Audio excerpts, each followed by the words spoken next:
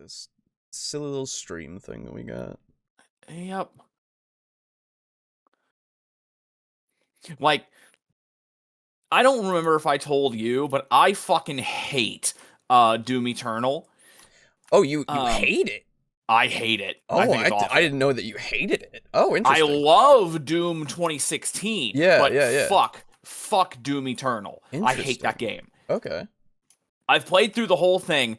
Every time I was playing through it, I had no fun at all. Really? Yeah. Wow. I was basically forcing myself to play through it because of sunk cost fallacy. Yeah, I gotcha.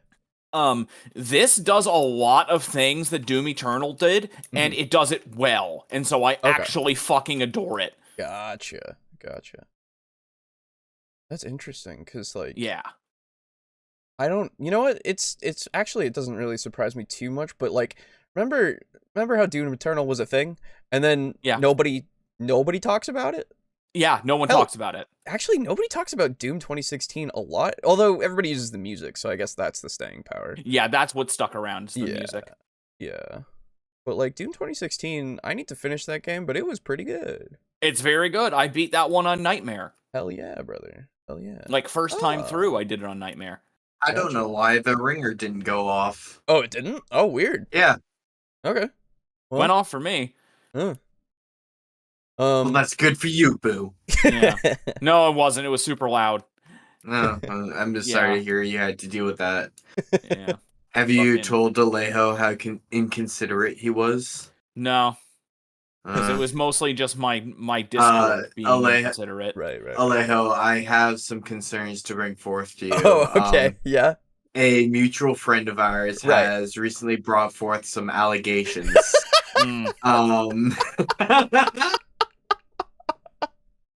Oh, Jesus Christ. Holy fuck. Ow. That's the worst way you can start that one. Holy shit. Jesus. Hey, it's Stazzy. Well. By Guess the way, who's back? Hello. Before we get started, did you ever wind up adding all the additional things that we came up with? I made sure to go through, and we'll talk about them just to make sure that we all are on the same page about them. But yes, I made sure to go in there like a couple hours ago just to make sure, and I was like, okay, great. Yeah. So we'll be fine there. We're just gonna give people a little bit of time, to come in. Yeah. And I just wanted to make sure that had been done. Oh yeah, for sure. I understand entirely. Got this. Let me grab some snacks. I'll be right back. Yeah, dude, this is up there. Yeah, man, that's the general consensus of that game. It's like it's just one of the best. It fucks. Yeah, it fucks. Exactly. There's the word. There's the term. Turbo overkill. Yes. Oh, right. Yeah. So I totally misinterpreted when you originally mentioned Turbo Overkill, Boo.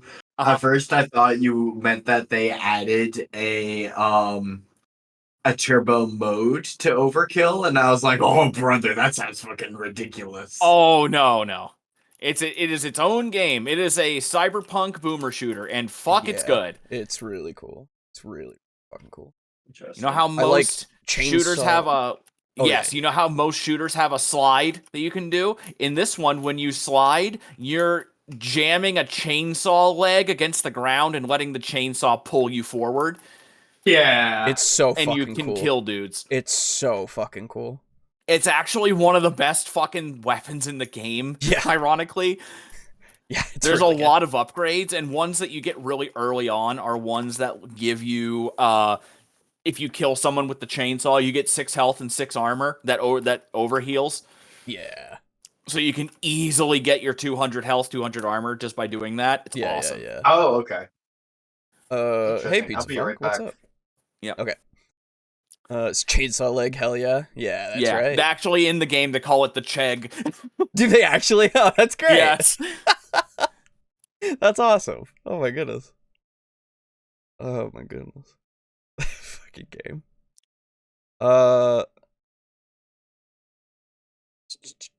Defeating opponents with movement is so genius. Yes. Yes. Oh yeah. Yes, it's satisfying as fuck, honestly. I don't want to give away this scene. It's very funny. Yeah. That's why when we were playing Bolt Gun, on occasion when you just do the charge and just charge through things and they just explode, it was just so satisfying, right? Mm-hmm. It's very good. Yeah, once you have good movement and good I kill you with movement, man, you got a good time. Yeah, I think the only thing I have, only issue that I have with it is that sometimes the hitbox for you and your chainsaw leg is a tiny bit smaller than you would expect it to be, but it's not that big of a deal because it's essentially just, oh, I missed you? Okay, turn around and just do it again. And that's it. Yeah, for sure. Yeah. I think that along with Ghost Runner, and Bolt Gun, so good. I haven't played Ghost Runner yet. I haven't. I played a tiny bit of Ghost Runner. I got a little bit sick of it because it's one of the games where it's like, oh, die, restart, die, restart, die, restart. Oh, okay, gotcha. So it's just a lot of dying. I gotcha. Now they do design it where, if you do die, you can like get right back in the action in less than like 5 seconds. Oh, okay. But yeah, I just kind of it just kind of interrupts my flow, and I just want to keep it going. I get you. Yeah, for sure. It's very trial and error. Hello, bros. Who's ready to go crazy? Hey, Timothy. Oh, boy. So ready. You can hear how ready I am. I'm stuffed and fucked. Yeah. But no, I unfortunately, I have been sick since Christmas. I've been mostly just lying in bed. So, you know. That sucks. Yeah, it wasn't great. But one of the things that I did during my sickness was I watched The Muppets Take Manhattan again for the first time in a while, and man, the Muppets are great. Yeah. Like just all the time, like every moment. Yeah, dude. Like tell me you've seen Muppet Treasure Island. Please. I have. Oh, of course. Okay, good. Yes, of course. I've seen a bunch of the Muppet movies. Okay. It's been a long time though, so I wanted to watch the show itself as well, but like that's only locked to Disney Plus, and I was like, no, I'm okay, thank you. So you know what? Oh, sorry, keep going. Oh yeah, well I was just something gonna to say once you're done. Muppets Take Manhattan, like obviously they have a bunch of jokes and stuff in there, and I don't know why, but the one moment that got me the fucking hardest was Kermit goes to the like little diner to get a job, and like just while everybody's gone away, and he's got to make money, and so that he can still stay in New York. And he meets with the main girl of the piece, Julie, I think is her name. No, yeah, it's Julie, and she's like, oh hey, I'm Julie, and he's like, oh yeah, I'm Kermit, and she's like, oh good to meet you, Kermit, and he's like, I'm a frog. And I just don't know, it was the delivery and just everything about the situation. Yeah, no, I get it. I just could not stop. I'm thinking about it now, and it's giving me joy. Like, it's so funny. I don't know. It's great.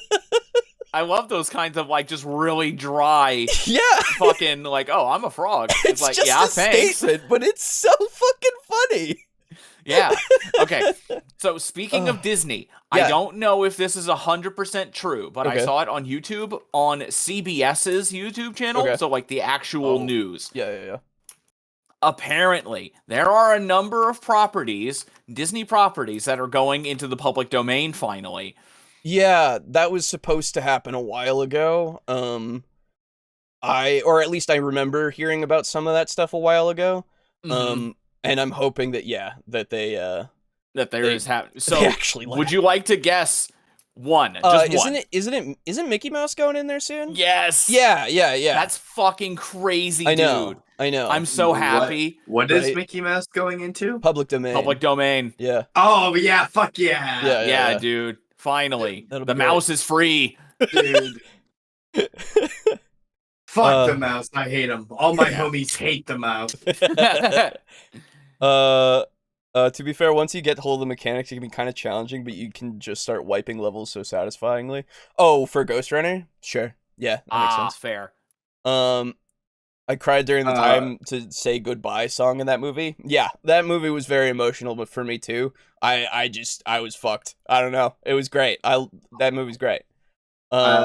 I also would. So I recently have been falling back in love with Armored Core 6. Oh yeah, that is also a game where the movement feels like you're gonna have to, like, if you've taken a break from it, you're going to want to spend like a half an hour just like skating around in an arena so that you can like get the feel of it. But once you do have it and you like load up a level, you start fucking wiping the floor with stuff. Yeah, for sure. Nice. I get you.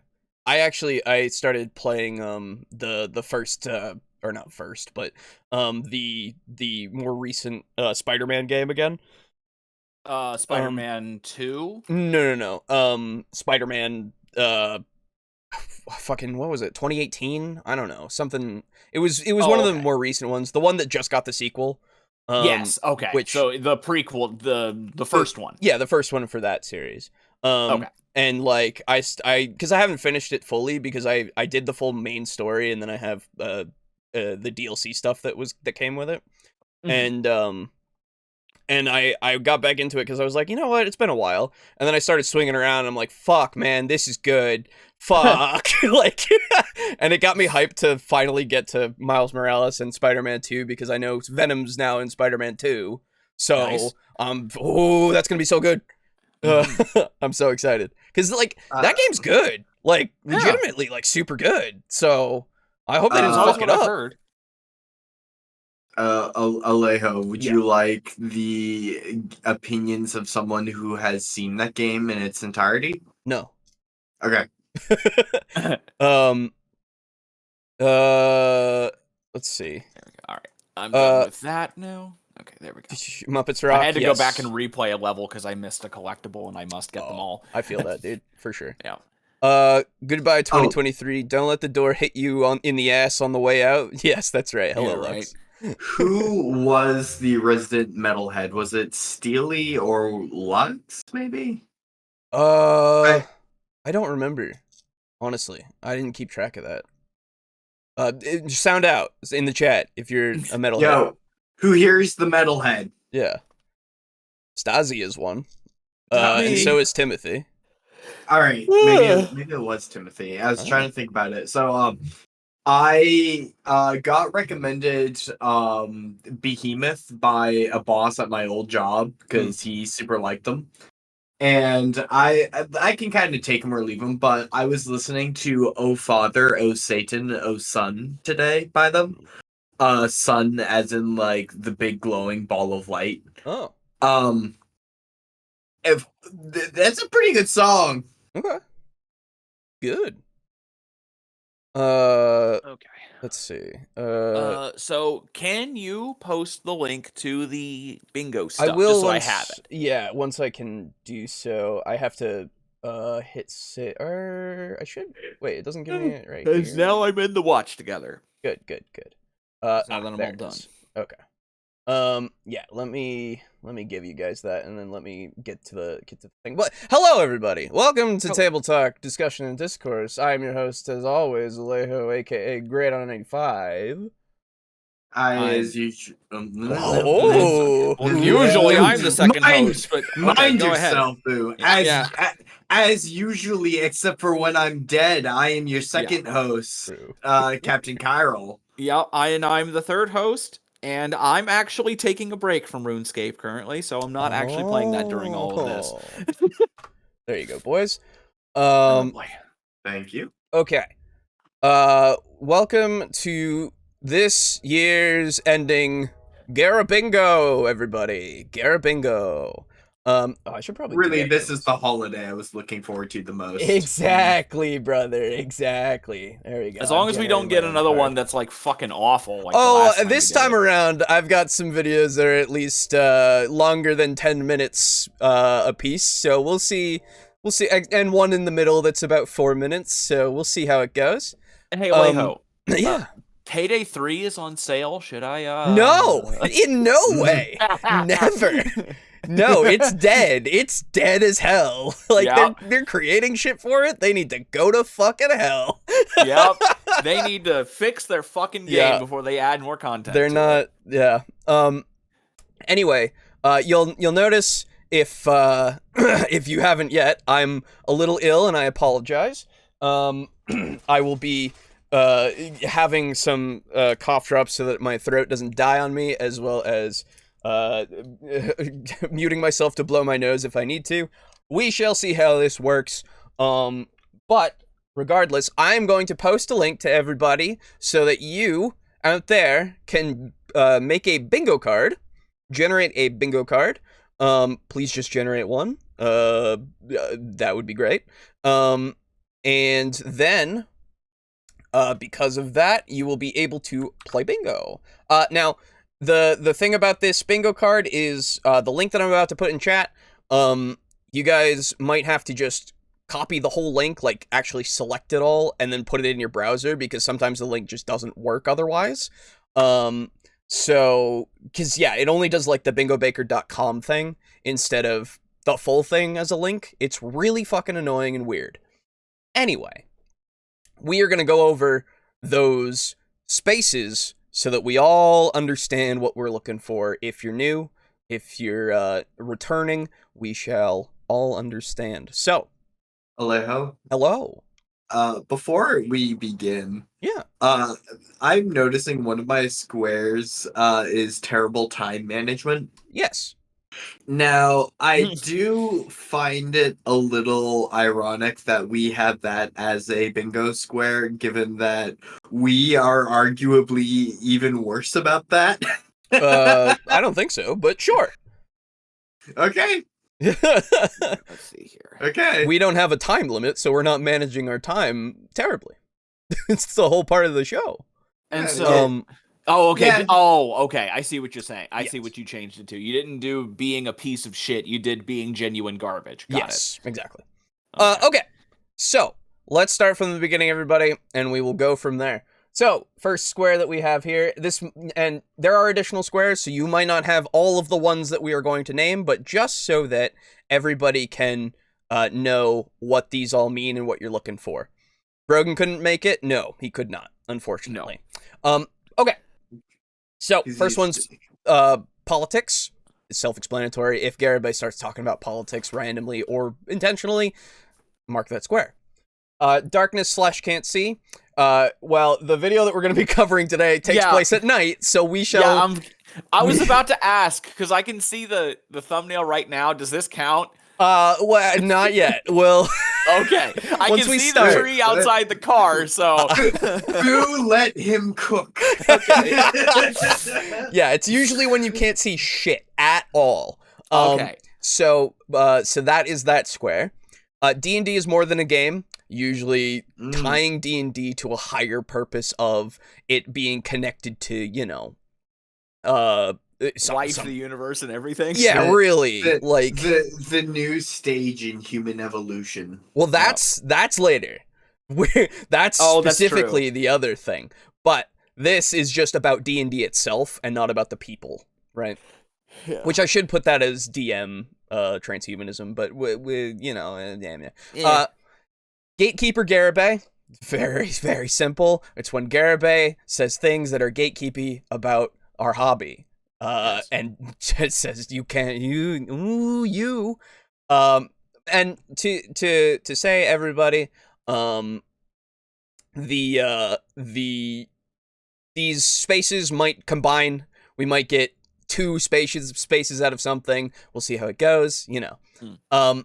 Surprise religion. Sometimes he just talks about religion. It's just a thing that happens. It's weird. It's unexpected. Doobly-doo is something that we haven't seen for a very long time, and I'm considering retiring it. But this is if he mentions going down into the doobly-doo as in the description box.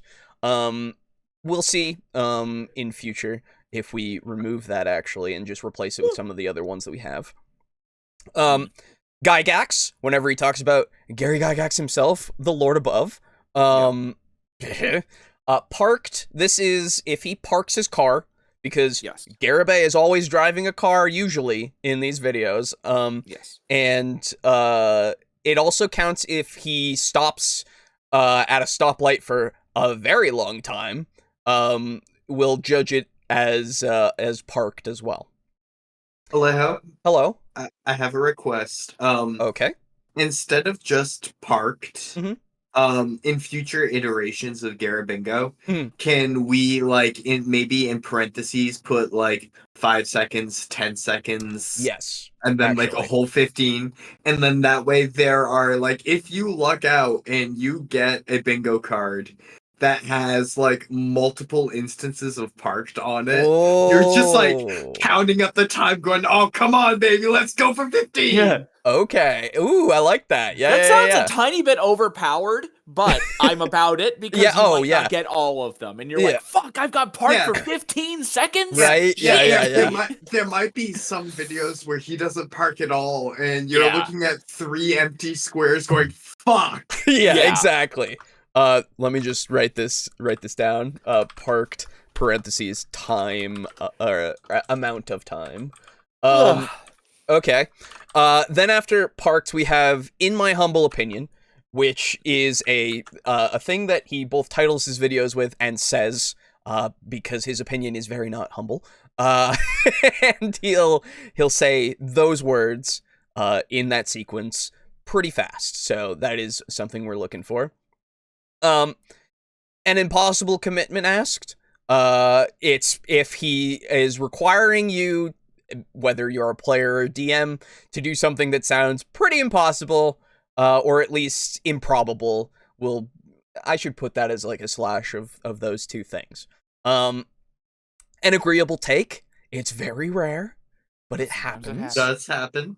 A non-explanation. Once he starts going on about something, and then he tells you all about it, and then at the end of that thing, he hasn't explained anything. Middle thing, our Lord Garibay, that's your free space, of course.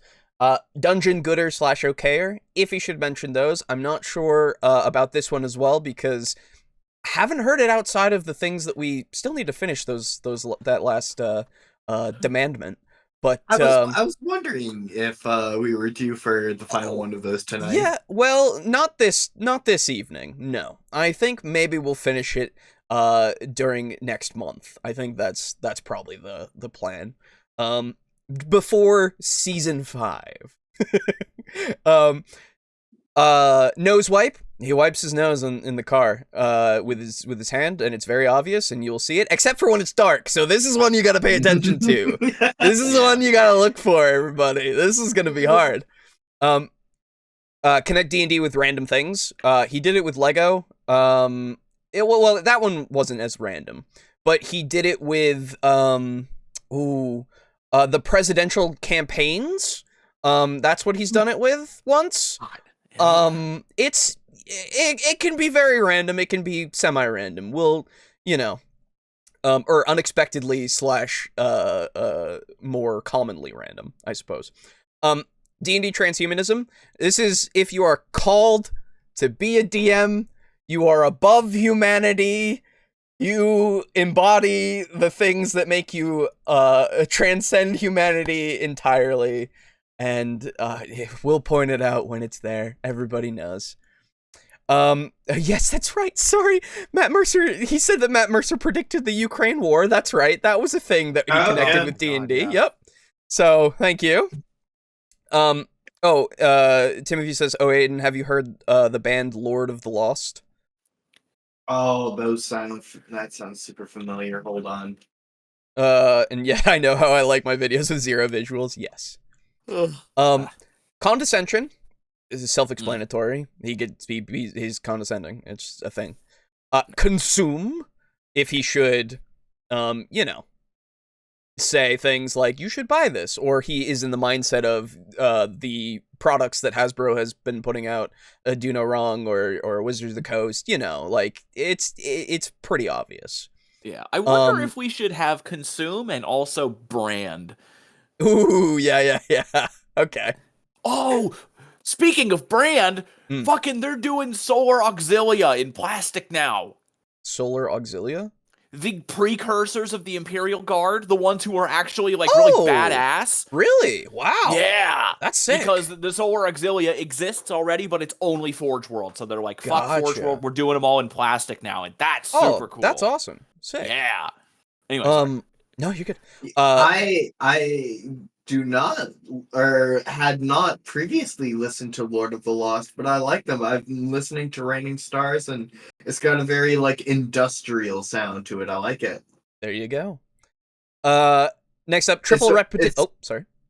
It sort of reminds me of a non-metal band, but very industrial sounding. KMFDM. So next one is triple repetition of point or more, because it is a common practice for Garibay to just continuously say the exact same phrase or phrasing of his point at least 3 times.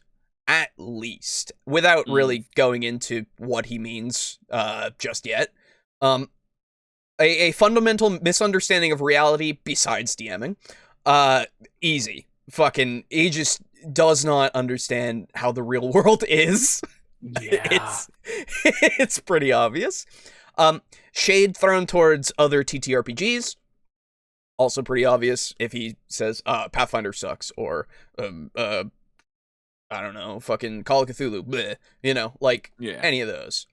No hands on the wheel while moving, so in the car, sometimes he will take both hands off the wheel. That's also going to be hard to see in the dark. Keep your eyes out. Matt Mercer himself, he will mention him, talking up his DM, I should put DMing, his DMing experience. So, when he was 12, he DM'd, and he's been DMing ever since, and, you know, all that stuff that just, like, and makes it so that he seems high and mighty for being a DM. Well, that's right. He is our lord, so he is. He is high and mighty. Now, we have some additional ones here that we've been adding on, and, of course, if you out there have things that you think are good for the bingo boards, do give them out in comments or in the chat, and if I notice and we think that they're pretty solid, then we will add them in. This being hypocrisy, so if he's a hypocrite, easy enough. Most people play D&D wrong. That's a pretty good one. Yeah. Surprise prediction / contradiction of the cast. Yes. Sometimes we will predict what he has to say, and he will say that thing word for word, or at least in the same sentiment. And we lose our shit. Yeah, and we lose our shit. Or sometimes we'll ask for something in that video to be said, and he will completely say, no, I will not ever talk about such and such. It has happened, and it is also crazy. So that's a thing. A complete non sequitur just does not matter whatsoever to the conversation at hand in the video. He just completely goes off. Unnecessarily angry / non-categorical insanity. It's just one of those things of sometimes he will just get very angry about something, like to an interesting degree. So that's now in there. That's a thing. Being genuine garbage, as was in the last time we did this, with the Ginny D situation, he was just being a piece of shit. So, like, weirdly, like, genuinely a piece of shit. So, that is now a space. It's sometimes it happens. It does happen at times. It's just really weird. Terrible time management. If he's going off about this point for so long and it's maybe half of the video is like 1 point, and then the rest of them are like 4 or another 25%. It's like, well, you didn't even space this out very well. Like, I know that this is a rant technically, and it's not edited down, but at the same time, man, some of your videos are like 4 minutes, and hell, if those ones have terrible time management, I'll be impressed. So, those are all the spaces. And let me also say, of course, for those who are new and returning, you are playing if you get a bingo, you can win stuff. You can win things from us. That being, you can win some of our dice that we have here. Lovely little dice set. You will just have to message me your information so that I may send that out to you in the mail. Or you can go and get, or you can tell me what you want from our fucking hell, TeePublic store. This is your pretty final chance to get this logo if you want this logo on shirts or whatever, and as well as our normal logo. Get it on whatever you want. Just tell me what you want, and I will get that for you and send it to you. You just got to give me your information and everything, so that it can be sent to you proper.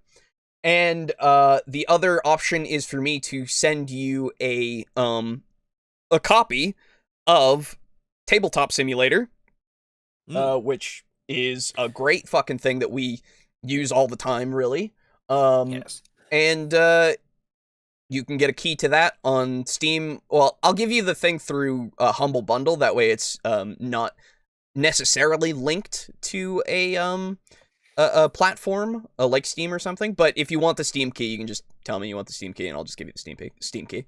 Either way, I think that if I give it to you through Humble Bundle, you get both the Steam key and the ability to just use it without it being connected to Steam, if you download it through Humble Bundle. I think. Don't quote me on that, I don't actually know, because I use Steam. But those are your options, and if you should get a bingo and you don't want any of those things, you can pass it off to the next person who gets a bingo. And I think, honestly, this time around, it's the end of the year, it's the end of the holiday season. Fucking everybody who gets a bingo, you will be able to get something. Okay? Everybody. We'll keep playing bingos, and we'll see how it goes. Between the two major videos, we're gonna have a reset of the board. But this first video is going to have an additional video that we're going to just keep going and keep playing on the same board with. So if you've already gotten a bingo from this first video, then, you know, you've gotten the bingo, and hey, maybe you could fill the whole board. Who knows, right? That would be interesting. So that is all of the information that you need. Hope everybody's gotten a bingo sheet. Make sure to mark off our Lord Garibay, of course. If it's not working in your browser, switch browsers. Obviously, that's the only way that this can really go. Call out things if you see things that we haven't called out. Because it's hard to keep all of these things in my head of what's on the boards. And plus, we have so many things now that are literally off the boards. But I will bring up my board on the stream so that you can at least see what I mark off. And you can see that I don't have every single thing, obviously, but you might. So, I think that's everything for the Garibingo announcements. Are you boys ready for Garibay? I was born ready. Oh boy. I don't know about born ready. Can any of us really be ready for our Lord Garibay? No. Never. So, today, we are going to start with the very best and the very worst of Dungeons & Dragons 5e. Seems like an interesting little thing, because I'm actually genuinely interested as to what he has to say about this video. Actually, before we even get started, how about, personally, with, for me, I don't know if I could tell you the very best of D&D. Simplicity. For 5e, simplicity. Okay, fair enough. My very worst is definitely the economy. Oh, yeah. Although that's kind of like, that's barely even a statement. Right. I think that's everybody's very worst. But, God, fuck the economy in D&D. Yeah, just rules as written. The economy isn't great. Yeah, sure. I would actually disagree with you, Boo. I think the worst of D&D is the CR system.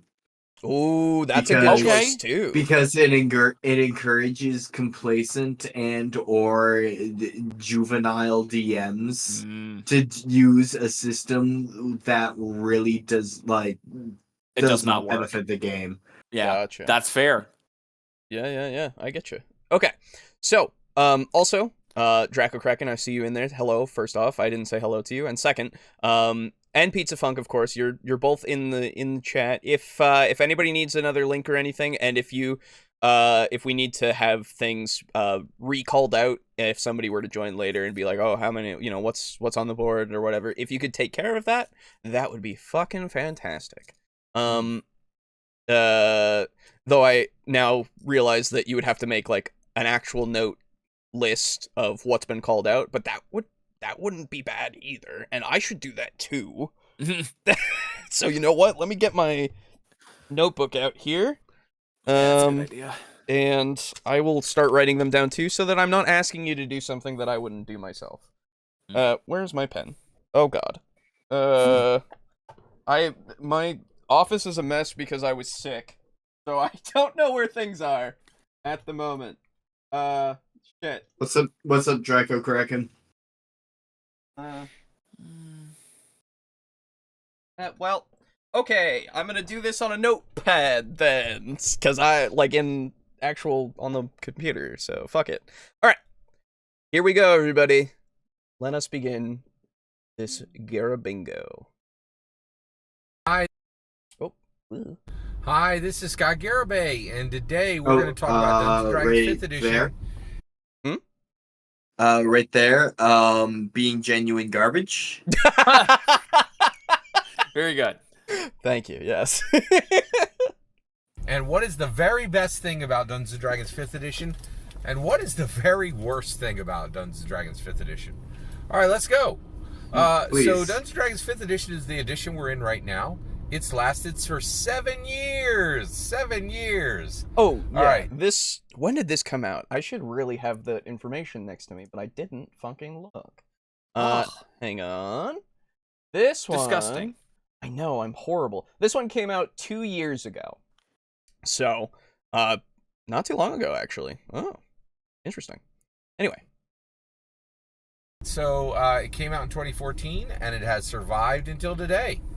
Pretty cool. Yeah, survived is kind of a generous statement, but okay. And 2 years ago. Yeah. It is, and by the way, it's the second longest lasting edition. 4th edition only lasted 6 years, right? So, it's already not That's true. The shortest version. That's actually very true, because 3rd lasted 8 years. So 5th has actually been doing pretty good. It's still going on now. It's lasted longer than 3rd. That's interesting. Is that really it? Oh my God, these things are fucking tiny. Why are miniatures so fucking small, dude? Tiny. Pizza Funk asks, is this repeating the point? Is that a first repetition? Might be. I don't know yet. I'd say let's see how in depth he goes. Yeah, let's let him cook. 7 years? Reposition of point? I don't know what that refers to, if you could clarify. So, referring to the square that's repeating a point no. 3 I mean, times or more. Oh, is that... Oh, it says I reposition, assume that's why. reposition's just a typo. Yeah. Okay, sorry.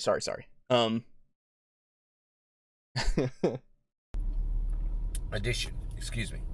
All right. So what's the best thing about Dungeons & Dragons 5th edition? Advantage.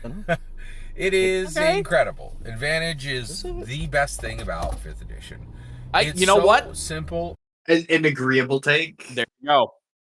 Yeah, I'll give it to you. Because Advantage is fantastic. It is good.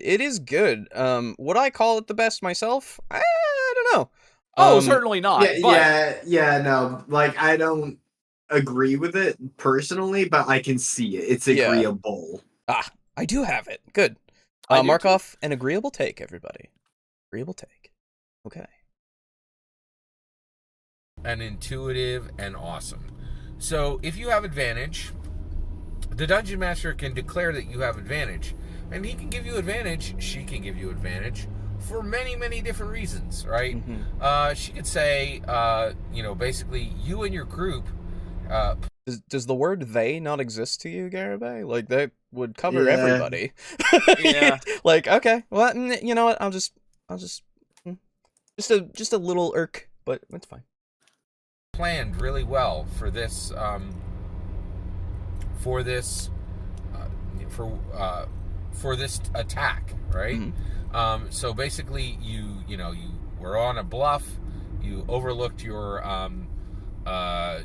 you overlooked the enemy, and on your first action in the combat, you'll get advantage, right? Sure. Or they could say, you've been this. Wait, that's a bridge. Oh. That's a bridge pinch. Oh my God.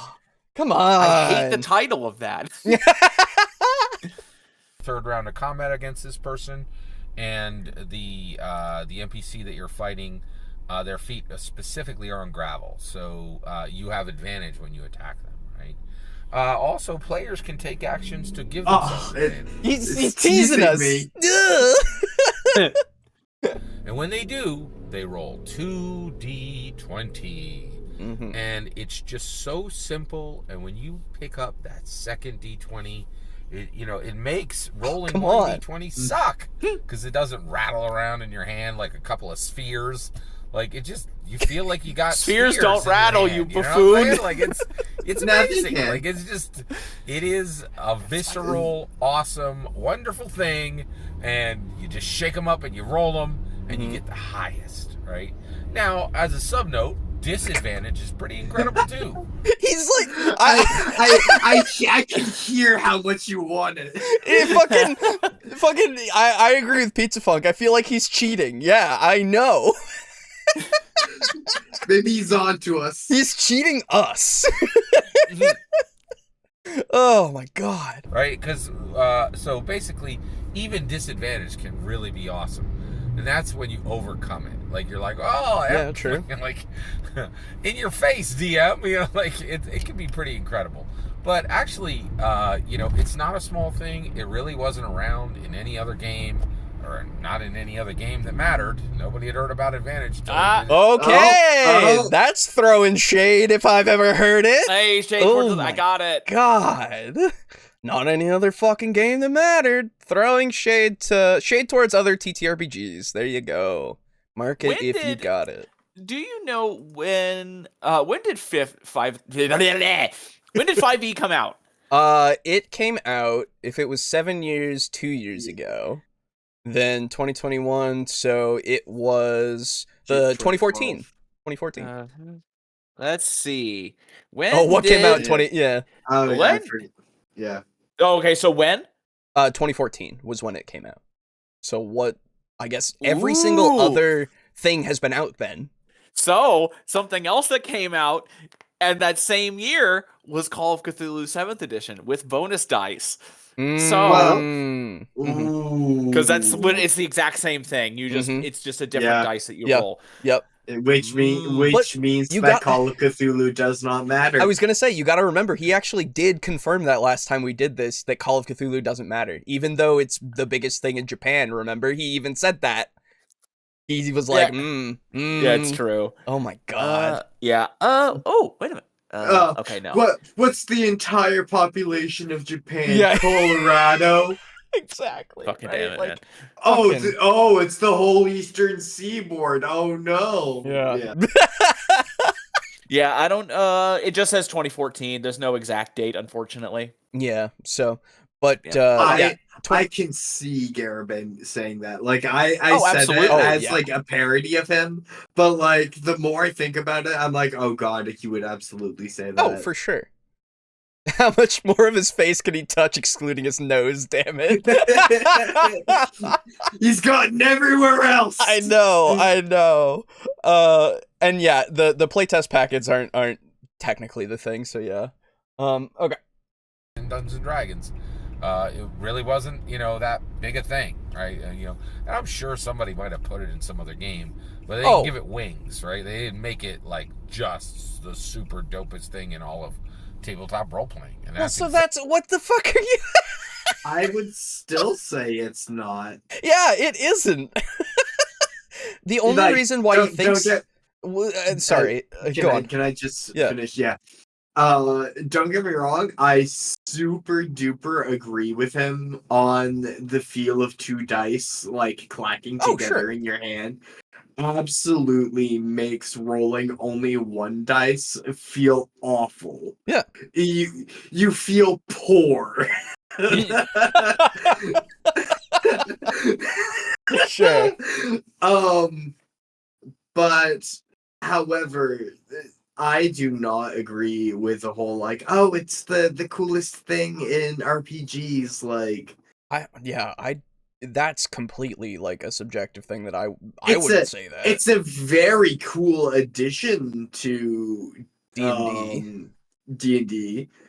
But like, I would say the coolest thing about pen and paper RPGs is that we're like not only using them with D6s like what I first thought it would be the case when I was an outsider to D&D. Mm-hmm. Like, I just figured we would play with a shit ton of D6s and essentially like roll like a guardsman level amount of D6s to see what I did, how well I did it. Mm-hmm. No, that's 40k. Yeah. And GURPS, I think, right? Anyway. But I would say the coolest thing about pen and paper RPGs is the humble icosahedron, the D20. That's fair. And just RPG dice in general, really. Sure. That set of 7 die feels so much better than like just all D6s. It's true. Yeah, I agree. Exactly what 5th edition did. It made Advantage awesome. And Advantage, without a doubt, is the best thing in 5th edition. I love it. Sure. It's just everything it does. Here's another thing. Okay. The dungeon master can say, hey, like they can say in there, they can say with dice, without saying with their words, I want you to get this. I want this to work for you, right? And so it's just a way for the dungeon master to put... might I just also say that you do that as well in the previous editions by saying you have a plus X amount. Yeah. Right? Like, that's always been a thing that you could do. So, but I will say, there is something about the 2 dice, don't get me wrong, for sure. But it's always been there, so... Yeah. Their thumb on the scale and really help the player at almost any time. That feels very natural, does not feel strange. In fairness to our Lord Garibingo. Of course. Adding advantage onto a roll is the equivalent of saying, hey, add plus 10 to your roll. Yes. And I can't imagine many DMs give situational plus 10s. Oh, no, of course not. Like plus 10 seems a bit extreme. Yeah. As such, I would say that this advantage outclasses situational bonuses as a way of your DM to say, I want you to get this. Yeah. And I would say it outclasses it to such a degree that I would consider it a new way for the DM to say, I want you to get this roll. Sure, new is not necessarily like, it is the same, but it is newer. Yeah, I would say. Although, Lux says, I've heard that advantage works out to +4. Intriguing, because there's 20 sides to the dice. Yeah. Yeah, it's actually, the average is +11, technically. Right. So... I don't know how you would calculate it, like, entirely. Because I've heard that before. There's the DC and everything. Right? Maybe if you were to take the sum total of like, oh wait, no, because after the sum total of like thousands of rolls, it should still have a normal distribution. If it's not a way to die, right? Why would you mention that, Aiden? You got something to say? Well, that's a funny thing to mention. well, I know they exist, so I need to. It's the only way of skewing the data that I can think of. Right? Doing. Yes, for sure. Yeah, I don't know. Not with that attitude. True. I mean, True. Here, I don't know. Aiden, you like research. I do. Here, read that. That might help you figure things out. Somebody seems to have gone through and done some stuff that I don't want to read. Oh, well, this isn't the type of research I was expecting. No, unfortunately, disgusting. no. I was expecting like a peer-reviewed paper, and instead I got fucking you think somebody's gonna peer review a paper on the thing on dice for advantage? Yes. What? Yes, I absolutely think that. What I mean, okay, fair enough. But, by the way, could I ask a quick question? I need an opinion. Okay. And this is completely non sequitur. Sure. How does that look as a That's Nagash stand-in? Sick as hell, brother. I know. He doesn't have the books, but he also has a second pose where he's holding a sword and not the staff. Brother, he doesn't need the books, to be fair. Like, that looks great. He's got, like, weird floating orbs and shit. Yeah. Hold on. Let me look at a picture of Nagash, too. Because Nagash looks fucking incredible, Yeah, but this Nagash boy is is great. on Etsy, and if I can support people on Etsy, I would prefer that. Oh, for sure. Yeah, I get you.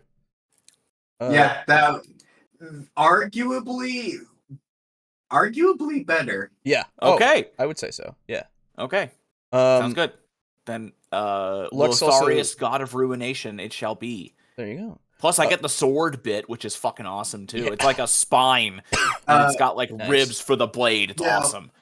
Boo, my only problem with you ordering this mini, though, and the only reason I'd recommend against it, is he does not have the Giga Chad jawline.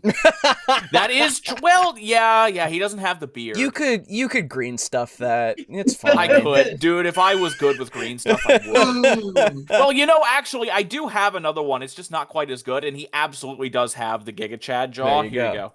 Oh, dude, I love the little like giggling ghoul in the blood. Yes. So this one does have the Giga Chad Neharan or Hemrian beard, and he also has wrappings too, like mummy wrappings. Oh, dude, I love his fucking face, brother. I know. That's so well done. Yeah, they're all really good.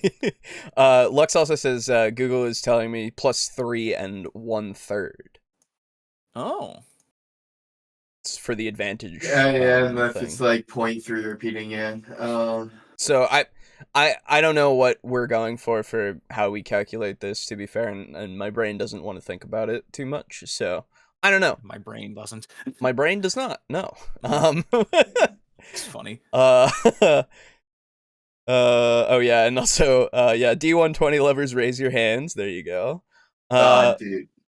Alejo, I'm sure the math holds up on this post. Oh, I don't know. I just found the first one and I just sent it to you. Really, the fact that I'm reading a fucking HTML like text instead of fucking like seeing an Excel like data charts is fucking hard with me. Okay. I'm not reading this. That's fine. I don't care. Yeah. Bro never played Warhammer Fantasy 60 with Tomb Kings and over 250 D6 hits. Oh, yeah, it's true. You know. Yeah, there's something very satisfying in rolling a ton of D6. It very much so, yeah. All right.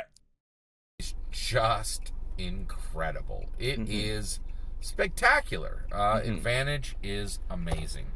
No two ways about it. It's just awesome. That's a third repetition. A triple repetition. That's a third repetition for sure. Yeah. Oh, I have that. Nice. Everybody, mark your triple repetition of point or more. Here we go. Okay. I was reaching for my mouse. Oh yeah, no, I got you for sure. Trembling hand. I was thinking about it because I was like, oh, that's the second time, and then this one. Single sweat drop arcing its way down my brow. Yep. Okay. So we just talked about advantage. What is the worst thing about Dungeons and Dragons 5th edition? Oh boy. What is the worst thing about Dungeons and Dragons 5th edition? I don't know. I love that in 4 minutes and 15 seconds he managed to go over the intro as well as his favorite. Yeah. And then he spends the next 8 minutes going over his least favorite. Yeah. Now, to be fair, I want him to justify this to all hell, because I need to know why he thinks it's the worst, because him saying something is the worst part of Dungeons and Dragons is just a foreign concept to me, really.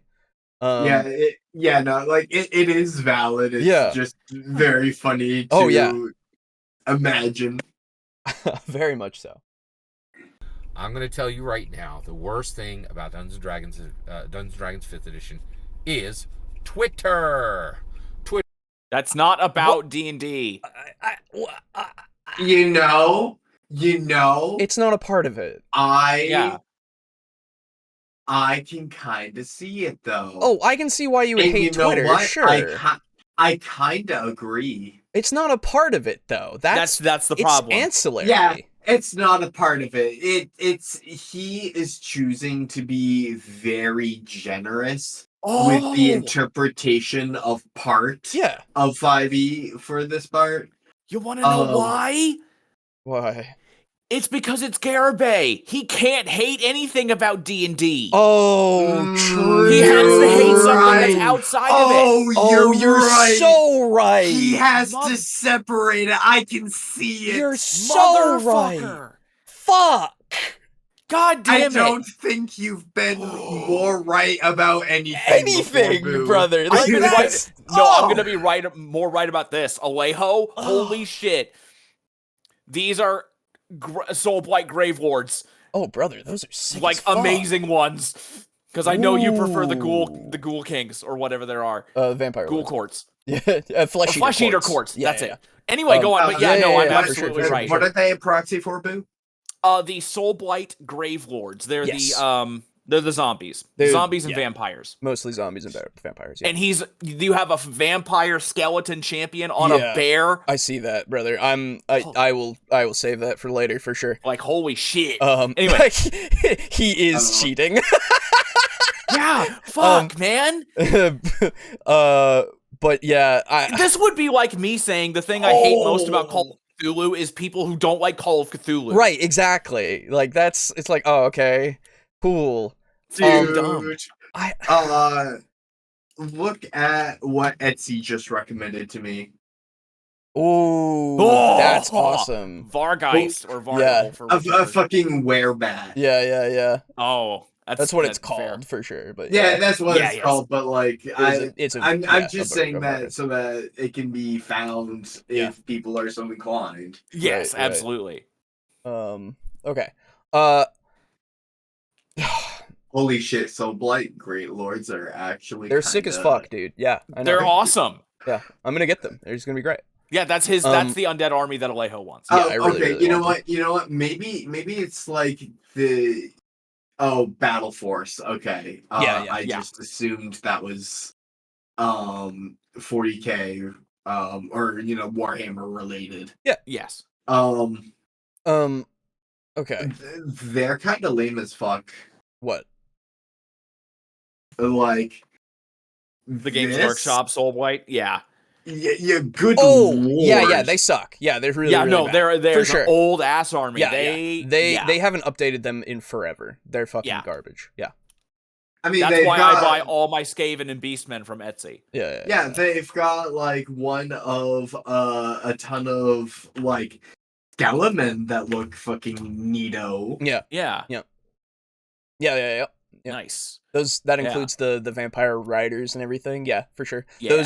Those desiccated kind of wolves. Those are on my wish list as well. They look really good. You can definitely find better ones on Etsy. Oh, I'm sure. I'm sure. Okay.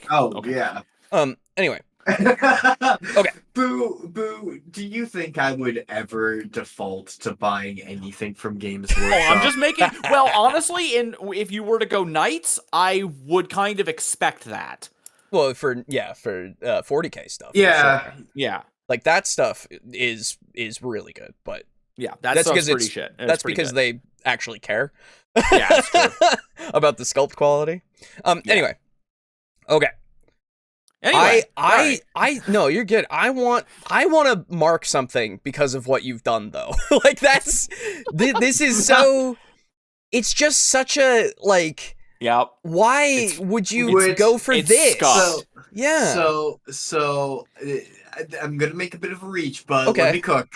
Okay. Yeah. Do you think that this counts as consume? Because he won't say anything bad about the franchise that he tries to push. Yeah. I don't know about it, but like I'm the minority here. I understand. So here's the thing. I mean, Boo, if it's just me and you, I kind of agree with you. But I also want to mark something down. Right. Yeah, dude, I have consume on my thing. I think so like I think I want to put it more as a contradiction of us. I feel like I want to put that more as a surprise prediction contradiction of us, because it's unfortunately you don't, but I do. I have both of those, and nice. Not only would I'm just going to highlight surprise prediction surprise prediction contradiction of the cast. I think because I want to show how good that is for me. Gatekeeper and surprise prediction. I already won. Coping out of the title could be a new square. I don't know, God. but like I think that we'll put it as that contradiction of us for now, because I mean I was fully prepared for him to say something bad about 5e, and I was kind of gunning for it. Really, that came out of left field for it really did. All of us. Yeah. So yeah. And actually, now that you I don't know who commented that just now. Fuck, we need to add one that is just copium or copamine. Because this is absolutely copamine, dude. Sure. Actually, since we're so torn on this, audience, let's see what you think. Yeah, do you guys think that we should have this be surprise prediction / contradiction of the cast? If we consume either one, like just tell us which one. One, both, neither. Both would be a bit generous. I wouldn't say both. No. I mean, if you honestly, what I would say, I would say it's hypocritical, because he's written the title, and he's true as well, and he's going exactly against the title. True as well, because that is not a part of 5e itself. That one feels like a bit of a reach to me. Okay. I agree, but that's kind of a reach, like how Consume was a reach. Yeah. Fair enough. It's not quite Consume if he says something like, just play the game, don't complain. Yeah. Either seems generous to me right now, let him cook. I could see connect D&D with random things, but maybe that's a stretch. That's less of a stretch, actually. Yeah, that's more in line. Stasi, you are completely right. I should let him cook. Also, this okay? I see. How long have you been with the channel? I don't believe this. Stasi was here last time. Was it? Yeah, last week. So the first live Garibingo. Welcome. Yes, welcome. Right. I want to hear what he has to say about X. I bet he only hates it because of people who make fun of D&D. Right. Connect D&D to random things seems most reasonable. Okay. All right. Let's let him cook. I also have connect D&D with random things. Yes. Well, let's let him have the full point, and we will see. Yes. Okay. All right. That's a good call, chat. Here we go. Yeah. Twitter is the absolute worst thing about Dungeons & Dragons 5th edition.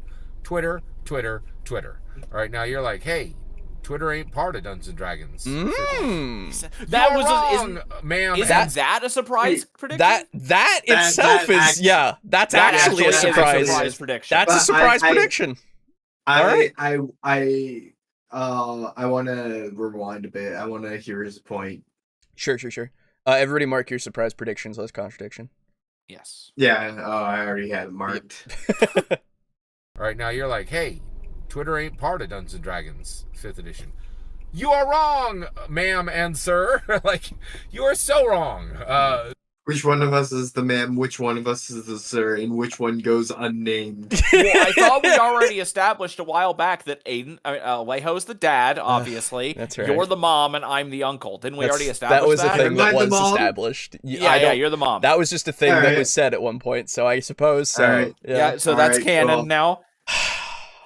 Alright, so I expect our next Alejo is the by Monday. Alejo is the soon dad. No. I'm not your dad, Baka. No. I hate this. I want to see Alejo's like Gradon figure of like the dude wearing like headphones. Yeah. But it's the same thing, just someone's added a few pink brush strokes for like blush around his nose and cheeks. Oh, I was gonna say like Just he's like- in like just classic like in dad anime clothing. style. I should commission that actually from the person who did my my other thing, the more updated one. I should just have him be in dad clothing. Yeah. That would be pretty. Yeah, and that should be a shirt of me in the dad clothing Yo. saying, "I'm not your dad," or "I can't tell you what to do. I'm not your dad." Yeah. Oh fuck. Okay, I gotta get that. Yeah, I gotta get that after- going for sure. Chat, what are some things that I would say ask your father about? No, okay, we're not doing that right now. just go, oh, you know what? Ask your father. God damn it. Okay, all right. Okay.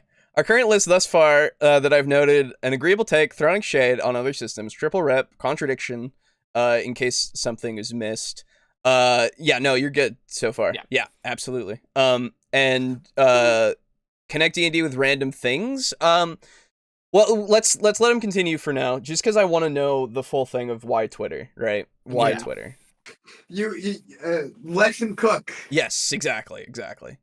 Yeah, that was. I'm sorry. That's right. It was Timothy who said Mama Aiden. That's right. That's true. Okay. I feel like we should have let him cook as be a thing. That would happen every fucking time. Let him cook.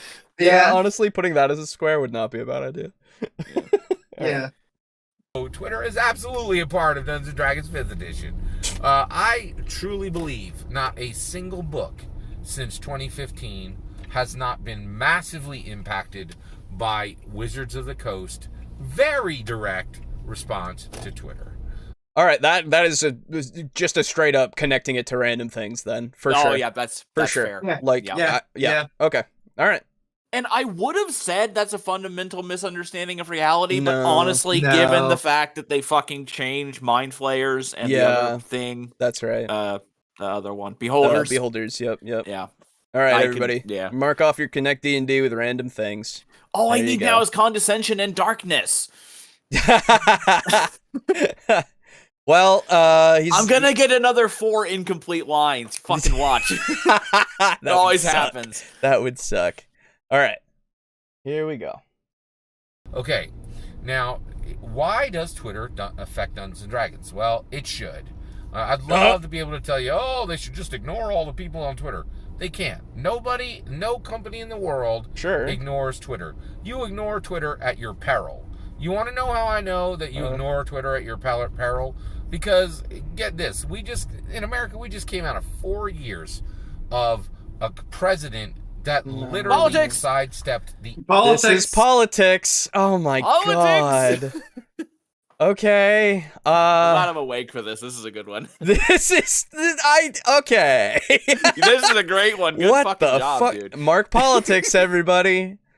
Oh boy. Wait, didn't he say in my humble opinion at one point or no? No, I don't think so. I don't. Brother, I'm in kind of a good spot. Holy shit! Yeah, I need 2 for like 3 different bingos. Yep. Oh my god. Okay. Yeah, dude. This is insane. I didn't actually think that this was gonna be that fucking rife with random shit. It's great. I'm having a great time. I'm glad. I'm glad. Watching a Garibingo video is like trying to box against Little Mac. Yeah. You think you're guarding, you think you know what to expect, and then fucking out of nowhere he punches you in the temple. Yeah. Fucking star punch. Dead. Oh my god. Entire institution of the media and says, you can all jump in a lake, I can go to the people direct, I can say whatever I want to them, whenever I want to them. You, as a mediator, don't exist anymore. And when he did that, Twitter was already on a roll, right? But the fact that the U.S. American president said, listen, any world leader can talk to every single person in the nation all at once, super fast, super direct. We no longer need the media as a mediator, right? Okay, that's not why. He did. Yeah. That's like a fundamental misunderstanding of reality. It's true. Honestly, I would say. Everybody mark your fundamental misunderstanding of reality if you got it. That is not why it was happening at all. Now I just need consume and being genuine garbage. And Gygax and D&D is more than a game. And Dungeon Gooder and a non-explanation. I've got like all 4 different bingos lining up. All I need is Gatekeeper Garibay. Oh boy. Here we go. Love him or hate him, I did not vote for Donald Trump either time. Oh, he actually mentioned him. I never voted for Donald Trump. I will never vote for Donald Trump any time in my lifetime. Good I'll for tell you. you that right Let's now. continue. So, but when he, he put a golden crown on Twitter. No two ways about it. Before Donald Trump showed up, there were people who thought about buying Twitter for $5 billion and passed on the deal. Boy, do they look like fools now. That's well, it depends on what you're talking about. Oh, that's amazing. Just after what's happened with it. That's so fucking funny. Does that qualify as consume? Probably not. I don't think so. It's like anti-consumer. Yeah, really. That's fair. That's amazing though. That's so funny. Fucking weird. Okay. So what do you think about in the future maybe Garibay making comments that aged like milk? That's a good one too. Good one. That is a good one too, for sure. Oh fuck, I gotta write that down. Yeah. Okay. Comments that aged like milk. That's very good. That's a fantastic one. Well, one of those people was Elon. Yeah. This was a D&D video, right? Well, we're going into Twitter now, so it's time to go in the trenches, boys. Yeah. All he said is that we have Trump to thank for... Twitter. For Twitter being so relevant. Being relevant on Twitter. Yeah. God. Amazing. So really, Trump worsened D&D. Yes, very true. Yeah. Oh my God. That's amazing. Oh, it would be hilarious. Do you think that's why he would? Do you think that's funny. why he would never vote for Trump? Yeah. That would be so fucking funny. Oh my God. Okay. That would be amazing. This so far is a non-explanation.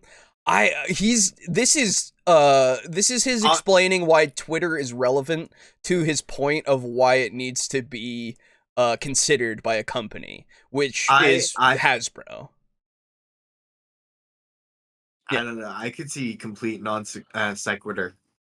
I wouldn't say complete because it is branching off of his original thing of Twitter being the worst part of D&D, and he's now explaining as to why Twitter is important. And remember, he said, you might say it's not part of D&D, but I think it is, and this is why.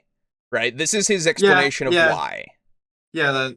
Well, it's not great. His explanation of why D&D shouldn't be on Twitter is Donald Trump won and I would never vote for him. Well, no. We're not done with it yet. We're not done with the whole point yet. But this is him explaining why Twitter is important so far so that he can talk about why Twitter is his pick for the worst thing. Like, we're getting steps here. Unless he fucking, like, does a little, he tries to do a fucking twirl in the air in his fucking thing and then just belly flops into the pool. Like, we'll see how it pans out at the end of his point, because I don't think we're done with the point yet. Let's just let him cook. Right. Yeah, let him cook. Let him cook. Yeah, but he's talked about Trump, who he would vote for. Like, who the fuck cares? Why does this have to do with D&D? Oh, I agree. Don't get me wrong. I agree that it doesn't have a place. Twitter itself doesn't have a place in this video. But this is part of the Twitter part. So it's still part of his thing. Like, yeah. I agree that it shouldn't be We're here. already off the rails. Oh, yeah. It's insane, right? Like, now, I don't think you could buy Twitter for $50 billion, right? Twitter is an absolute... You couldn't sell it for fucking 10. Power and how at this point in the world. No. So guess what? If literally the entire institution of the American media cannot ignore Twitter, you can bet that Wizards of the Coast can't ignore Twitter. Darkness! Now, why does... Oh, yeah, that was Total Darkness. Yes, it was. It Darkness. was. Thank you. Yes. Well, I've been having my eyes out for that too, this video. Yeah, mark your darkness / can't notice. see, everybody. Mark it off. I am 2 away in 2 fucking rows at this point, and I don't know if I'll get it because I've got I've never won. I don't expect it. Hey, today could be the day. You never know. It's true. That's the gambler's motto. You could just one more time. You'll probably win. 99% of gamblers quit before they win big. Exactly. It's true. Twitter matter? Why can people just say whatever nonsense they want on Twitter and the world listens? Well, here you go. Twitter is self-selecting for smart. I know you don't want to hear that, but it's true, right? So here's why, okay? If you're not smart, you're not going to be... Summary is difficult. So, to summarize something, get this. Summarizing a story has turned out... All right, I'm calling it now. This was a complete non sequitur. Like, beforehand as well, he was talking about how much Twitter was worth and people didn't buy it and everything and its importance and stuff. And I was trying to give him a leg here. But, like... Trying to taste the food. Yeah, he brought out the turkey on Thanksgiving Day, and unfortunately it was fucking burnt to shit. Yeah, so, all right. Okay, complete so I don't even non-sequitur. understand the point here. What is he saying? Okay, good. I'm not alone. Yeah, I have no idea. Mark your complete non sequitur, everybody. Mark it off. Yeah, that's all I've got for you. If we didn't already have this would be a fundamental misunderstanding of reality. Yep. And also another mark of darkness right now. Like, it's great. It's just... yes, we did mark darkness, Lux, yes. Oh, man. I don't know, man. It's just... It's a lot. Fucking weird. I sum up stories all the time on anime. Look, it's just one of those things. Like, I don't disagree that summarizing something efficiently, that you can get all the points and such so that somebody, gets the gist of it isn't hard. It can be, for sure. I just don't know why it's Twitter. Twitter is not for summarizing everything. I don't know. Like, it has a character limit for sure. No, so what he's, I think, going to say is that because unintelligent people are very bad at summarizing points, their posts go into, like, number 3 of 14 sort of scenario, and people aren't going to bother spending their time reading all of that. They're only going to read the snappier posts. Oh, okay. So your actual understanding of the debate is not what's being tested. The only thing that's being tested is how quickly you can summarize it. Yeah, so okay. I guess it's like this is so a good platform. So he's saying that Twitter, it forms a poor platform for like representing D&D. Oh, you think it's against it? Yeah, so because he hates Twitter and D&D being together. So what he's saying, like, oh, Twitter is now super popular and that is bad for D&D because it, like, I don't know, somehow forces Wizards of the Coast to interact with fans only on Twitter. Right, okay. I see what you're saying, yeah. But it's giving an unequal voice to poor knowledge being put out in favor of snappiness. If that is his point, that's incredibly condescending. But we gotta let him cook on it because he needs to put that shit in the ground so that I can call it.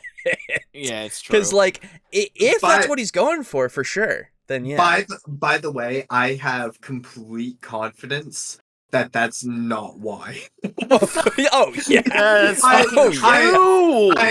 I was just like doing a bit, and then like you started exploring it more, and I was like, "Oh fuck, I'm being asked to provide proof."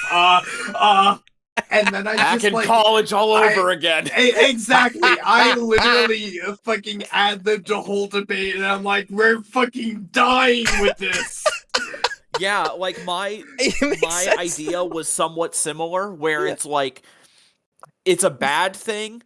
Because Twitter is popular when you can get it's popular as a news thing because you can get a story out in under however many characters and then people will want to read it because of how snappy you were. So it kind of fosters a really, really bad, like, clickbaity news cycle. That's also a valid thing that he might mean. Yeah.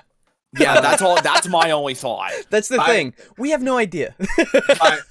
By the way, Boo, back when you said back in college all over again, I have used this skill and really honed it in college when I've not been paying attention to how late into the school year we are. And then I find out there's a semester-long assignment due next week, and I'm putting together, like, a slideshow of it. I'm like, I just picked this one random topic because I'm really passionate about it, and not because I fell into a weird Wikipedia night, rabbit hole at 3 a.m. Yeah. I'm feeling called out by Aiden right now. So far, advantage good, rubs eyes, forehead and teeth. Trump made Twitter powerful, and smart people use Twitter, but also Twitter bad. Yeah, you've summarized everything so far, yeah. Well done. Welcome. Too bad that couldn't have fit into a Twitter post. Go back and try again. Welcome to Garibingo. This is what to expect whenever we cover him, is batshit stuff like this. I'm so glad you're here, Stazzy. I'm so glad you now understand. Yeah.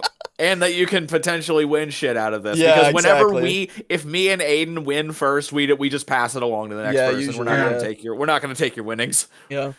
Okay. I'm keeping everything within 240 characters so I can prove I'm smart like Gary says. Yeah, there you go. Yeah. All right.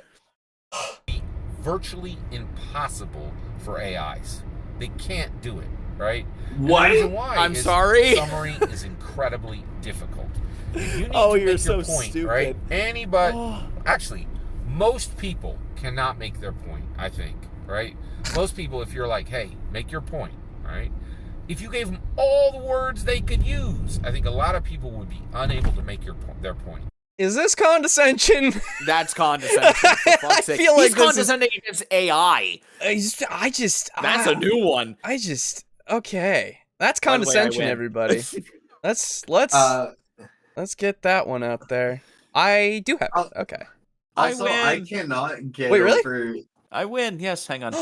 Ooh. I cannot get over the fact that he talks about you can really see the measure of a person's intelligence by how concise they can be in their summary of points. Yeah. And then it begins to babble. That's true. He does do this a lot. Yes, God. he does do this a lot. Fuck's sake. But yeah, no, I have one, so I'm just passing it. You're yeah. good. Oh, okay. Yeah. For sure. I just want to Yeah. show it on the screen. Yes. All right. Oh, I didn't wipe the cards from before. Fair enough. Oh, I see somebody else doesn't have it yet, but this is Boo's bingo card. Shade towards other TTRPGs, an agreeable take, condescension, darkness / can't see, and connect D&D with random things. And you can see how many times I was like, I need Gygax, I need D&D more in the game, consume, garbage, dungeon gooder, non-explanation. Yeah. I was getting there. I told you today could be the day, and it was the day. There you go.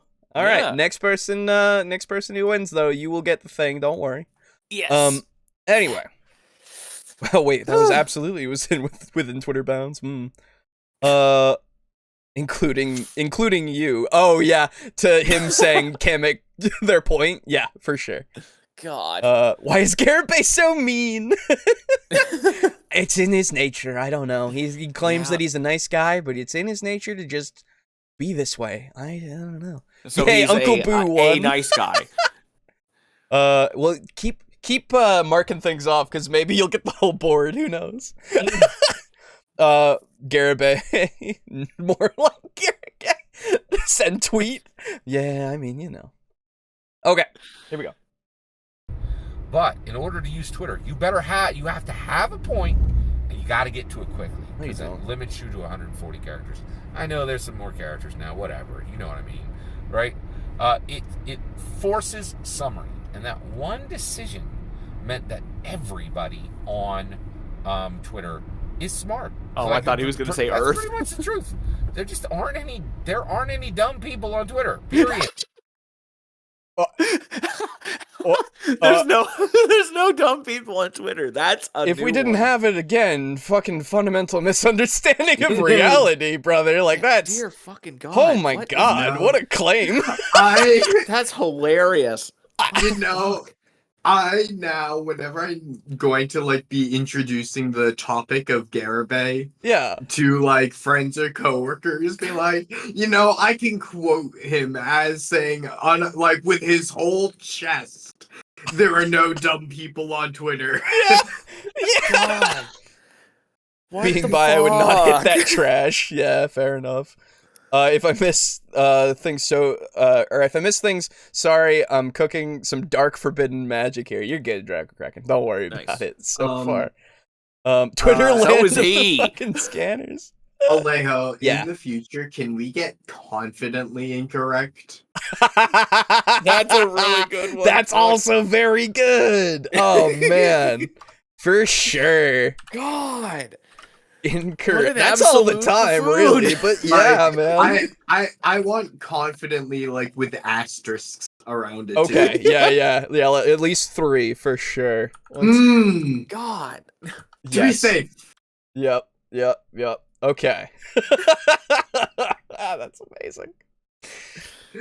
I know people don't want to hear that. It's just true. Twitter Nobody would is say self-selecting for smart. I'll give you a hint, right? Guess what? What journalists are on Facebook? There might be 3. Right? Okay. Guess what journalists are on Twitter? Right? There might be 3 who aren't. Oh my God! Right now, why did I pick journalists? What the fuck is this false fucking equivalency?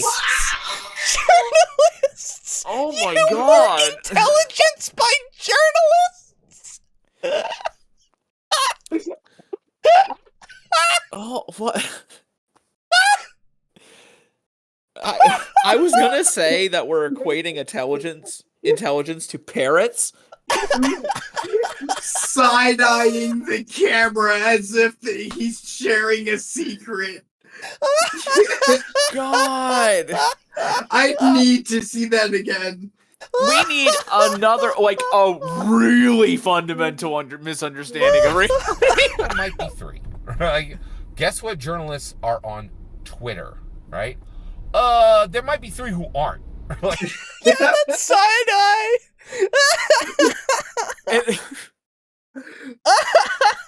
God, what the fuck? Hey guys.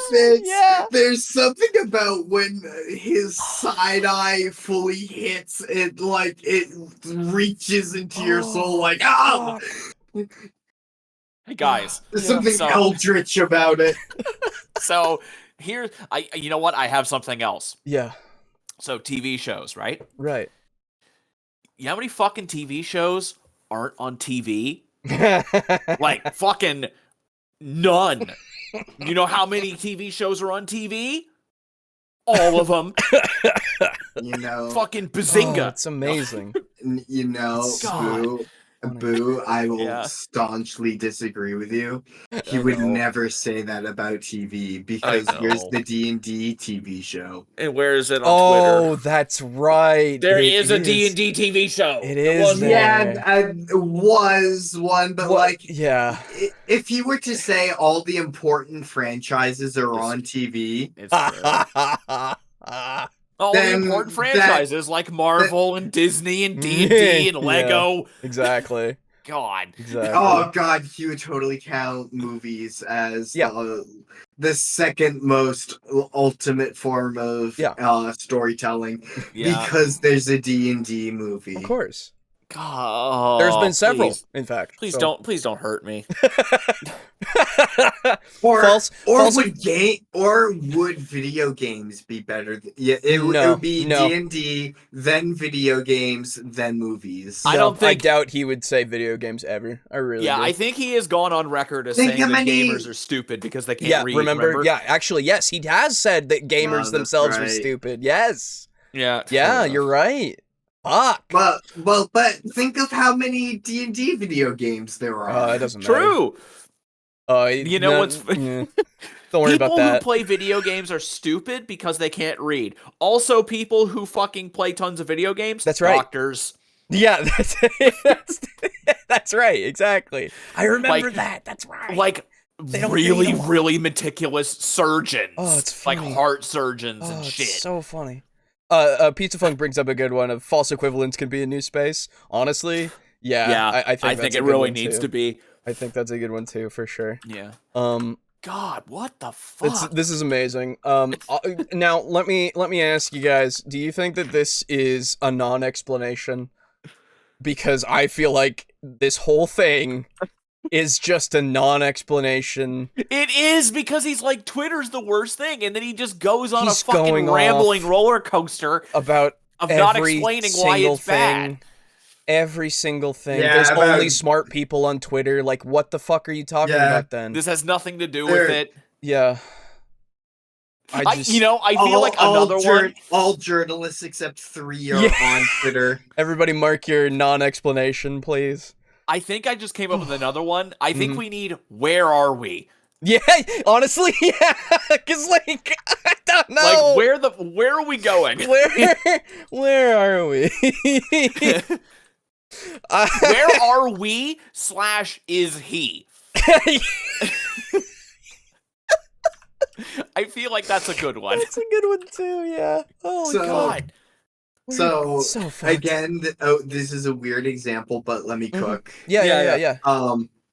I had a dream, and it involved zombies, but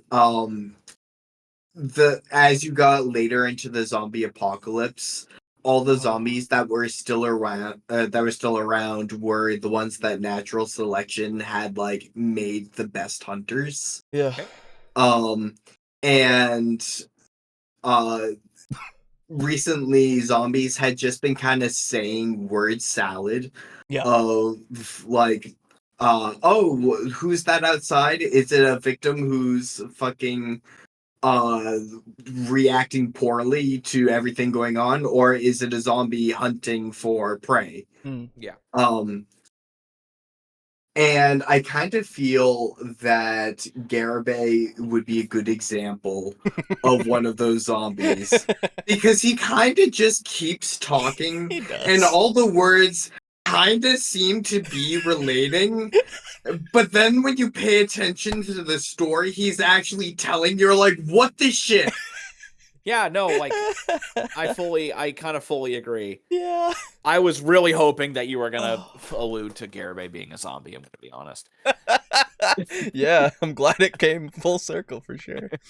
Oh, all right. That fucking there are people who play video games on Twitter. Yeah, but they're not smart apparently, so don't worry about it. Yeah, right. Well, because we're playing video games. Yeah. It's that a person who clearly has the apex mind necessary to like design something are wasting their talents with video games and Twitter. They should just come to D&D. That's right. Fuck yeah. His confident look when he makes a good point should be a space, maybe shortened though, when he thinks he makes a good point. That would be confidently incorrect. Yeah, confidently incorrect. Yeah, for sure. Oh man. Okay. I feel like it's a word salad posing as an explanation. Yeah.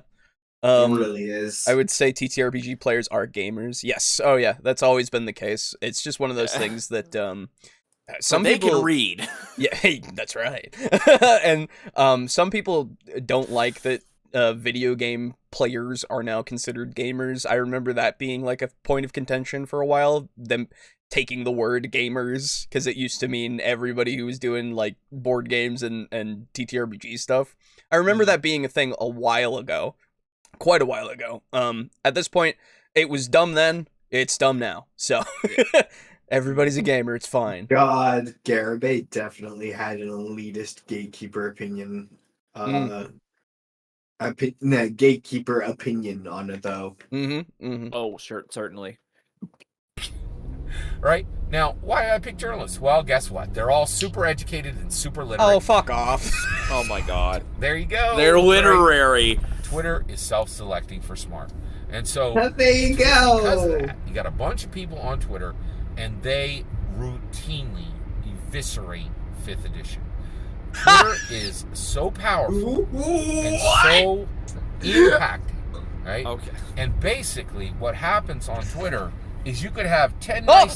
nose wipe! The nose wipe! Oh, shit, do I have it? God. I don't have it. No. We're there. I do. Nose wipe. Nice. Everybody mark your nose wipes. That is hilarious that they're like, oh, man. What the? Oh, man. There's something bad about D&D. Let's talk about it on Twitter to try to get Wizards' attention to try to fix it. That's apparently bad. I don't know. And that is the worst part of D&D. The fact that people are trying to get it to improve. It's so funny. Alejo. Yeah.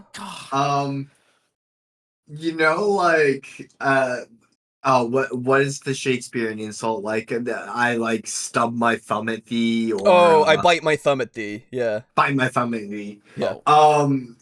There needs to be the TableTalk equivalent, and it's I wipe my nose at thee. Oh. God damn. We're fucking full of bangers tonight. What the hell? Dude! Someone needs to capture like that nose wipe he just did as like a GIF and have it in the Discord. I don't know about this one because of how dark it is. We may need to do one get during a good the day. one, a real good one for sure. But like, oh man, dude, I liked this one. His hand looked like a chicken's foot at the end. Oh, did he? Oh, I missed it. Fair enough. But honestly, if we ever get high enough in subs that we can have like emotes and stuff that can be used in the chat, we gotta get an emote of that for sure. Hell yeah. For sure we do. I wipe my nose at thee. Oh my god, that's so fucking funny. Oh, from Hell's Heart I stab at thee, and then the other one, I don't remember the other one from Khan or Star Trek the movie too. Yeah. You know what I'm talking about. Yeah. This is amazing. With my last breath, I spit at thee, I think. Yeah. Is that also under consume? That's the question. He's saying definitely don't consume Twitter. Yeah, he's so it's anti-consume, which is very weird for sure. But is it consume for 5e? Because they're eviscerating. I don't think so. No, because he's not encouraging 5e. You're right. Yeah, you're right. Don't let him hear you say that. He'll fucking crucify you. Literally, these people are eviscerating 5e. Yeah, that's so funny. The game. They're dragging 5e across metaphorical glass. That's right. All the mental, the mental defenses are being shot down by all the glass because of what we're doing to all of the developers of 5e. Needs to be a simp for 5e. That's kind of what Consume is, really. Alejo, for future games, yeah, do you think takes criticism against the brand of D&D really personally? Takes D&D criticism personally. Yeah, really, it would just be like we need to shorten it a little bit. Yeah, but that's a good one. I like that. That is a good one. Yeah, okay. Yeah, for sure. Takes D&D criticism, because that's what happened with if you remember when he first parked ever in our view, if you remember, because he was just getting so upset because of everybody saying things about D&D 1D&D. That is true. Yeah, so yeah, you're totally right. Because literally he's saying that all of these critics are ripping into D&D, and he's just going, "Oh well, they're all stupid anyway." But they're not. They're all. But they're on Twitter, hyper intelligent. So they're like fucking. I mean, did you check the meme? Well, what I'm saying is he's responding as if he's been personally attacked. Oh yes, he is. Yes. Check the meme. It's good. Pizza Funk coming in with a meme. It's very good. Fresh meme, hot off the presses, Off the presses, boys. Yeah. Off the presses. Hold on, everybody. What do we got? I will show this off. It's very good. The average Twitter user.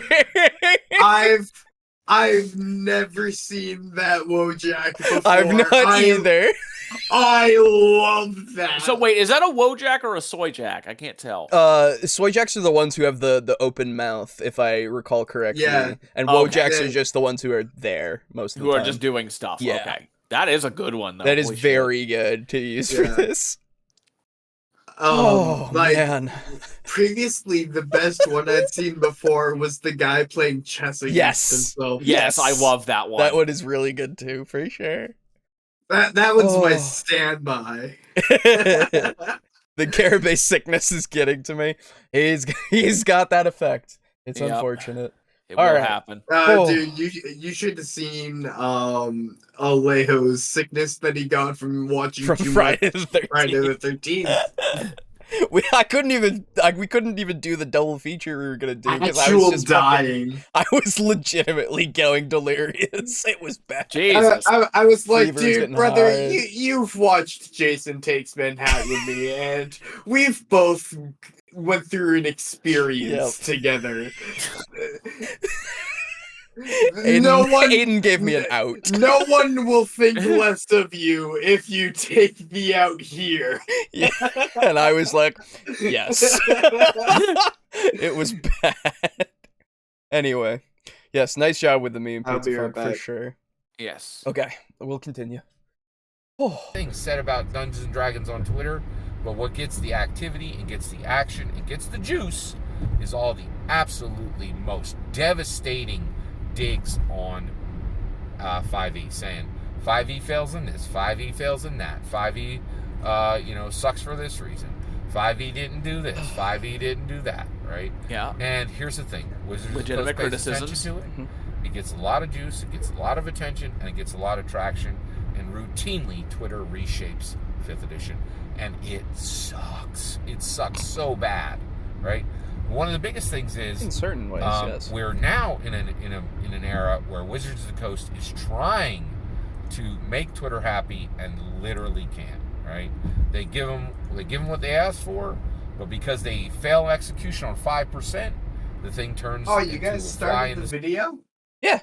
Didn't you just say that you'd be good to continue? I literally just said I'm going to go get a drink. Oh, I didn't hear you say that. I heard you say I'm going to be right back. But yeah, I mean, mean, what did he discuss? He has just gone over how Twitter continuously, says D&D doesn't do this, D&D doesn't have that, all that kind of stuff, and then Wizards of the Coast will basically bow to that and give them what they want, but it sucks. That's what he said so far. Yeah, I figured that you weren't going to be missing too much, honestly. Yeah, I could have sworn you said go ahead and continue. Yeah, but That's it's my fine. bad. It's fine. So now, we'll see why it sucks. Maybe because I agree that some aspects could for sure and have in the sense of taking away lore of classic monsters and just making them not a thing anymore, which is. That sucks to me, but... Yeah, that sucks. But other than that, I haven't seen anything that makes me go, ugh. Yeah. Really? This is changing D&D for the worse. Yeah, substantially. Yeah. Garibingo's the one guy that likes the Mystic class. Oof. Owie. He said literally nothing of substance, yes. Give them what they asked for? I found, I think, my new favorite big brain meme. Okay. Oh, boy. Yo! That's amazing! Alright, I gotta show that one off. Jesus. Holy hell. That one's pretty choice. That one's good. Fantastic. I didn't know that it existed. That's very good. Hold on, everybody. Yeah, Jesus. It's this one. Dude, oh my god, you know what we need? I don't know if anybody, I don't know if Pizza Fun could do that, but we need a Wojak brain meme where it's Jotaro walking up to Dio and Dio is the brain. Big brain Jotaro and brain Dio. Fuck. That'd be super fun. It's that classic one from the low angle shot when they're just about to start fighting. Yep. I get you. That'd be incredible. Oh, anyway, okay. Fail execution on 5%, the thing turns into a fly in the soup, and nobody's going to eat the soup. Jesus Christ. Right? Now, Twitter has not stopped Dungeons & Dragons from being a major seller, but it really has stopped 5th edition from celebrating. There is just so much squawk and noise and the cacophony. Twitter has truly just taken the shine off of 5th edition at so many points, right? The biggest one I can remember is Candlekeep Mysteries. Man, that thing was it was supposed to be the most woke. Did he just... I'm sorry, he's gonna go say the fucking woke word and it's gonna mean absolutely nothing. Great. Yeah. But by the way, has he parked? I was about to say, did he just park? No, he's... Well, but he had a red one. It's red. It's red. Yeah, he's got what looks like tail lights in front of him. Okay, all right. Sorry. Anyway, I don't want to hear this. Is it woke? Candlelight. God. I don't care. That means nothing to me anymore.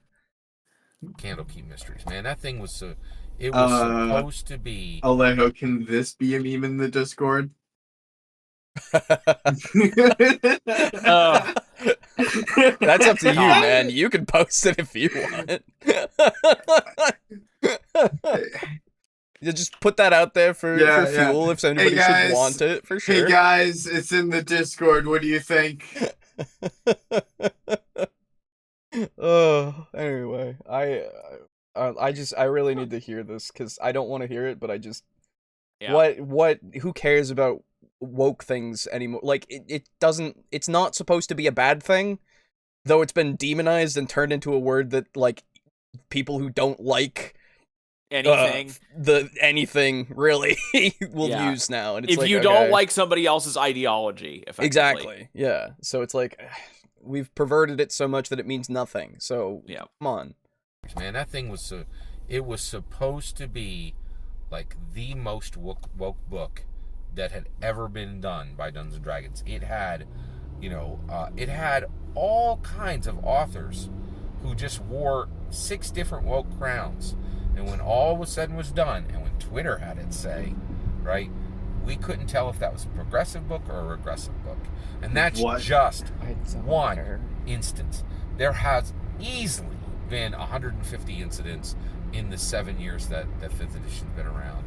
And Twitter has been like just a brutal like dog collar around the neck of 5th edition that just gets yanked by the Twitter owner, right?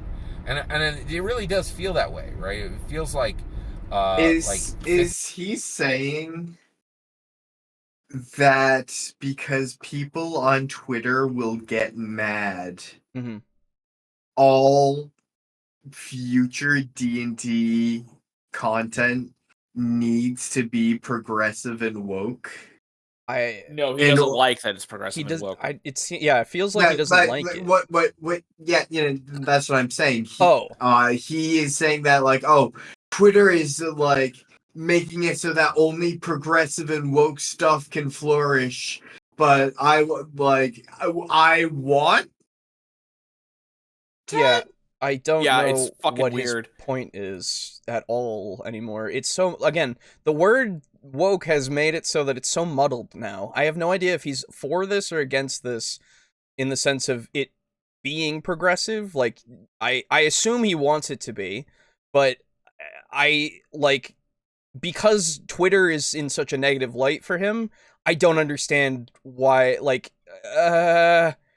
it also feels like he doesn't want it this way, or that he wants it that way, but not to suck, which I would agree with, but I don't know anything about the book, and I also don't care about what he thinks woke is, because I don't understand what that is to him from what he said, so I don't know, man. This is horrible. Yeah. Also, I'm thinking back on it. Do we want to call Gatekeeper Garibay for Twitter, saying that it's only for smart people? Oh, 100%. Yeah, that's a good one. I think which means I am now at bingo. Oh my god. Nice. Let me everybody do your Gatekeeper Garibay if you got it. I am so close to, if he only said Matt Burger Mercer. menu. And then there we go. Oh, you posted the whole link. Oh my goodness. Oh, is that? I don't know. I just I copied the thing down in the corner and it said link copied. Oh. It gave me the whole ass link. I see that. Yeah, that's weird. Oh, here. What if I refresh? There we go. I can probably find it just by viewing all these. I think. If you want, I can take a screenshot. CE. If you look at it, it's C8E387. Yeah. Correct. Okay. Yeah. So this is Aiden's board. Surprise prediction / contradiction of the cast. A fundamental misunderstanding of reality besides DMing. Gatekeeper Garibay. Shade towards other TTRPGs, and an agreeable take. Good job. Good job. Okay. Well, let's continue. Like Boo, I pass on my prize. Indeed. Such generous hosts. This is almost over, and we haven't had a bingo in the audience yet. My goodness, everybody. That's crazy. At least this is why I had the second video, just in case. So we'll see. His worldview is contradictory to itself. I don't even know what his fucking worldview is, man. A lot of the time, because of... I'm not sure I want to. No. My sin has dropped in memes. Oh, what'd you drop, Draco Crack? Let me see. What'd you do? This is a Google Drive file? It's an EXE Gara 8 ball? What is this? What have you done? I'm going to download this. Yeah, download. Download anyway, it's fine. What am I gonna do? Get a virus? I trust Draco. If you've made like a whole ass fucking thing, I think you might have. The absolute mad lad. Hold on. Garrett 8 ball. Yeah. There it is. What is this? Yes, thank you, Windows. I want to run it anyway. This. Do I have to launch it as like an admin or something? I'm launching mine, and it's there we go. It only get. Oh, there we go. Yeah. Hold on. Let me capture this. More info. Let me capture this. What is the what? What am I looking at? Window capture. What did you do? What did you what mean is by that? this? What is this? Hang on. Okay. So I'm wondering if it's Push not for our showing Lord's up. knowledge. It's not showing up. That's annoying. That's annoying. Why isn't it showing up? Oh my god, Draco, I love this. I want to know what it does, but I need to put it on the screen. So no. I got it. Okay. Hang on. I remove this. And then where is my window for? I don't have that. Well, you guys are going to see my desktop for a moment. Get ready. Wowee. That's this desktop. That's the Discord, in fact. Not the one that I wanted. I wanted this one. Hello. Okay.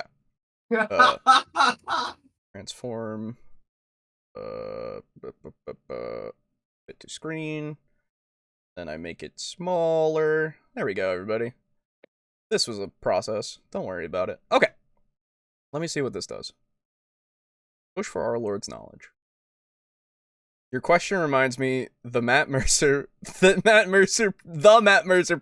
the Ukraine war. Rather than worrying about that, buy the Lego D&D set. Dude, I got DMs are not human. They are above humanity. They do not worry about such questions. God damn. Twitter is the worst thing about D&D. That's a good question. Agax would not have worried himself with such trite. That's true. That's a good question. You know that's a good question. That reminds me that's a good question. Oh, this is amazing. Holy fuck. Good job. Draco Kraken. That is so fucking awesome. Thank you for making this. So what the hell is it? It's just it's just a little generator of Garibingo-isms.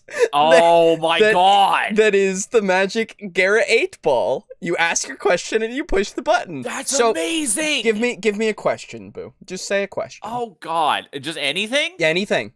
Anything. Where is Texas? Okay. That is wait, hold on. Here we go. DMs are not human. They are above humanity. They do not worry about such questions. Is that what it says every time? No, this is just different things every time. Yeah. Okay, it looks like Alejo, ask me a question. Okay. How should I balance my next encounter? Okay. Well, Twitter is the worst thing about D&D. Oh, this is amazing. Okay, I'm closing out of that. That's so good. Crazy.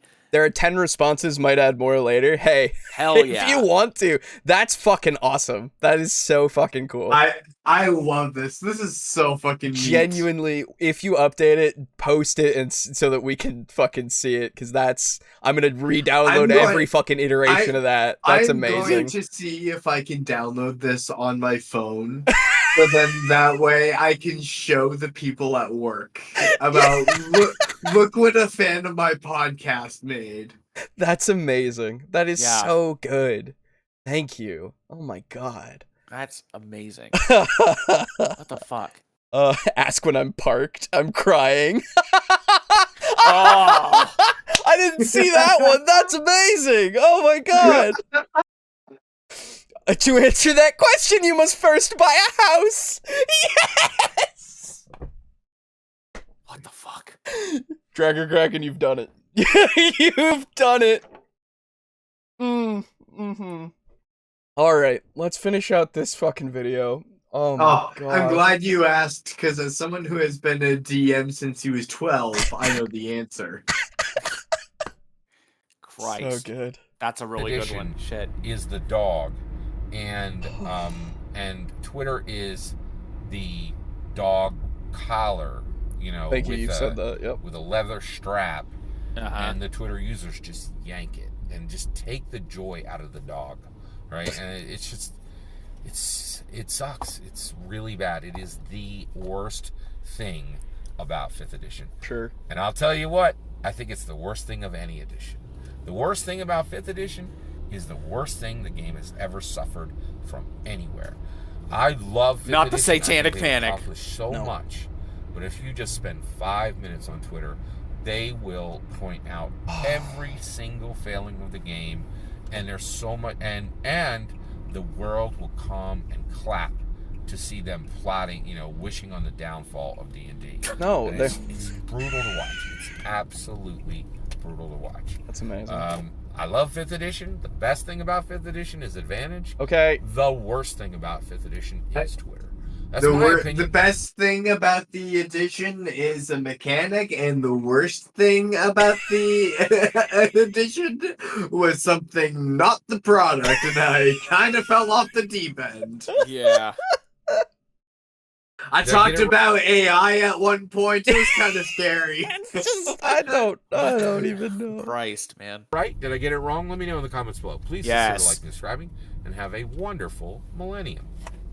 I was convinced that he was gonna say, in my humble opinion, at some point.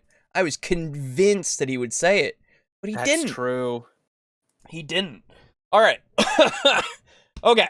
So everybody, keep your cards. Don't worry about it. We're gonna move on to the second video that's very short. That you might get a bingo from. We shall see. If you don't, then I'm gonna have fucking 2 people just get something, okay? We'll see how it goes. Okay. Anyway, so this one, if I recall correctly, is very, very short. Let me just check it, because it should be a tiny video. Well, it's 6 minutes, but yeah, it's tiny enough. Okay. Oh, boy. So, you guys remember that we've been chronicling his 10 whatevers the fuck they are. We call them demandments, but they are, I don't fucking know what the fuck they're called. Disciplines or something, right? God. So this is a 6-minute video of Dungeons and Dragons and the emergence of the first Omega discipline. Oh God. Why? I don't know what this is gonna be. I didn't pre-watch this at all. I was just like, that's a title. Let's go. Yeah. Why does Omega discipline have like the same power to it as like a Naruto, like the ultimate jutsu, the 8 gates of pain? Yeah, I don't know, but oh my God, I'm now just collecting quotes for my toy. Yes, there you go. Yes, you are wrong, Garibay. Thank you for asking. Right. Is this the opposite of anger, Garibay? Yes. What the fuck? Oh, so I need a new bingo card. No. Keep going with your current one.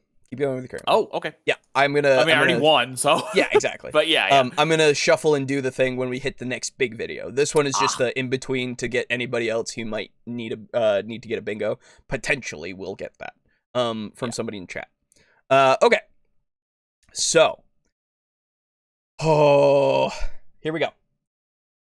Hi, this is Scott Garibay, and today we're going to talk about Dungeons & Dragons, and we're going to talk about why Dungeons & Dragons has become the most valuable secular thing on the planet. Oh, Jesus Christ. The most valuable again. What thing? Secular. Again, he's done this before. That's what I thought he said. I don't know why. I thought surely not that. Surprise religion? Secular itself being mentioned, I don't think it's enough. I feel like he's going to say something about religion in a second. So, add card has a hat on. I don't know about that. Maybe that would be a very rare thing for sure. This is a new angle, at least. In Garibingo's shaken soda of a mind, the word secular has come up, and his word association and pulling of random points, yes, may bring it towards more of a religion slant. Yes, that's kind of where we're going potentially. So we shall see. Here we go. Truly, let him cook. Yes. The reason why is because it has created an Omega discipline. Dungeons & Dragons, all by itself, with no help from any other product on the planet, no help from any other movement, no help from any other human activity, has created the first Omega discipline. So let's start talking about this. Okay, so let's talk about disciplines, right? Let's name 2 disciplines, pharmacology and painting, okay? You have to be a pharmacist. You have to be able to make drugs. Well, no, where are we? What is... What? There it is. It's... are you telling me my key type is pharmacology type, Garibingo-sensei? No. He's just going to be talking about those as examples, I assume, of, like, disciplines that you have to master, right? Oh, is D&D itself the first Omega discipline, like that if you master it? Oh god. That's what it is. That's what it is. Yeah. Pizza Funk yelling in the chat. Give me D&D transhumanism, you hat-wearing freak. Nice. Dude, I think that's where we're going. Actually. Oh god. Here we go. So, and actually we'll do painting and pharmacology in that order. Okay. So pharmacology is a discipline, okay? I'm sorry, painting is a discipline. Oh, yes. A sub-discipline of painting is specifically watercolors, okay? So you could be, so your sub-discipline as a professional, right, can be watercolors. Your discipline can be painting. And then that discipline goes into a prime discipline. There are only 2 prime disciplines in all of... There are only 2 prime disciplines. Art and science. Now let's talk about pharmacology. Pharmacology is a discipline, okay? Endogenous medicine is a sub-discipline, right? So you can be a professional and you can have endogenous medicine as your sub-discipline, right. Pharmacology as your discipline, and pharmacology fits neatly into science. I suppose you could divide professions into this weird tree. Specializations, I suppose. This weird tree of every type of job that exists. Yeah. Okay. Science discipline, into the science prime discipline. There are only 2 prime disciplines, art and science. Thank you. Every single discipline ever created by humanity falls into one of these prime discipline buckets, okay? Tell me about God. A discipline bucket. I swear to God, if this is going into a D&D should be considered part of the prime discipline of science. Oh my God. It would be a D&D is more than it is. It would be a D&D transhumanism. Both, like, is God. I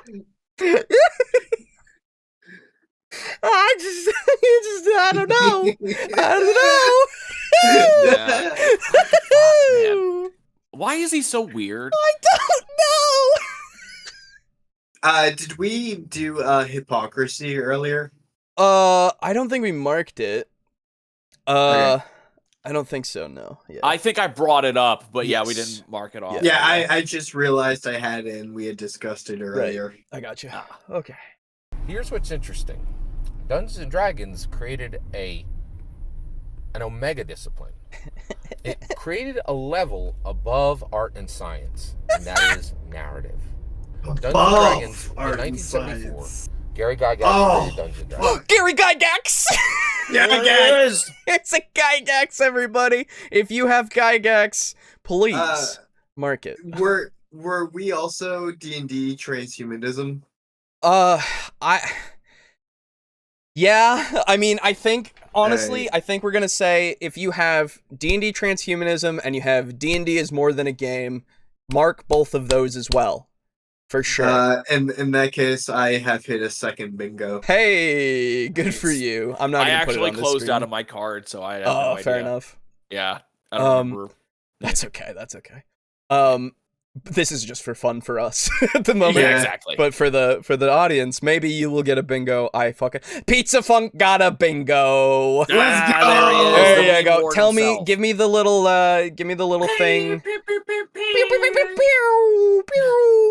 little in the burger menu. Give me that little hashtag, whatever the fuck that you got there, and I will go and look at it. Oh, that's... While we do this, I'm going to get myself some emotional support tea. Yeah, good idea. Okay. Yeah. Why does it do the whole thing? That's so weird. Yeah, just try to highlight it instead of like clicking on it, I guess, in the future, because it gives a whole weird number. I'll see if that works. Here we go. If I just put it into the into this view card thing. Yeah, that doesn't work for me, unfortunately. So, oh, I can probably find you like this. Well, I have no idea which one. I don't remember which one was Boo's. So, and I don't remember which one was Aiden's. So I'm gonna need that that thing. That also does not help me very much, but I will copy paste it. That's weird. They must have done something to this that made it so that it doesn't work like it. Okay, here we go. Okay, that'll work. There we go. So we have excuse me. Pizza Funk with nose wipe, triple repetition of point or more, a fundamental misunderstanding of reality besides DMing. D&D transhumanism, and complete non sequitur. Nice. There we go. Good job. Congratulations. Yeah. So hit me up in Discord. Just tell me what you want. You know the options. I'll tell you again just in case. It's the dice set. It's anything from the TeePublic merch shop. So you're gonna have to go there, and you can just send me a link of something if you want something there. Or you can get Tabletop Sim if you don't already have it. Hell, I suppose if you wanted it again to give to somebody else, that's an option as well. You know, it's your thing. Do whatever you want with it, right? And I will make sure to get you what that. To do. He's not your dad. Yeah, I'm not your dad, so I can't tell you what to do. But I'll make sure to get you that after today. And yeah, there you go. Narrative is art, right? Or am I crazy? No, you're not crazy. Not at all. Yeah. That is entirely correct. Apparently, though, it is now transcended from being just art, and now it's part of D&D narrative. So, stop. I'm not your dad. God. We'll wait for Aiden before we continue on. But man, I'm upset that I called it. Yeah. That was a prediction for sure. But we've already got that. Fucking hell. Think you're choosing Tabletop Sim on Steam? All right, I will get you that for sure. All right. Let me write that down. A Tabletop Sim or a Pizza Funk. Yep, I will send you that that code as soon as I buy it and everything. So, very good. It's a great little application. Use it all the time. It's great. You know what? I'm gonna actually take this moment and go use the bathroom really quick. So, okay. We're just gonna have it be the silent sounds of you doing whatever you're doing. Yep. So I will be right back. Okay.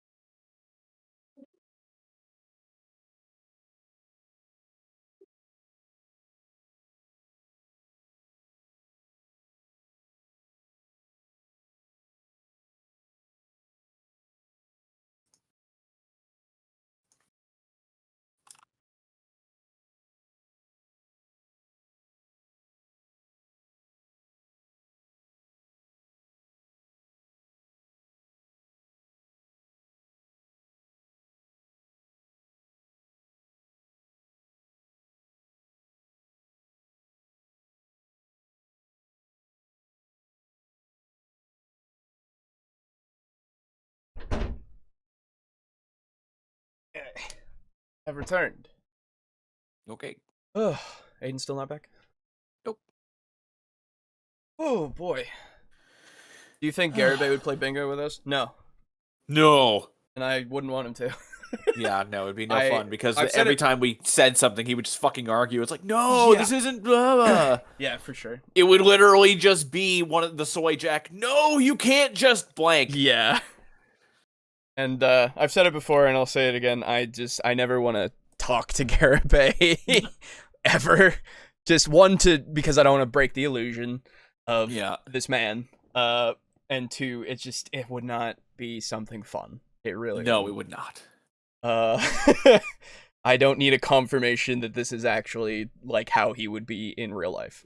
Yeah. / I feel like he would tone it down because you'd be face to face with him. It's true. You know? So, or metaphorically speaking. So yeah, it's whatever. I'm so glad though that I feel well enough to actually do this because I was very afraid that I wouldn't be well enough, you know? Yeah. And that it was this was a good one. I'm glad that one was so good. Yeah, Jesus. Oh. Don't worry, I would never make you talk to him. I appreciate that, yeah. I would never want anybody to have to in any way. I don't know. I've been thinking about that recently about would we have Garibay on? No. I would not. No, I don't wish to break that wall. Okay. Is he your like absolute veto? Because mine was RPG pundit. Yes. Yeah, I would yeah, absolutely. I don't wish to give that man a platform more than what we do. Because what we're doing is making fun of it, and that's fine. But I can't. I don't need this in my life to like be real. You know, it would go that much further. I think Booze is a dungeon professor. Professor Dungeon Master. Dungeon Master. God, please no. Yeah, that's fair. Those are our dark triad. That's our fucking Avengers Endgame level shit. All right, here we go. The Dark Avengers.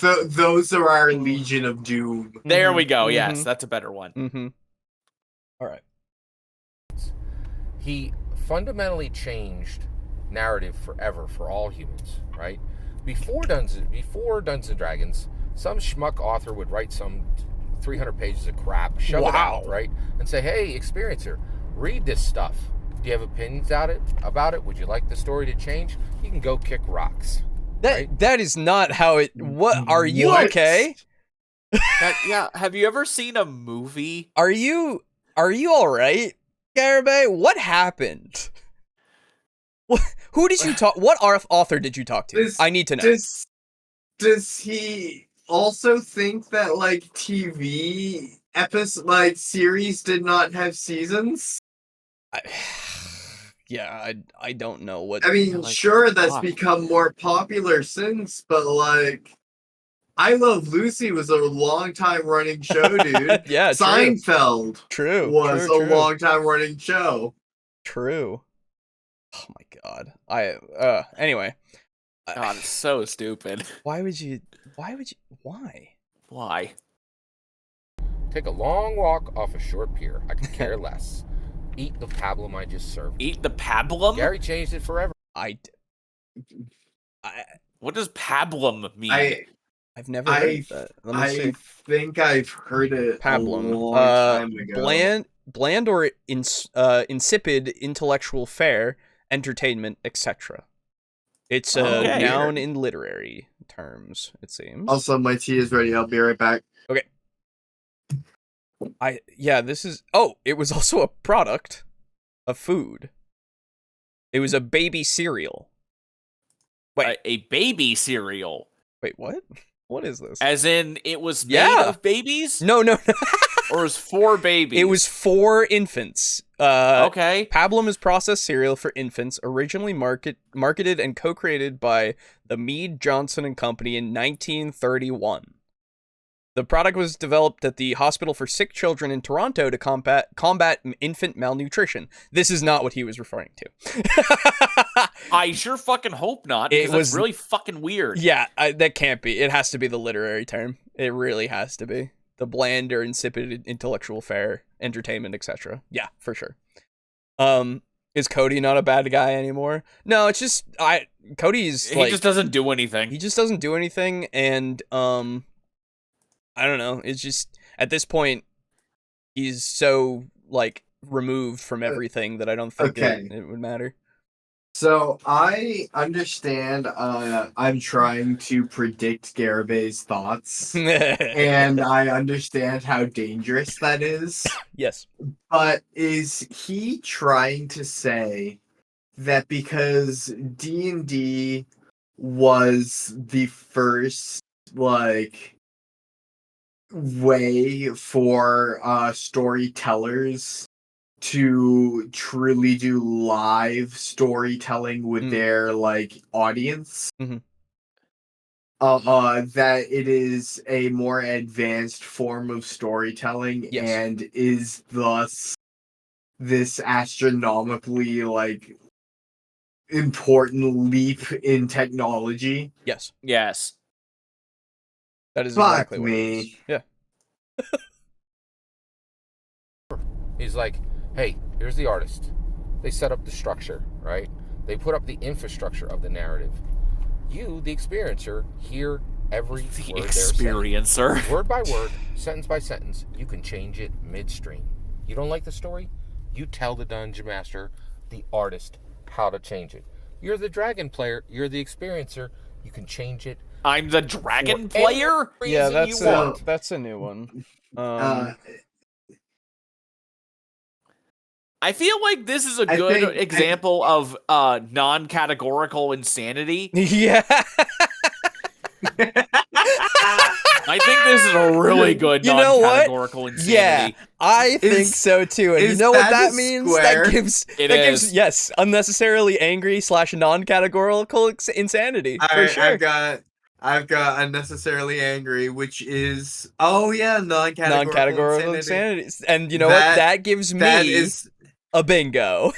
And that gives me my third bingo. Oh, all hosts got a bingo this time around for the first one. Very cool. Mark, you're unnecessarily angry / non-categorical. I feel insanity. like those need to be separate. I don't know, because one might happen and the other might not. That's what I'm thinking. Okay. Well, what I'm thinking though is he gets unnecessarily angry pretty often, and he gets non-categorically insane pretty often. So they would both be pretty serviceable, like bingo squares, each of them by their like lonesome. But the sheer fact that unnecessarily angry and non-categorical insanity so oftentimes pop up, you would see that as one of your squares and go, oh, that's basically a free square. Well, I mean, that we've got a similar situation with Parked, but yeah, that's fair.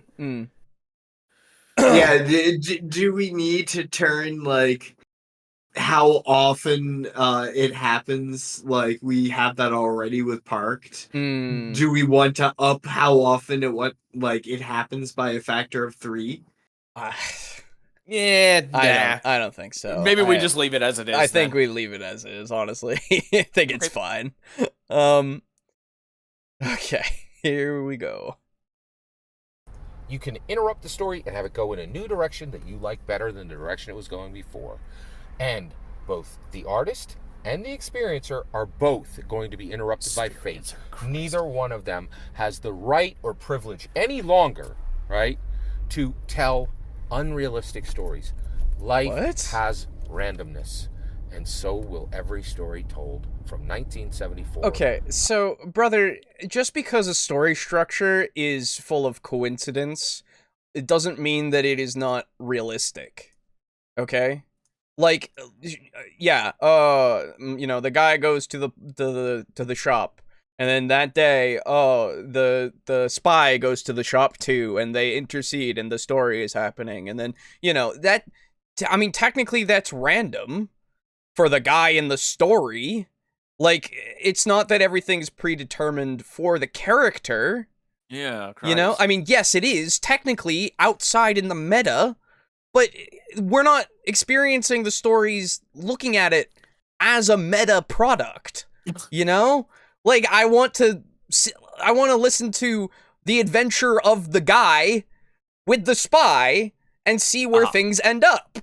You know? Like, yeah. I'm not gonna, that's like, if I really didn't care, I would read the fucking back of the book. Or not the back of the book, the last page.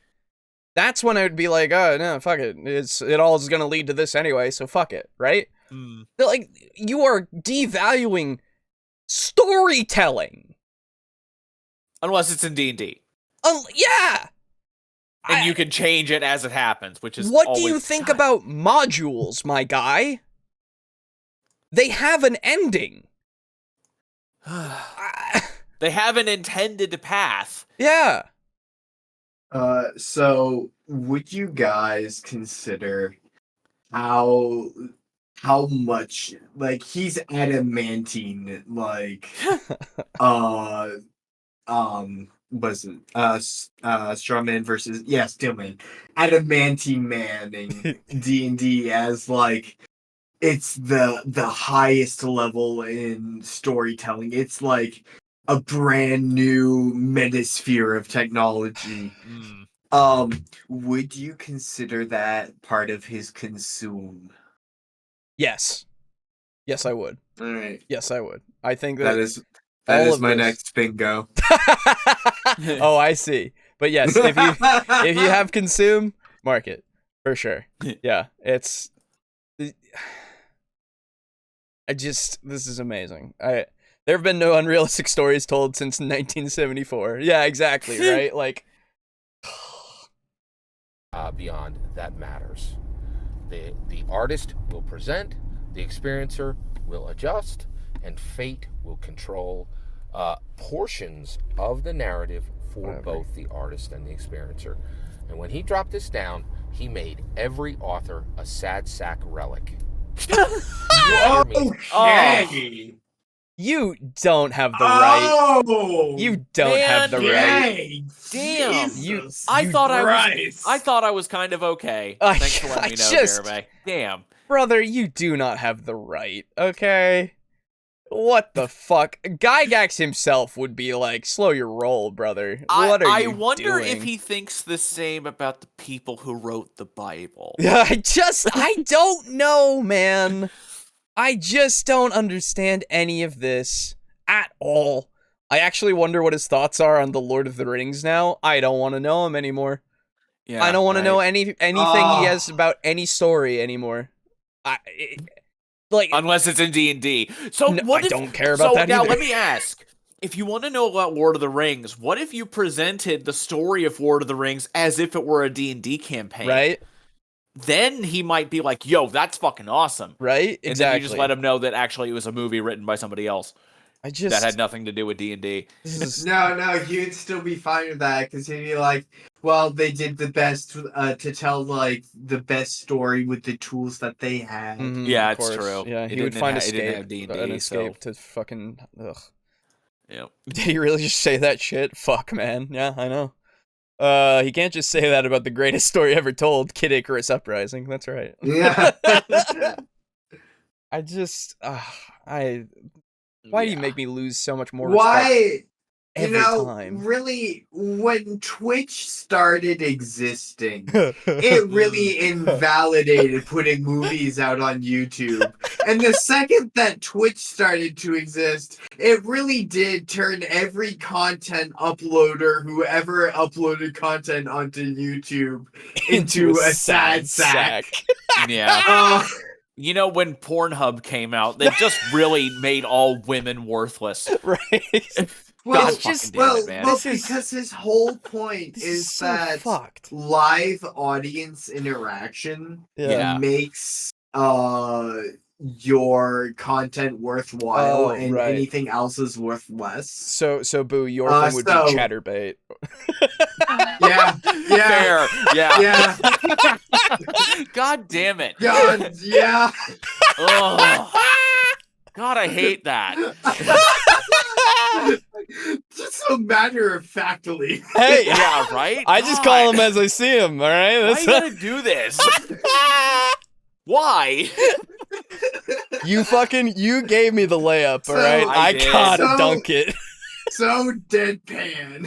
I gotta dunk it, brother. You don't have to. Oh, you don't understand. There's a need. Yeah, I know. Edgar Allan Poe rolling in his grave. Yup. Fucking Shakespeare himself. Like this is so disrespectful to the fucking Epic of Gilgamesh. He's admitted to loving so many authors for their content before now. It's just hypocrisy. Hypocrisy. Spitting in the face of all of the authors and content creators. Everybody previously. Mark hypocrisy. If you have hypocrisy, fucking mark it. Oh my god. That's just shit. Yeah. I just need surprise religion for another one. Yeah, is that also being a piece of garbage? I was gonna say being genuine garbage. Yeah, that would give me another bingo too. that would give me another bingo because hypocrisy legitimately was one of the ones I was missing.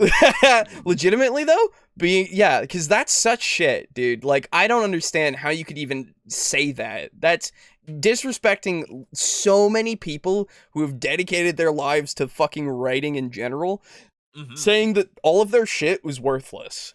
Yeah. That's amazing. Wow. Yeah.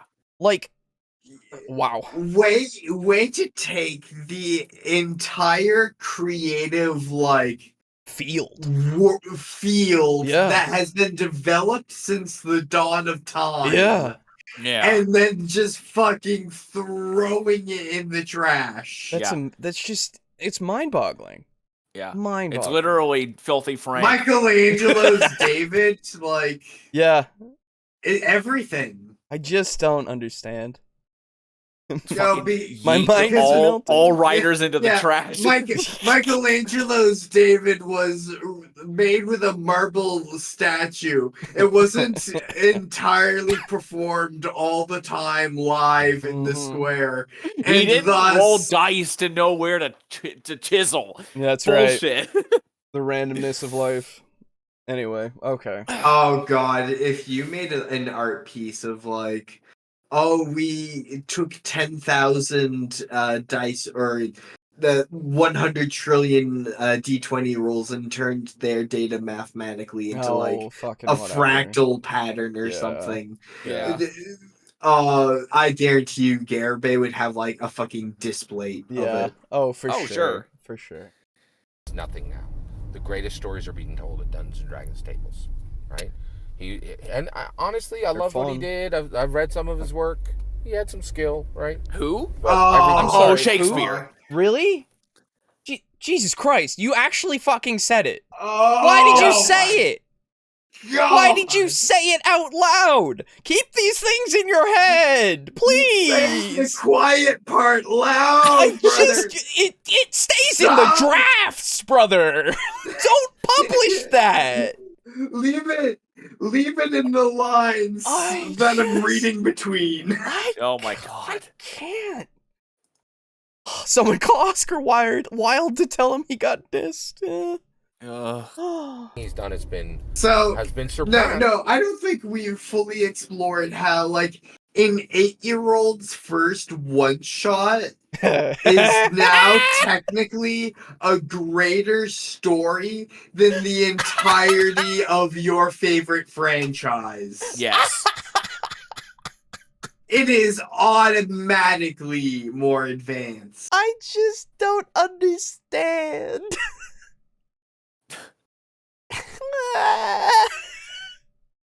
God. What new power leveling of fucking all of my storytelling abilities? Yeah, I guess everything gets tapped like I go through a whole ass like anime story arc in terms of more like just a better storyteller. Boo, apparently you running Devils and Dice for us has made you better than Shakespeare. That is, well, I mean, well, I mean, yeah. Like, but I man, just. Man, so that means I'm gonna be a better writer than Shakespeare once my shit's finished. Yep. Exactly. Yep. Nice. Although it's not D&D. Fuck. So I'm not gonna be. Oh yeah, that's right. He's only. And I didn't actually write. D&D. I didn't write Devils and Dice, so I can't really make that claim. Yeah, but it just kind of happened. I mean, it's not writing it though; it's running it. Like it doesn't matter because it's around the table. That's what it said. Fair. So yeah, that's you know what true. though. I will, in defense of Gygax, say that really was a live, like, the audience is part of the storytellers to campaign that you run Boo, of like, I think my character does this, or I have this cool new thing for Boris. By every engaged dungeon master who's told a story ever since, because these stories are simply fundamentally more valuable, right? Now, what's interesting is Dungeons and Dragons took narrative and showed to the world, oh, hey, God, that was some strong eye contact. Your prime bucket science is cute. Guess what? If you don't have a narrative, wow, nothing you do matters, right? And I think artists understood this before science. Should that be a card? Makes Strong unnecessarily strong eye contact. I think just eye contact, really. Just eye contact. Because he barely looks at the camera. Honestly. Yeah, but like when you gave the camera that side eye earlier. Yeah, even so, it's just it rarely happens. So I'll put eye contact. Oh my god, I just want this to be over. Right? So artist was like, okay, I can splat some crayons on that canvas, but if it doesn't tell a story, it's worthless. So before when you were talking about the Michelangelo thing, I was gonna say, well, no, he's only doing this for like writers and all that kind of stuff. But I held back. I held back because I thought that he was gonna go here, and he did. I also thought that, like, while I was making the point, I was like, this may be a bit of a stretch, but I've said it, so I'm going to commit. Right. He literally went there with art in general. Yeah. Like, create... The second... And really, no, this super tracks, though. Of course he'd think this. Of course he would think this. Yeah. But I don't need to hear it out loud from his mouth. I didn't need this. I didn't need What is this. Art without storytelling? And what is storytelling without interactivity? It's almost like you could tell a story with a painting. That's crazy. I don't understand anything about... Oh my god. Alejo, there's no words on the painting. How am I supposed to read it? I know.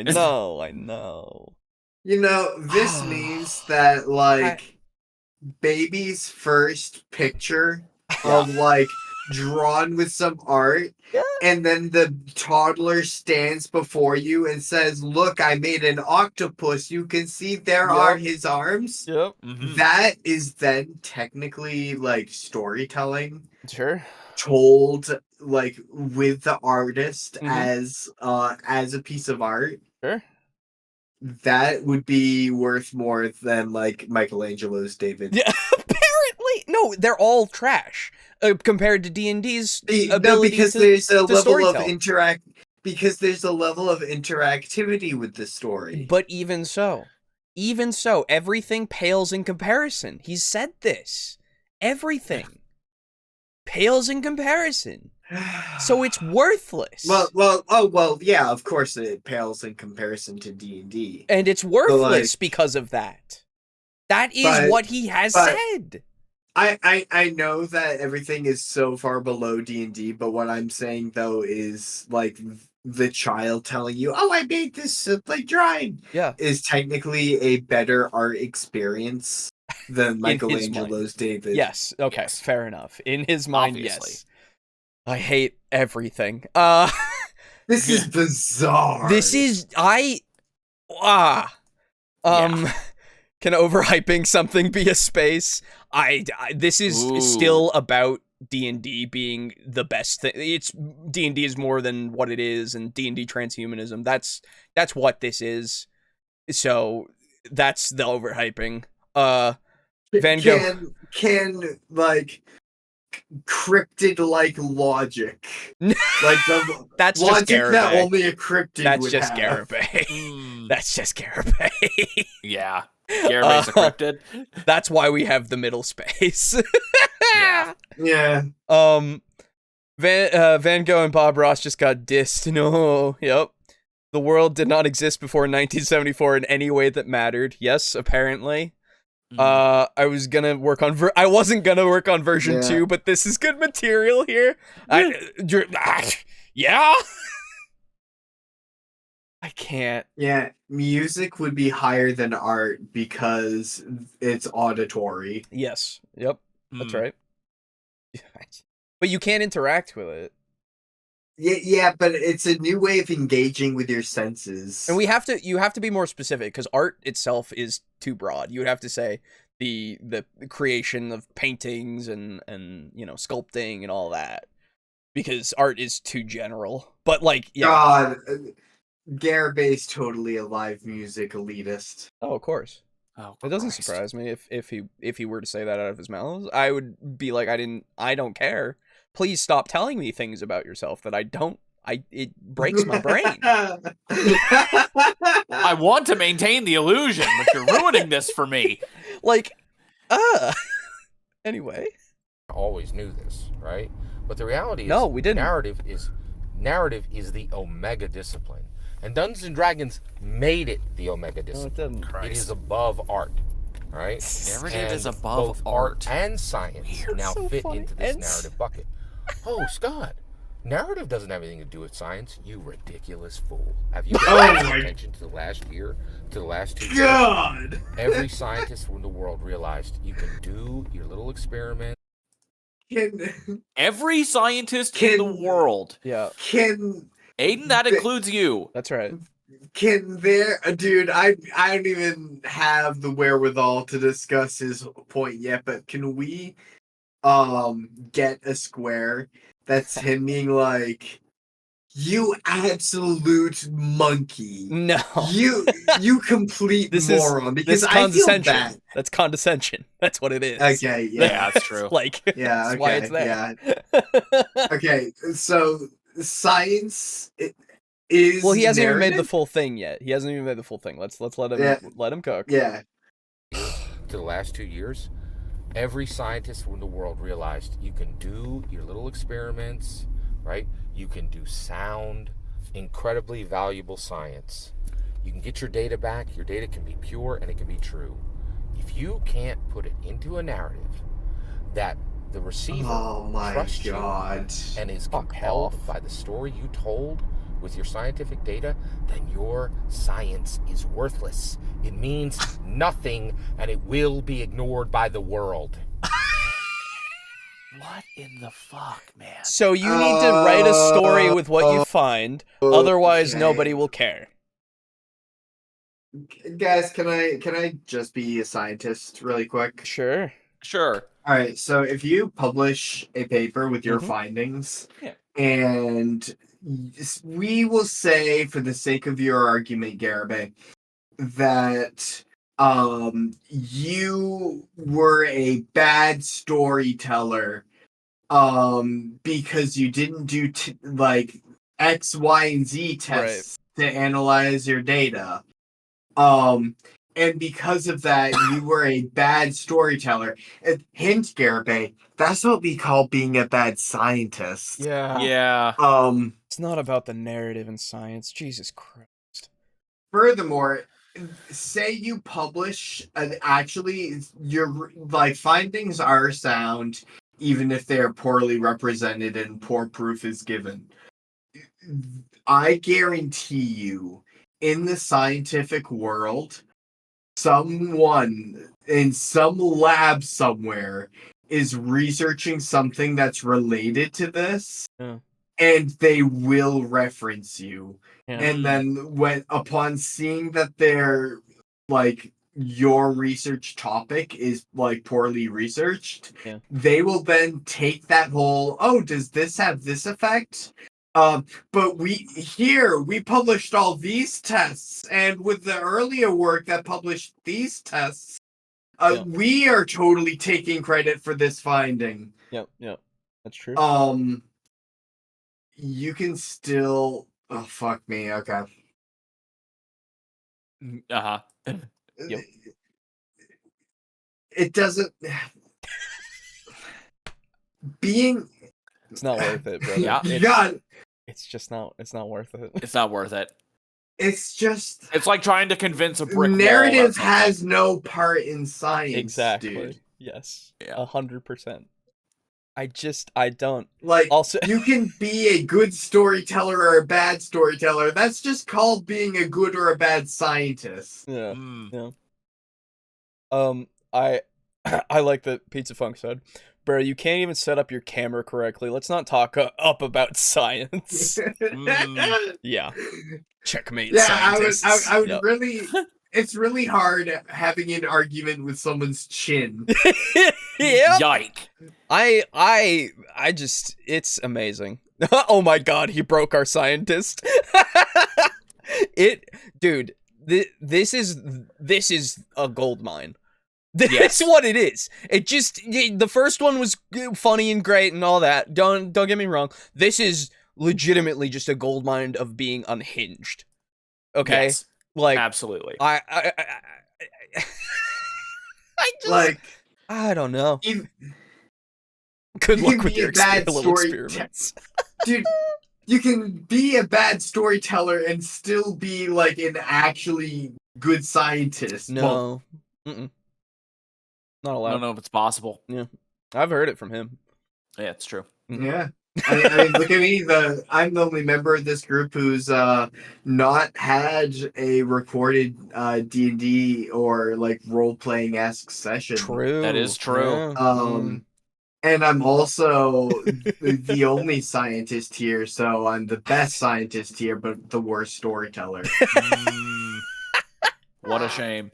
This this is so weird. You said it, this is bizarre. This is just bizarre. Yeah. Narrative is the Omega discipline. Dungeons and Dragons put it there. And whether you are an artist, so okay. if I want to publish any findings at all in the future, you better have a fucking great story. I need to be on standby for when someone wants to read my paper. Yep. Yeah, you have to tell it to them in a narrative form, though. Make sure that you tell them what you tell them the story of what you did. I have to fly out to them and bring props with me. Yep. Yo, 100%. Do a puppet show.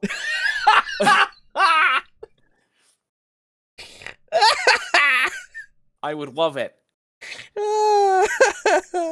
Did this man just never have someone in his life tell him no when he said his ideas out loud? It really feels that way, dude. Oh man, yeah.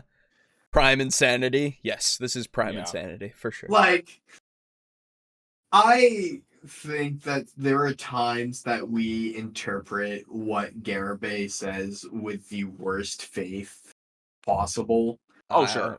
And take everything he says to like the nth degree of its logical conclusion, and like there are some things that maybe Garibay has said like a couple times that he meant innocently and we tore into. But I'm willing to bet that has definitely happened. But this is it's overt. Yeah. Like, he's saying, hey guys, no, look, this is what I am saying. D&D is a better art form than the entire foundation of science. Yeah. This is unfortunately, like, because what you said, it could have happened that we took things a little bit, but this kind of makes me think we didn't a lot of the time. Yeah, this kind of makes me think that maybe, if anything, we interpreted them too generously. Yeah, exactly. So anyway, remember, you can't just publish your research anymore. You have to tell the narrative of your research interactively. And if someone doesn't like your conclusions, they get to change them. True. Yeah. Oh my god. Has anyone else here seen Letterkenny? Yes. I have. Oh, cool, perfect. You know how Gale from, like, the dive bar, like, moves as she talks? Yep. That's how I'm imagining scientists giving papers now in the future. Oh my god. That would be so good. Oh my god. Oh. Or a scientist, if you can't tell a story with your content is useless, and you can throw it in a fire and it can turn to ash because the ash is more valuable than what you had. Without narrative, anything an artist does, anything a scientist does, is utterly worthless. All that is my opinion on how Dungeons & Dragons came to be the most Is that in my humble opinion? No object in the world. I'm eager to hear your humble opinion. There. Let me know. Okay. There it is. All right, there it is. What? Humble opinion. If you've got humble opinion, snatching defeat out of the jaws of victory, Garibingo. Oh, if you've got, in my humble opinion, that gives me two more bingos. Fuck. Yeah, Jesus. Has no one from our audience? Oh wait, no. No, Pizza Funk did before. Pizza Funk did before. Yeah, I have 1, 2, 3, and 4 bingos. Yeah. Oh my god. 3, 4, 5. I have 5. What the fuck? If we had impossible commitment to ask, that would have given me 5. But wow, it's not an impossible commitment to ask. No, he hasn't asked anybody to have any impossible commitments. You could definitely tell a narrative if you wanted to. You should reward yourself, Gray Man. No. I feel nothing. Yeah. Nothing but contempt. Yeah, that's a good word. Oh my god. They're like describing and have a wonderful millennium. That's oh my god. You know, wow. It really just struck me. Oh my god. That Garibay. Oh god. Garibay says have a wonderful millennium at the end of like all of his videos. Yes. But it's not like he is posting in 1999. Yeah, I know. Like that would have made sense. It'd have been cheesy, but like whatever. Yep. But with the fact that he is like signing off his videos with that, means that he thinks that, I guess, millennium is just the biggest unit of years out there. Yeah. I would find it too on the nose if he said have a good eternity. Oh. I would find it incredibly on the nose. Have a good existence. Yeah, like, you know what I mean? That would make me think that his entire, like, channel is a bit. Yeah, exactly. Yeah, I think that Millennium is fine. Just to be fair, I haven't been keeping a card for the obvious reason. What's the obvious reason? You could have still kept a card. Jack or Kraken. You're fine. Yeah. You coward. Okay. Wow. So I have another one. I have another longer one. Oh, joy. Yeah, but since we've done that and we've gotten our bingo and we've gone for a while, I want to do the shouting out and shilling for a second, and then we'll bring it back to do another round of bingo. Because we talked about this, APOC is a million years and Eon's a billion. Yes. So Oh boy. Okay.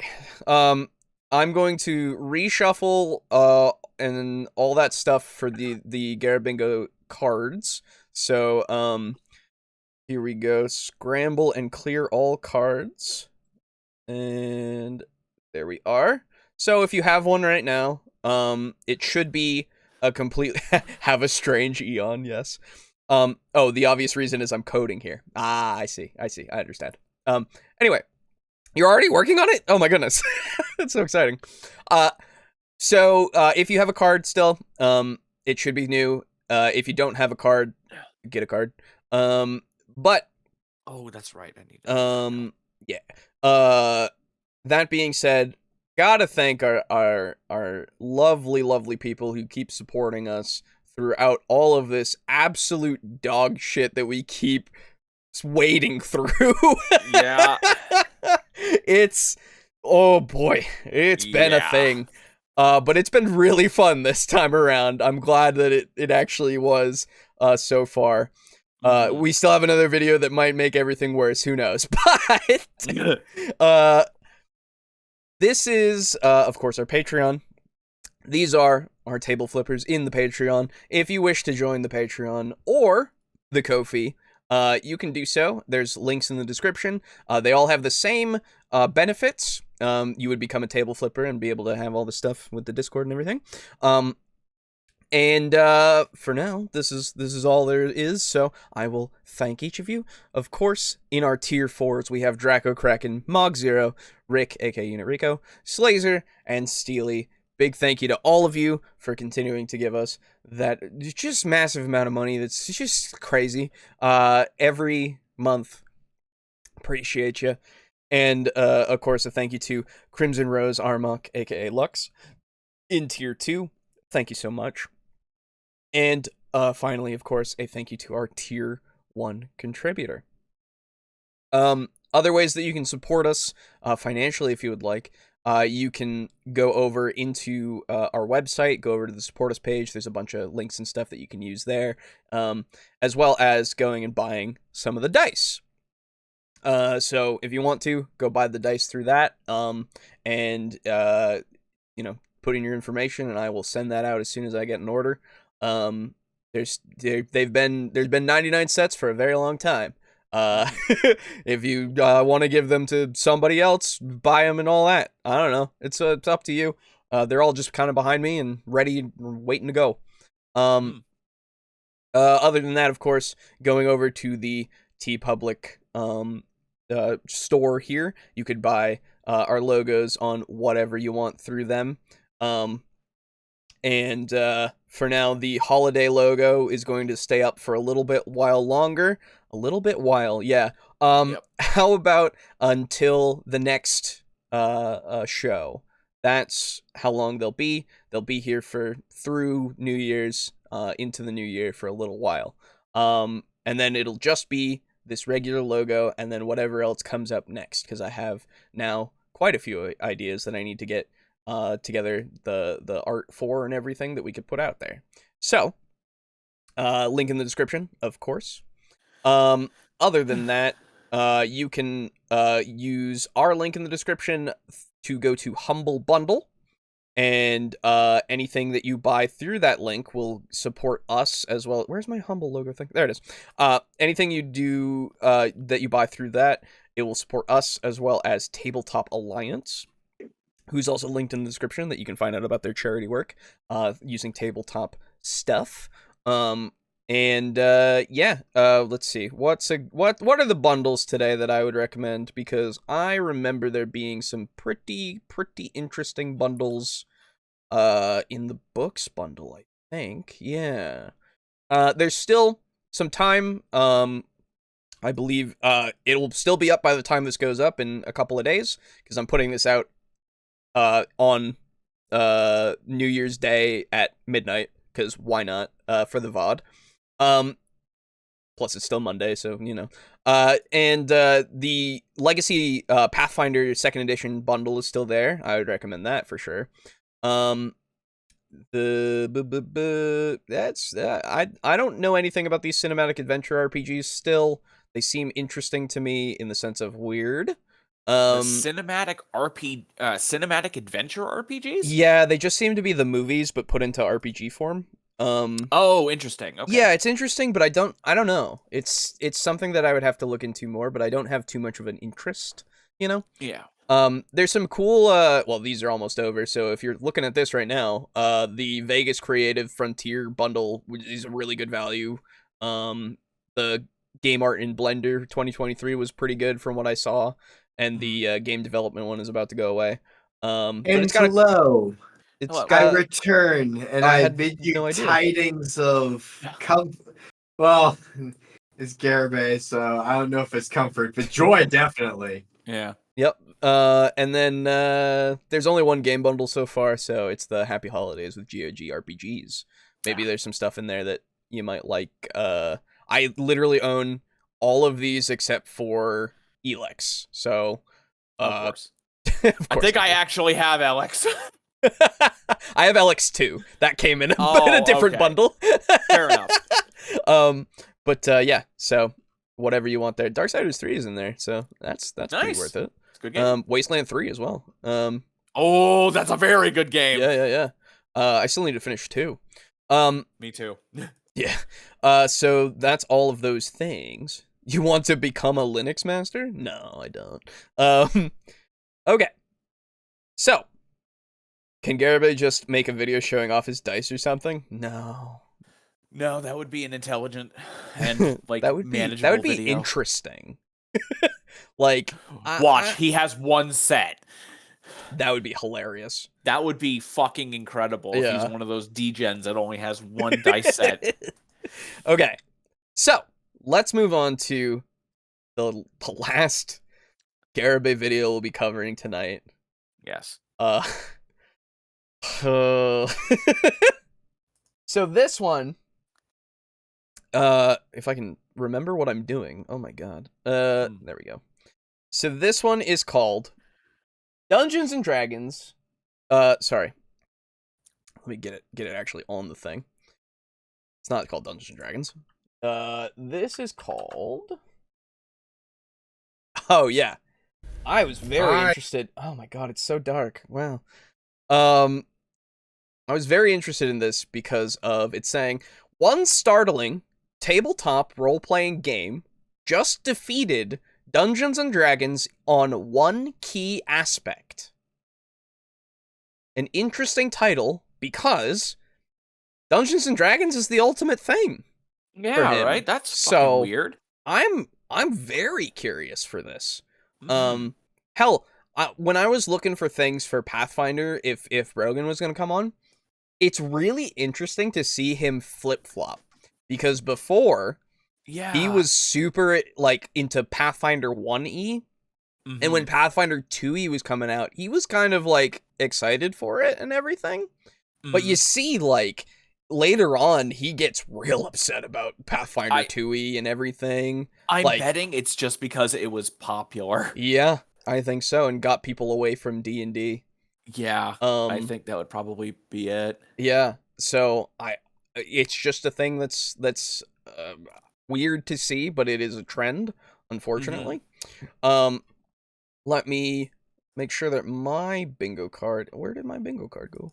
Oh no, my bingo card's gone. Oh, no! Okay, well, I guess I'm getting a new one. There we go.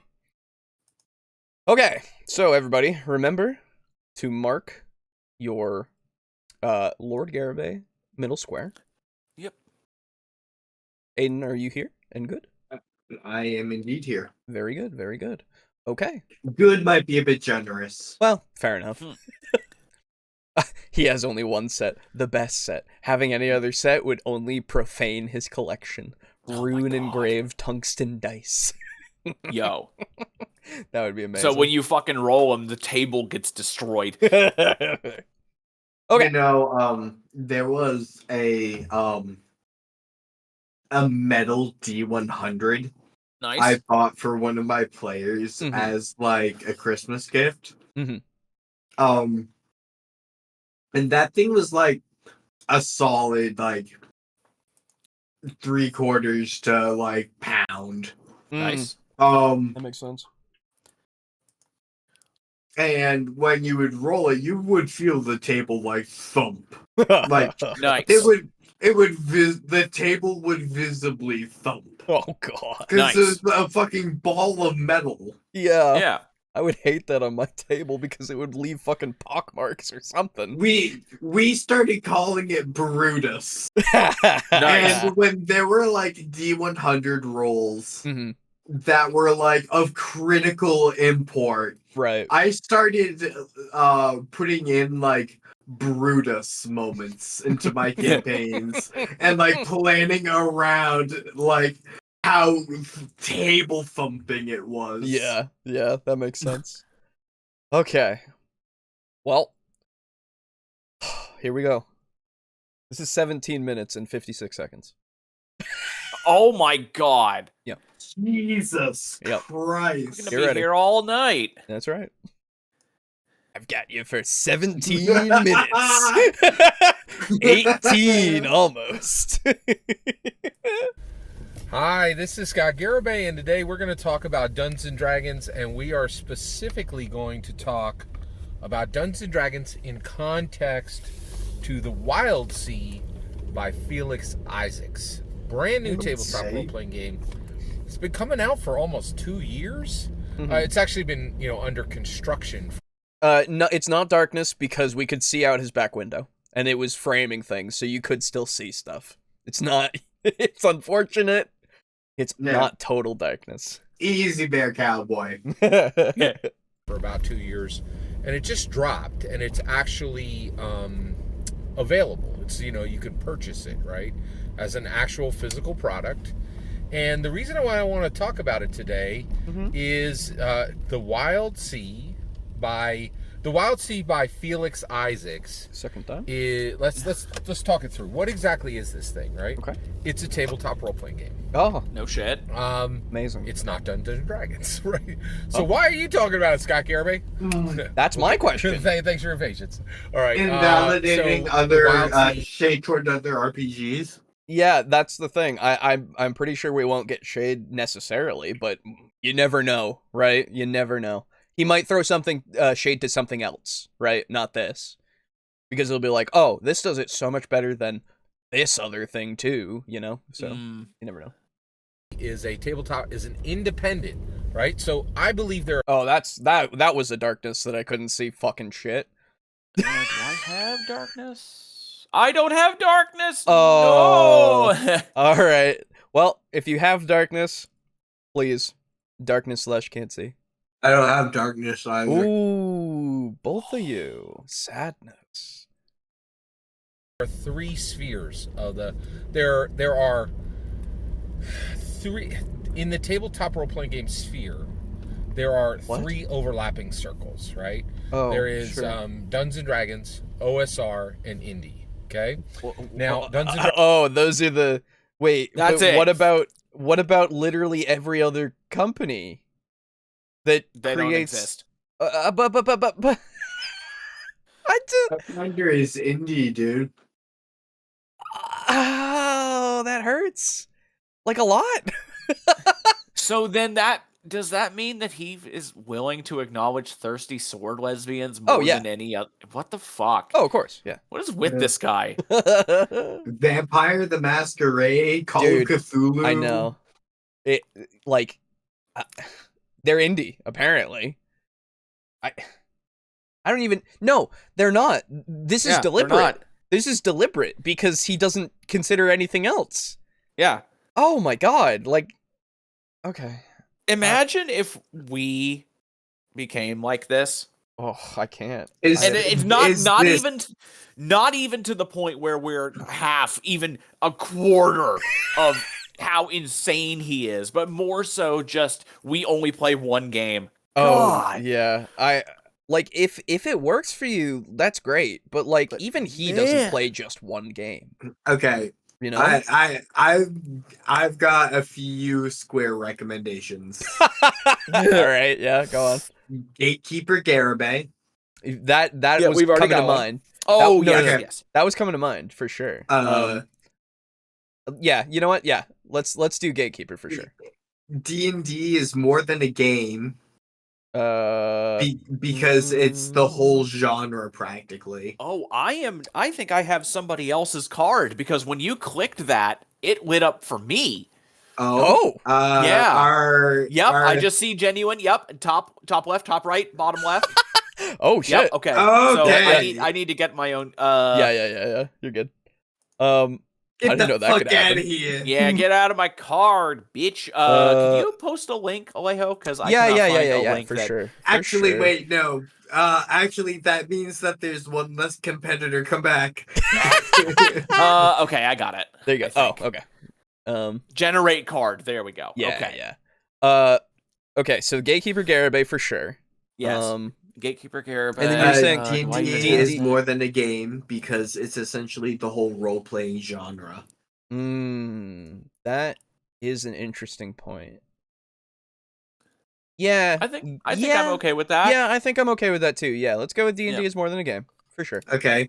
And then there's this absolutely shade at other RPGs. Oh, yeah. Yeah, it is. Unintentionally it is. Yeah. Okay. Just the non-inclusion of like half of them. To the point that I would consider it a fundamental misunderstanding of reality. Because D&D is the only thing, and every other thing, no matter how influential, it's all indie. That's true. I don't have that one, but I agree. Okay. All right. Yeah. Let's do it. Fine. That makes it so that I would, if only he would say doobly doo, I would get a bingo already. But I doubt he would say it. Yep. Legitimately. Yep. That's crazy. All right. Well, everybody, mark off everything that we just marked off. We might get a bingo real quick. Who knows? Yeah. Damn. All right. Dragons is king, right? It easily sells more than all of OSR and India combined. Whatever. Right? And the OSR is second. So as far as power and prominence and presence, Dungeons & Dragons is king. It is a number one. Nothing beats it. Not even OSR and Indie combined beat it. Right? Okay, so that's a second repetition. But then next is OSR. And I'm not sure. Hands off the wheel. Oh, wait, no, he's not moving. He's not moving. Oh, fuck. Yeah. I'm going to go re-up my tea real quick. Okay. Oh, wait. Why? I'm sorry. It's the unsafety of it. It's the startling unsafety. I know. But he took his hands off the wheel while he was still moving, and he's like braking. Yeah, but he was actively braking, so you know. I'm sorry. No, you're fine. Yeah. Oh my god. Oh god, dude, this has been fun. This has been awful, but not in a bad way. No, it's not like last time. It's not like last time at all. And I wish that I've been regretting it since of like having the middle between thing of changing a card from the first video to the second video. The last time we did this, because somebody would have gotten a bingo for sure. But probably. I mean, that's just in all probability. But like, you know. I'm glad that I did it this way this time. And I think that's probably what we'll do from the beginning of, or from now on. Where you just go until there is a bingo. Yeah, exactly. Or at least a bingo in the audience. Yes, yeah, exactly. And then so oh my god. We're only a minute and 49 in. Yeah, we've already got so many things. You've picked some fucking banger videos. Hey, dude. I mean, some of these were from the watch later list that I have. Oh, and then some of these, I think two of them, one of them was one that I just looked up because I was just like, oh, that's what? So, dude, Garibay's He's a thing. He's either he is. He certainly exists. Yes, he's definitely one of the people of all time. Damn it! That was the quote that I was looking for. I know. Also, I lied because since I can't play Turbo Overkill, I am playing RuneScape right now. I'm just fishing. Because RuneScape is almost completely quiet. I can just turn off all the music and shit. But if I'm playing fucking Turbo Overkill, I gotta focus. Yeah, for sure. I can understand that. I'm having a good time. Good, Timothy. Good. I hope everybody's having a good time. This is we less aren't, but painful. hey. Like, you know, it's less painful because we have the bingo going on, and he's Yes. like, even with that last video, that was God. fucking pain. Yeah, that but one it was nice pain. and short. Yes, exactly. It wasn't fucking so long that it felt like it was draining my life. I mean, it did, but not as much as it could have been. Yeah, God. All my writers suck. Mm-hmm. All artists suck. Mm-hmm. And not if you're a scientist, your findings don't matter unless you can communicate it narratively. It's just all humans suck unless you can create something or have something have a narrative. They're valueless without a narrative. Legitimately, he said, without value. Yeah, like, man. Like, I don't know if he understands what he fucking said. I really wonder if there is some sort of mental disorder with him. I don't know, yeah. Either that or he is just entrenched in this belief that is, and it's like, because that is very much something that could be of him just being entrenched in this fucking ideology of all this shit, you know? Yeah, it's like insane. I don't understand it. It's like it's funny because, you know, we do the whole the Lord Garibingo, yeah, we like worship the bullshit that he says, but like this is legit. Like, if you heard somebody, like someone who was in a cult, would be saying shit and believing it to the same degree. Yeah, for sure. I think for sure. Like to the exclusion of all else. Like he is in the cult of full Gygax. brainwashing. Like he's created the cult of Gygax. Like, think about it. I don't know if he created it, but he's certainly the fucking high priest. What I mean is... Yeah, he's the Pope. Yeah, what I mean is, he's created this sect of it, if there is others, you know? At least in his own mind, yes. Yeah, for sure. I don't know. Man, man, you created the cult of Gygax, you could have joined the cult of Sigmar. I know, right? Come on. Or the Imperial cult, whichever one you prefer. Although Big E ain't gonna do fucking shit for you. No. I still can't believe he said that about art. Oh, no, it's still reeling in my head. Yeah, I get you. All right. God. Yeah, with Pathfinder, yeah. By the way, I consider Pathfinder an OSR game. Why? It's a copy of Dungeons & Dragons 3.5, all right, which is literally 20 years old. So yeah, if you're a copy of a game that's 2 decades old, you're OSR. Okay, sure. Please. When did this? I need to know when this came out. This was. By the way, is 3.5 considered OSR? No, this was 7 months ago. Wow. Guys, can we all mark off an agreeable take? Yeah, like that's dude. Like 7 months ago. Pathfinder 2e is it has similarities to a lot of Dungeons and Dragons stuff now, of course, but it is its own thing. Yeah, it vastly is. Hell, I adore the character creation. Yeah. And, like, a lot of the more, the mechanics. I mean, hell, the next time we play a game, if it does come down to playing another fantasy game, I want to play Pathfinder. For sure. I would love to have Brogan run us through Pathfinder, for sure. Actually. I don't know about that. Not because of it's not even because of me dying. That was just a very unfortunate series of events. Oh, I see what you're saying. Yeah. It's more so just the fact that it's so hard to get him to commit to anything, man. I feel like having him run it would be the only way, but man, I don't know. We'll see. But we'll have to see. Cult of Viridi isn't taking new members because Viridi doesn't want to deal with many humans. That's true. He may be talking about Pathfinder 1e, but this is 7 months ago. About 1. This is 7 months ago, though. 2e exists, so why is he just saying it's... I mean, I guess if he's just talking about 1e, why? You know? Like, I mean, he did say that Pathfinder is a copy of 3.5. That's and true. 2e is a copy of 4. So I feel like unless he has no idea what he's talking about, which honestly with Pathfinder could very well be the case. Yeah, but I think he may be referring to 1. You're probably right. Also, what RPGs actually qualify as OSR? Is it 2nd edition and behind? They're all the stuff that is made that is like 2nd edition and all of that. Yeah. For sure. Okay, so it's not 3. No, 3 is not OSR. I do not believe so. No. I returned. Welcome back. Hello. Sorry, Jesus Christ. Yeah, this. Well, you know. Yeah. Old school rules. Yeah, literally 5e and Pathfinder have been influential of each other, brother. Mm-hmm.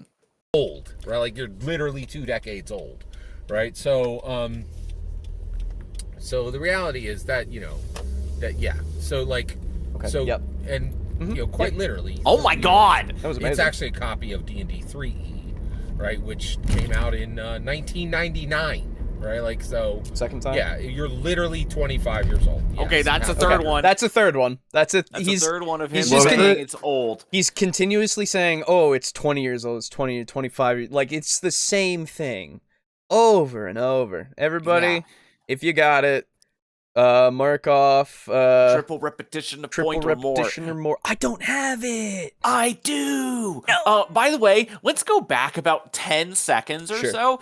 Because he spends like 10 or 15 seconds just... he can't get to... I know, he can't get to what he's talking about. God. And he just falls back on his original... Or his... Not original, but the point that he just keeps talking about. So... Yeah. Fuck. Also, Timothy wants to know what kind of tea did you make, Aiden? So I went with... Destiny. Nice. Oh wait, no, that doesn't work. Fuck, never mind. It's all right, boo. They can't all be home runs. Yeah, that's true. We had our bangs. I went a while ago. A coworker of mine was like, "Oh shit, you brew teas? Let me show you to my favorite tea shop." Ooh. And I was like, "Oh fuck yeah!" And I went with him, and I got a bunch of loose leaf teas. And drank all of them. And now all I've got is infused teas, which I kind of like less so.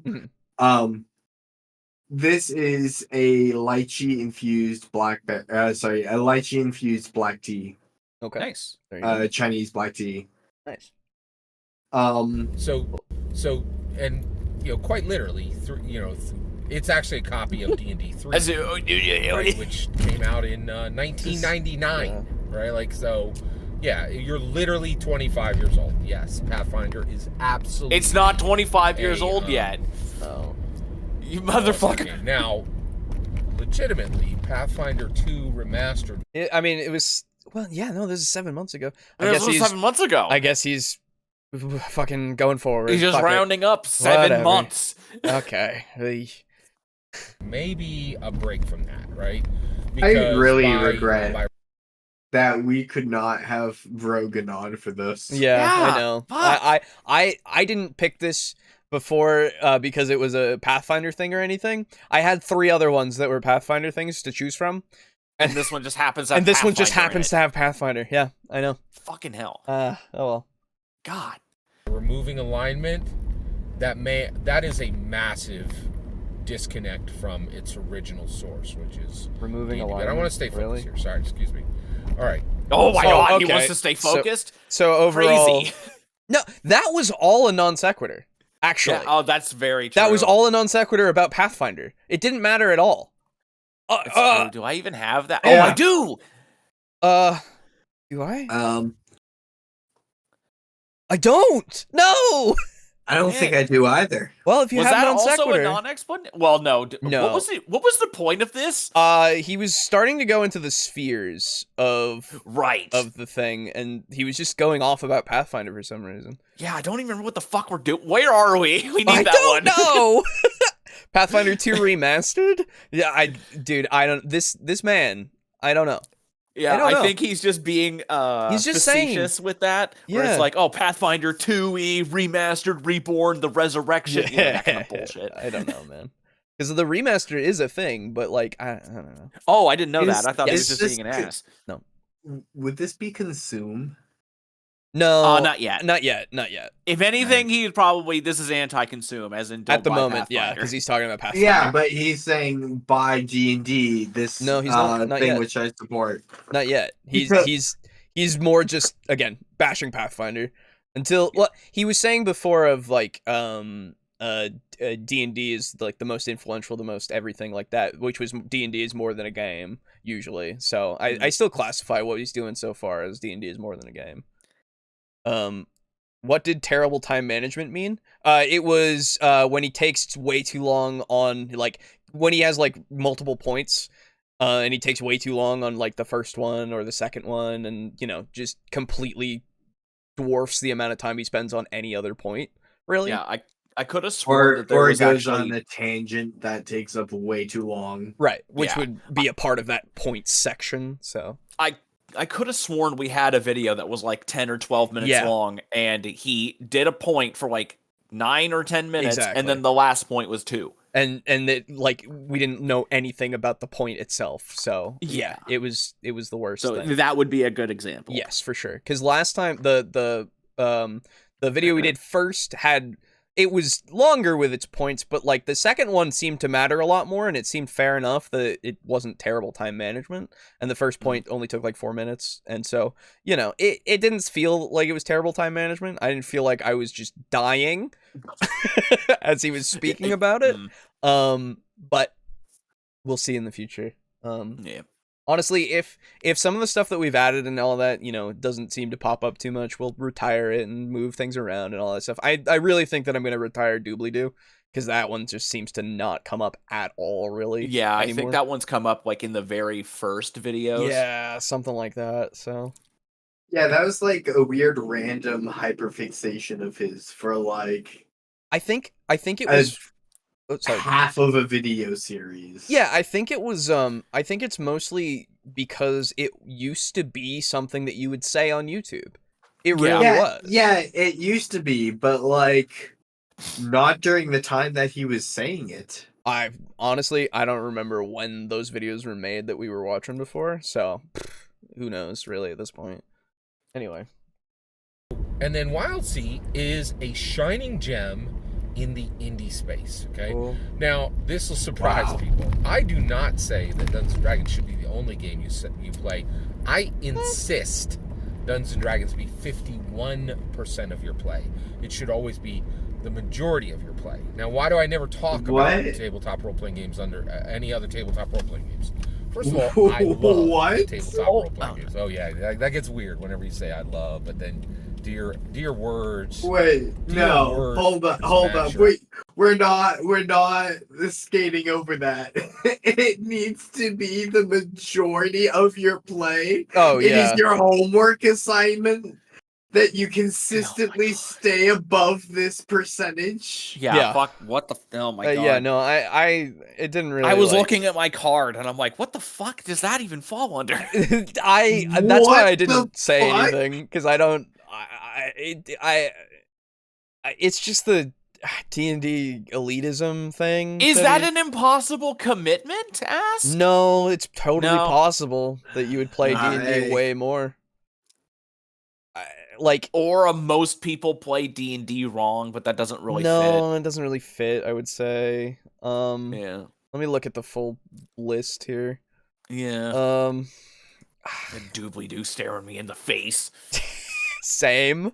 That's the one I would need for a bingo. God damn it. So no bingo for you. No bingo for me. No. Yeah, I don't put this... No, I would say that that's non-categorical insanity.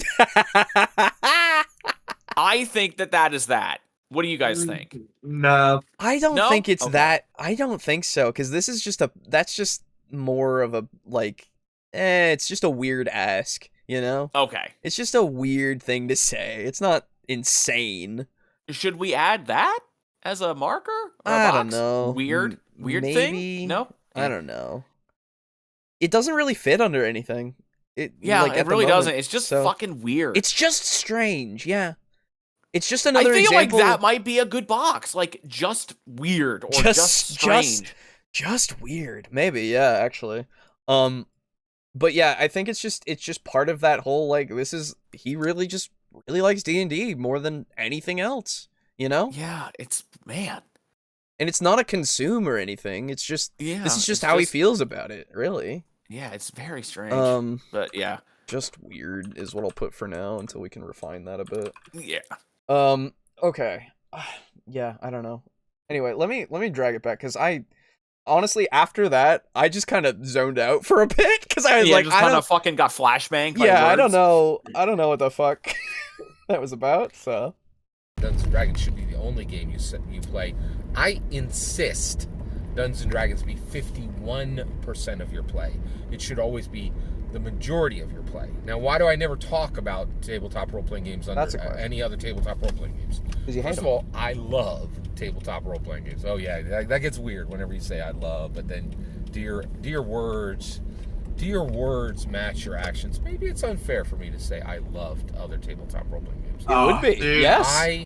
A rare moment of self-awareness. Huh. And I'm sorry. What did he say? I thought there were police behind him. Oh, no. Oh my god. He said that he started by saying he loves tabletop role-playing games. Then he corrected himself because he said maybe that would be unfair of me to say. Because, a rare moment of self-awareness, I would never say that he loves the whole thing. Yeah, no. I would say he loves D&D. Yes. Yeah. But, like, honestly, I'm going to take that as an agreeable take. Because he literally... just admitting that? Him admitting that he does not love TTRPGs. He just loves D&D. At least it would be unfair of him to say that he loves TTRPGs. I would say that is an agreeable take. For certain. I do have it. Okay. Well, I think what we should do, keep it as an agreeable take. Oh, I do. But then, what the hell? What was the term you used? Surprising amount of self-reflection? It's a surprising moment of self-awareness. Is that a box? That is not a box, but that could be a box for sure. I think that could be a box. Yeah, but that doesn't really happen that often. It really doesn't. You're right. That's true. Yeah. Yeah. Okay. I guess we'll keep it as the agreeable take for now. I think this is the first time we've seen him be like self-aware. Yes. Yes. Yes, for sure. That's very true. Also, yes, Doobly Dude does sound like something from Drake and Josh. It's really third wall breaking. What is wrong, Garibay? You say it's the second coming of Christ. That's right. Yeah, D&D is supposed to be really fucking good. Why do you not say to only play it? What? Yeah. Because that would be hypocritical. Because he doesn't only play D&D, we know this. We know this for a fact. What the fuck else does he play? Well, apparently this thing that he's going to be talking about at some point in this video. Oh, yeah. Maybe, yeah. Let's say it this way. I adore tabletop role-playing games. Okay. Other than Dungeons & Dragons. Some of my favorites are Blades in the Dark. Index Card RPG is a personal favorite. I actually own an original painting by Ingrid Bernal, who is the creator of Index Card RPG. Of course you do. That particular art style, Index Card RPG, I'm just an absolute huge fan of. John Harper's Blades in the Dark is an absolute favorite. Cool. Shadowrun it's super, super important to me. I absolutely love. Okay. Shadowrun's good. Shadowrun, it's just Dunkelzahn's will. I'm a huge Shadowrun fan. So why do I never talk? That's fucking weird. This is really weird, yeah.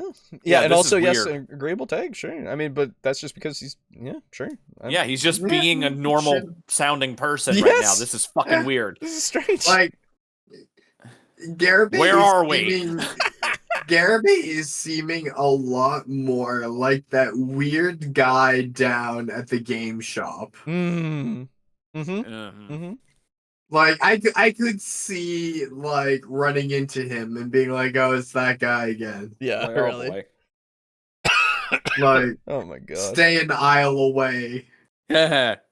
Him having a hat should still be a box. Honestly, at this point, maybe. Honestly. I'll put it as an idea. Does he always have a hat? No. Actually, no. Not really.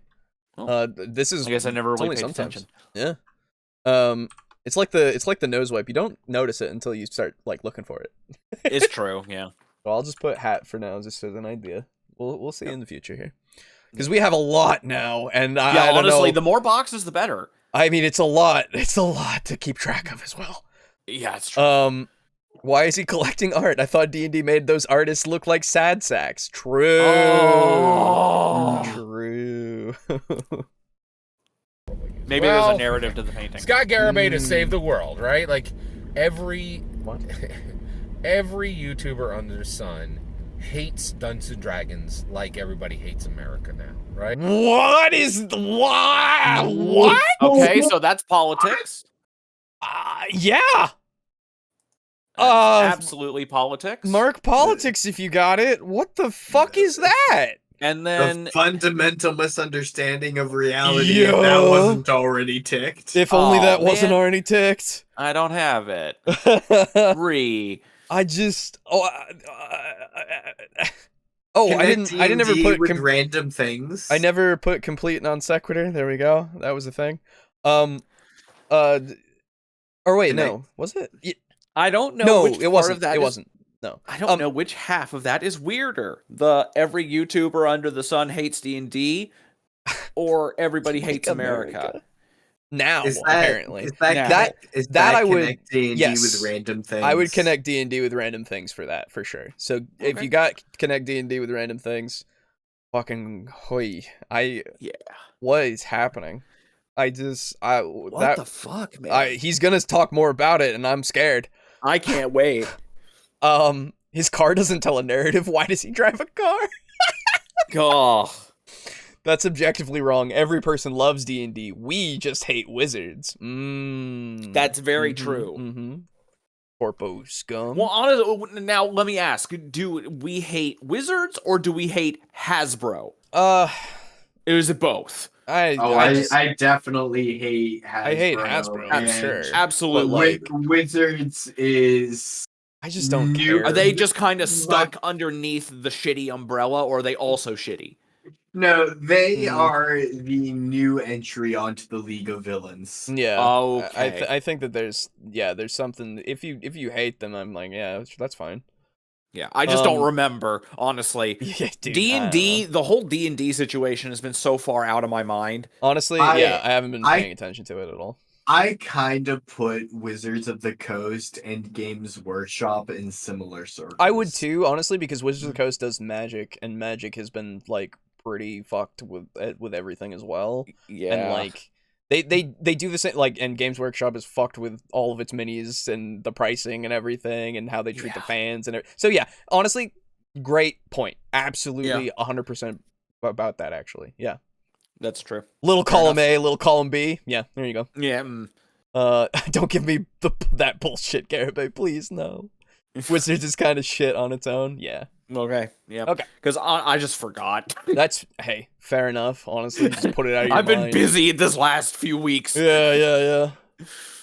Like, it's just cool. It's cool to hate D&D now. What? And the whole world is rolling against it.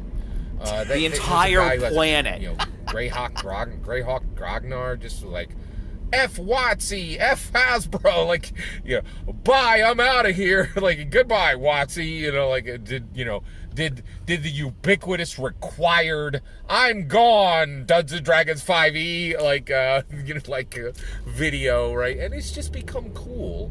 Just like it is cool to hate America today, it's cool to hate D&D. Well, Scott Garibay ain't cool. Garibay.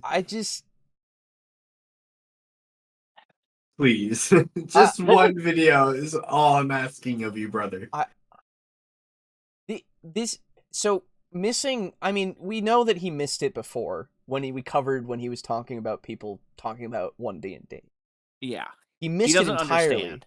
And he continues to miss the point that people have for giving up Wizards of the Coast products and everything like that.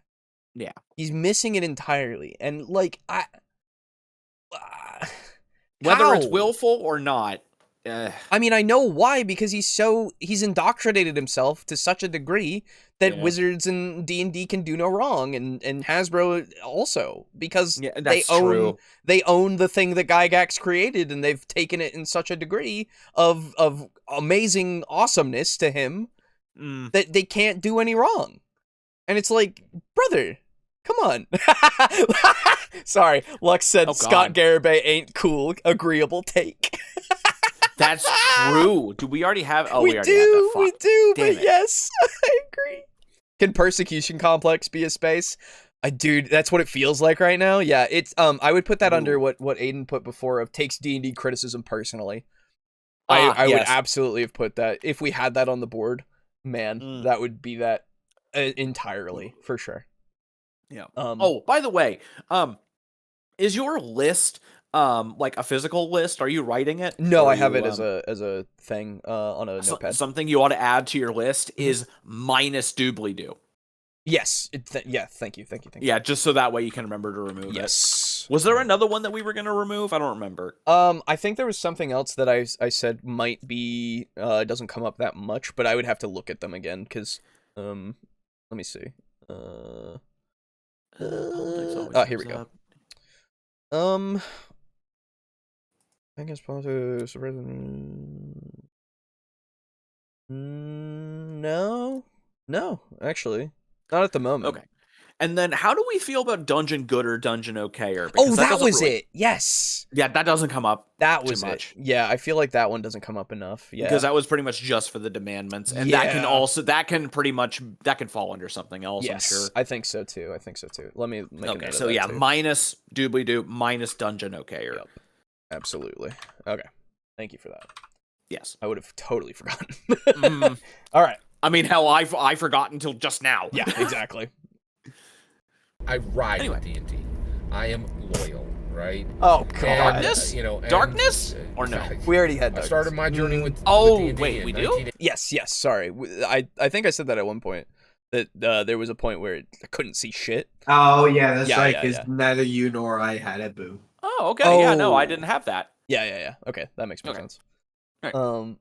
But also, I fucking ride or die with this fucking product. Awesome. Oh, God. It's amazing. Ugh. Yeah, like, fuck me. I ride or die with this product. That's so sad. Weirdly proud brand loyalty. Yeah, exactly. Yeah. Like, I'm fine with you really loving a brand of something, sure. That's something that's fine. But the amount of devotion is the problem here, honestly. Yeah. I think it's unhealthy, as I've said many a time. I think it's a little unhealthy. So just a little. Too, and you'll put me in a pine box before I stop buying. There will never be a D&D canon hardback released on this planet that I don't buy day one. So this is consume if we didn't have it already. Yeah, like, that's hard. Oh yeah. Hard consume. Did we get that or? I did not have it yet. I don't have it either. I don't have it either. Okay. It's on mine. It was not marked. Okay. Yeah. So if you don't have, or if you do have, excuse me, if you have consume on your board, go and fucking put consume, because that's consume as fuck. Yeah. Jesus Christ. Dungeon Gooder can fall under condescension. Yeah, actually, that's true. That's a good one. That's a good part for it for sure. Thank you, Pizza Funk. Okay.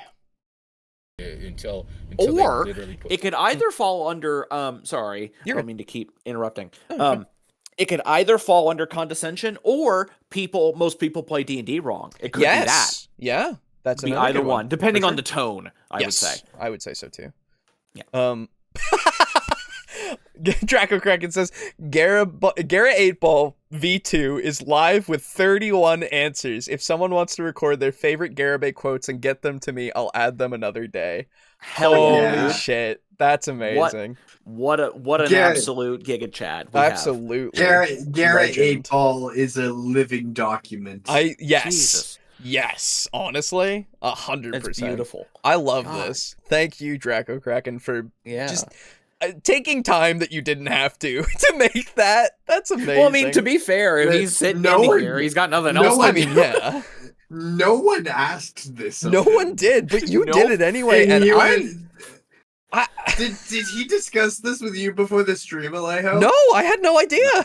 Hell yeah, that's amazing. He's just a fucking Giga Chad. It's so good. Thank you. Nobody asked for this. No, yes, but we needed it. Oh my god.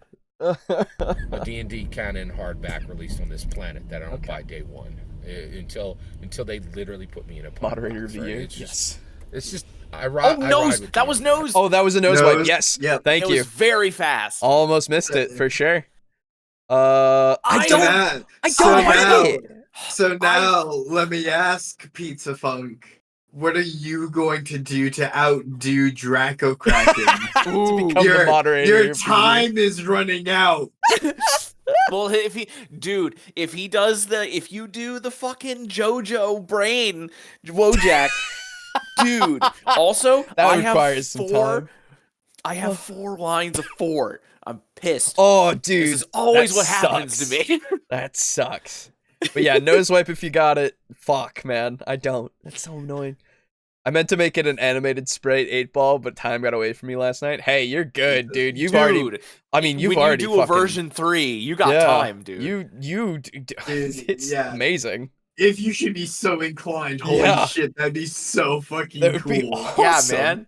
Christ. So fucking I mean, cool. that weird guy at work spouting off about a podcast fan of his who's making shit. Yeah, for sure. Dude, I would be going on about guy. the video game opportunities. Yeah. So Alejo, you and Draco Kraken need to collaborate, and you need to figure out how to implement this bullshit into the chat. Ooh. If you can. I don't. That would be a thing. That would be a whole fucking ordeal. Exactly. Sure. If that would be amazing. possible, that would be amazing. But we'll see. I guess that might be a far future thing, honestly, because that sounds like a lot of work that I don't. Because it's like every time you do a like an 8-ball emote, we'll have an 8-ball emote. You click that and it comes up with a quote. That would be hilarious. Oh man, that would be fucking amazing. God. I can't do that, Ghost Man. Who do you think I am, Funimation? That's amazing. Oh my god. Yeah, just like a little chat command. Oh, that's funny. Generate 8-ball quote. Aiden, Draco Kraken says, "Oh, Aiden, apparently I can export to Android, but I have an iPhone, so I have no way to test." Oh, you could be the test subject for the Android app. Yeah. That would be great. Yeah, no, I have an Android. Yeah. I also do. Android. Same, but yeah, for sure. If you want us to test it out, I'm totally down. God, I'll give you my bug reports. This is so fucking dumb. Just don't break my phone. Yeah, as long as you don't fucking break my phone, I'm fine with it. Don't worry, I'm sure it'll go better in Phantasy Star Online too. That's so sad. Yeah, that's the whole of it, right? I love all these other tabletop role-playing games, but I no longer feel I am free to talk about them because the whole world is just lining up to castigate and down Dungeons & Dragons. Castigate? Sorry. And it really does. Can you point me to a single channel that is actually positive about D&D? Yes. Garibingo. What are you... You said a single one. Okay. So... Oh my god. Like, just because people can criticize something doesn't mean they can't be positive about it too. And it doesn't mean... And they criticize it because they care. Yes! They criticize it because they know it can be better. What are you doing, my man? Nothing is perfect. We want it to be better because we like it. Yes! This is oh my god. You don't understand, and it's so sad that it's like, man. Like fucking, Ginny D, when you made your fucking shit-ass post when she was talking about the D&D movie and talking about the other movies and stuff too and how they weren't so great, but she was positive about the new one, and you just missed that entirely too, but she still is positive about D&D when it's necessary, or when she feels positive about it, right? Like, she took some time away from it because she didn't like what Wizards was doing, but that was more because of Wizards than it was because of D&D, and she still has all of those videos that are very positive about D&D, so she's still talking positively about D&D, and I used Ginny D as an example because I know he's interacted with her, right, because of that, the last time we did this, but like, man, like, why are you like this? But see, here's the problem that He has also recommended them. I noticed it during your little right now, and I didn't want to interrupt. Yeah. When you said Jenny D likes D&D but has a problem with Wizards of the Coast, they are inextricable to him. I know. They are the same thing. I know. That's the problem. You're right. And it sucks because he's equating a good / mid TTRPG with these horrendously evil companies. And fuck. I know. Man. I know. God. So I just want to know when the Wizards of the Coast DLC gets added to Red Dead. It's not Red. Gets added to Red Dead 2. Yo, Wizards and Red Dead. Fuck yeah. Rudy 2D point and shooty. Dude. I would love to fuck your cowboy guns and shit. I want to fucking get wands and staves and shit like Harry Potter cool and cast spells. Something like that for sure. They did zombies. Why not? They did actually, yeah. So there's a precedent. There's precedent for weird shit in it. It's okay. The only virus I would make would create pop-up ads asking people to buy TableTalk merch. Oh, okay, that sounds good. Hey, thanks. I like that. And yeah, he has recommended positive D&D tubers for sure. He has before, but it's because remember when 1D&D hate happened, his whole worldview broke. Yes, like about people and how much they like this, and it's really done damage to him. So now he's assuming that everyone is just against it, which is just it's sad because I'm like, no, I still like D&D. I'm not gonna play 1D&D necessarily because I don't want to support that, but like I still like 3.5 and I'm down to play 4 and 2 and 1 and 5 itself even like that, like, you know. I think I might have said 5 twice, but regardless, that's fine as long as you don't do 3. Yeah, exactly. Then we'll have to fucking do a whole nother bingo. Exactly. So Alejo? There you go. Yeah. I guess I hate it. Yeah. Anyway, like Professor Dungeon Master, nope. What? Nerd Immersion, nope. D&D Really? gave both those gentlemen their 100,000K sub buttons, and both of them were like, my celebration of my 100,000K sub button, which came from nothing but my coverage of Dungeons & Dragons. My celebration will be complete castigation, a complete abandonment, complete, insults and. So this is I'm gonna call the unnecessarily angry non-categorical insanity. I feel. Okay, yeah, that's I fair. really feel like the unnecessarily angry. Yeah, he's just so angry about this. Still, that's 1, 2. Oh, I don't have that one. 4. Oh, I'm sorry. I've got 4 lines, dude. Holy shit! Really? That's amazing. Hang on, actually, I'll just send me that. I want to see it. But yeah, unnecessarily angry. If you got it, fucking go for it. This is. It's just so ridiculous, man. Like, okay. Check that shit out. Wow. Yeah. Right side, bottom, and then the middle, the and middle then there, the left and then side. up there. Yeah.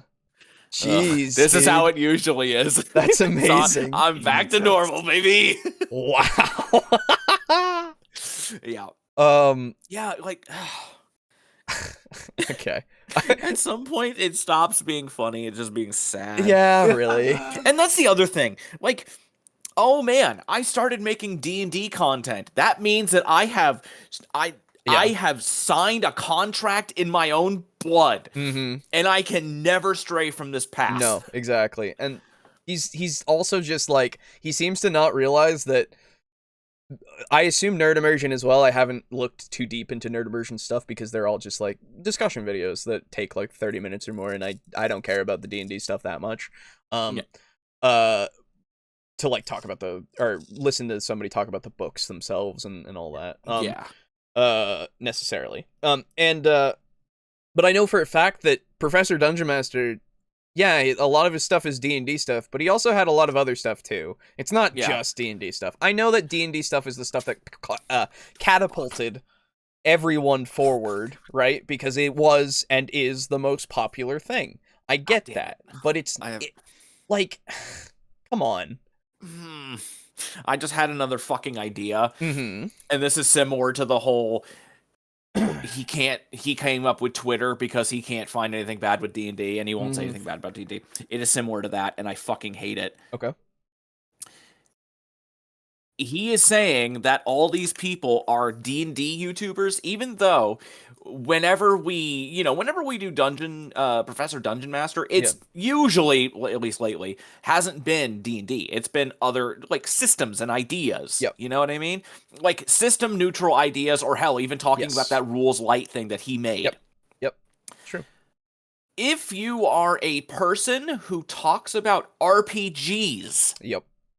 You're talking about D&D, remember? Yep. Because D&D is the only RPG that matters. Yep. So if you're an RPG person, he just assumes and considers, not even assumes, he considers you to be talking about D&D. Right. And we even saw that with Seth Krakowski, where, if you've done any D&D shit, you're a D&D YouTuber. That's even right. though Seth Seth has numerously... that's not a word, but fuck it. I get you. Has... mentioned that Call of Cthulhu is his preferred game numerous times, and he continues to do shit tons of coverage on it. Like, that's his jam. So, like, I wouldn't ever call him a D&D YouTuber. Yeah, like, if anything, I mean, hell, he's been fucking credited in official Chaosium Call of Cthulhu books. Yeah, and he's even written a scenario for Call of Cthulhu. Yeah. So like it's. God. Yeah, I know. I want to say Dead Redemption, but that's Zelda. Yo. True. Garibay, chill, dude. It's just a game, but it's not to him. It's not to him. It's so much more to him. Fuck me, man. Forgot to edit and the sharing permissions on the Google Drive and repost. Fixed now. Good. Okay, cool. I will. I'll look into it.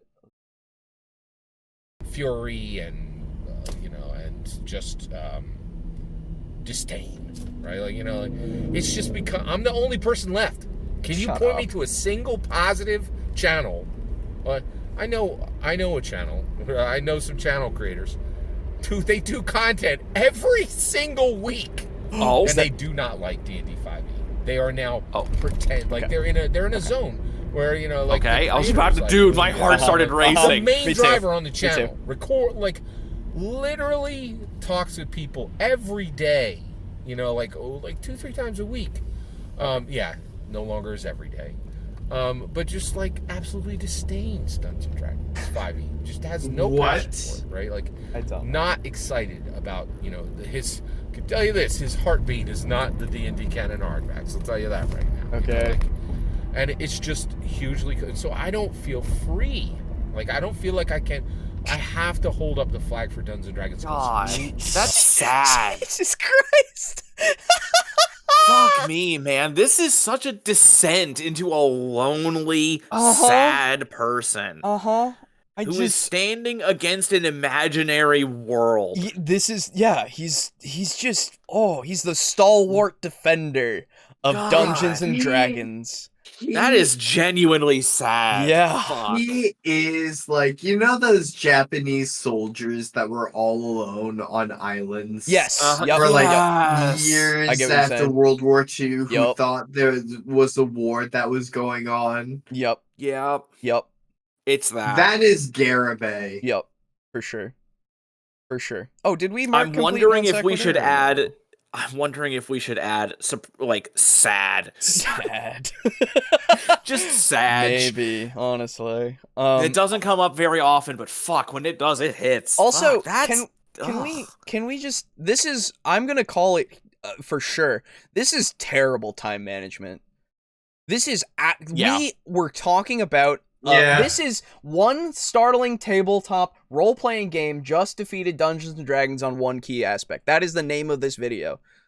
That is and basically all he has said is that it's a new one, he likes it, and then all of this. We're just going through. So if you have it, I now have 2 for connects. Nice. You'll never catch up to me. And also, if we didn't do it already, complete non sequitur. Like I don't have. Oh man, I don't have the terrible time management. Fuck. Bingo, Lux, bingo. Hey! Oh, thank God. Congrats. Yeah, I mean, hell, we still had 10 minutes left. We still have 10 minutes, but even so, with the way this is going, I feel like he's just gonna keep repeating this shit again. Yeah. All right. Please let me know what your code is, so that I may go and view your card, please, and thank you. Cards. There we go. I gotta make sure to, when we're done with this, I gotta delete all of the old cards because they're just all here. Yeah. Actually, oh wait, yours is gonna be the only one with the bingo on it, so I can find that. If my eyes are not bad. Mm-hmm. Is this your card? Yes, it is. Thank you. Okay, so this is Lux's card. Is this your card? No. Check under your foreskin. Oh! Oh, you haven't seen that? Oh, No, okay. I haven't. Okay. Terrible time management. A fundamental misunderstanding of reality besides DMing. Shade towards other TTRPGs. A complete non sequitur. And consume. Hey! Okay. Well, let me know what you want, and I will get that to you as soon as possible, for sure. Good shit. Congratulations. So, for the rest of you, you still have a chance to win, of course, because I said, anybody who gets a bingo, you get things. So. Oh. Here it is. It's only 6 seconds. Oh, oh! It's that. If you play it in Discord, it won't I'm interrupt going anything to. else. Check under your face. It's so That's pretty stupid. good. I like that a lot. Anyway, I like that a lot. That's what that's from. Yeah. I like that a lot. Thank you. Yeah. Can I take a tabletop simulator to give to another person? For sure. Yes, absolutely. I will. Nice. I will send you another copy of Tabletop Sim that you can just send that link along to somebody else, and they can use it for sure. I will do Alejo, that. Hello. are you spending donation money on copies Yes, of I am Tabletop Sim? spending. I am spending our personal funds. So what you're telling me is that people are paying us to buy a game for them. What? That's sometimes how this works out. Yes. That's sometimes how this works out. Yes. Yes. It's like, here you go. That's the only have way. my money, and now we're gonna spend it on you. Hey. Why? Well. Why do we make 0% of that transaction? Just because that's not what the point of us getting money is. It's not to make money necessarily. This is a person buying Tabletop Sim for themselves while making you kinda like also take time out of your day. This is fine. This is what everybody does with the money. When they do giveaways and stuff, they use the stuff that they get, for sure. That's true. So, it's nothing new.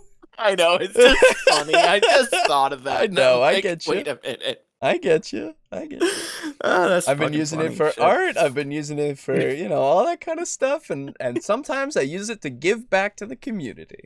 It's true, So because, there you go. Yeah. If we made even more, I would give it to charity too, It's true. But we make like $70. So, Oh, really? Yeah, we make like $70 a month. Yeah. Oh shit, I thought it was like fucking 20. we have what, like 5 or so people? No, not 5. My brain is fucking bad.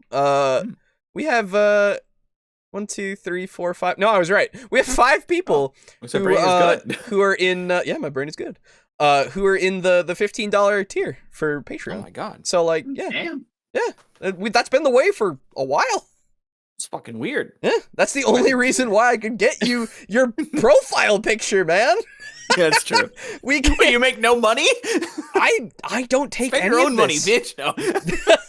No. I spent my own money to get us the dice, man. Like, oh, that's remember? True. Yeah. We need to get the money monkey in here. That's right. He could help. That's right. But then again, he's always fucking in bed by 9. Yeah, like fucking broken. Yeah, that's the money monkey. That's what. Yeah. Oh, really? Yeah. No, whenever I say money monkey, I'm talking about Brogan. Yeah, he calls him that all the time. He fucking hates it when I call him. Yeah, he hates it for sure. I thought you meant like a stream element of like a monkey that like shakes out like a donation tree that's like got money. And I was like, yeah. That's like a weirdly specific pull, but okay. Yeah, no, I call Brogan the money monkey just to piss him off. Because it's like well, to be fair, to be fair, we do have the ability for people to donate during the stream. That is a thing as well. Just in reference to the thing. But like, it's the like super chats. Yeah. Well, we don't have super chats because we're not able to do that because that is locked behind watch time. Actually, yeah, we need a certain amount of watch time. Because they've reduced the requirement to 500 subs and a certain amount of watch time, either through regular content or through shorts. And since we don't have any shorts, it's probably gonna take a little while. Maybe one day we ought to go through all. One day I should should just get a shit ton of shorts and just yeet all that out. Yeah, honestly, one day I should. That way we can get all that TikToker. Yeah, that's right. God, oh, I mean, I hate it. Yeah, I hate it, but it's effective. It is actually really effective. Oh God, no, because that means I would probably see them. It's true. Well, don't be that way then. I don't want to see that. Well, too bad. Then unsub and block us.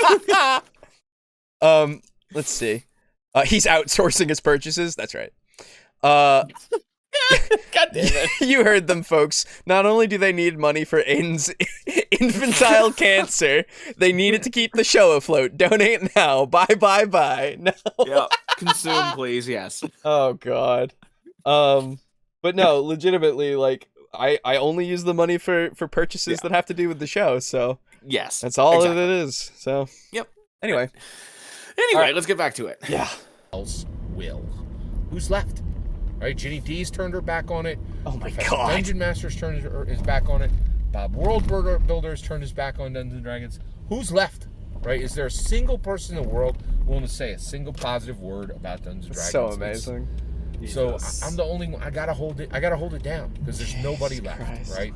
And so I'm taking a minute to talk about Wildsea. So thank you for your patience and sorry I took a little longer on this one to get to the point.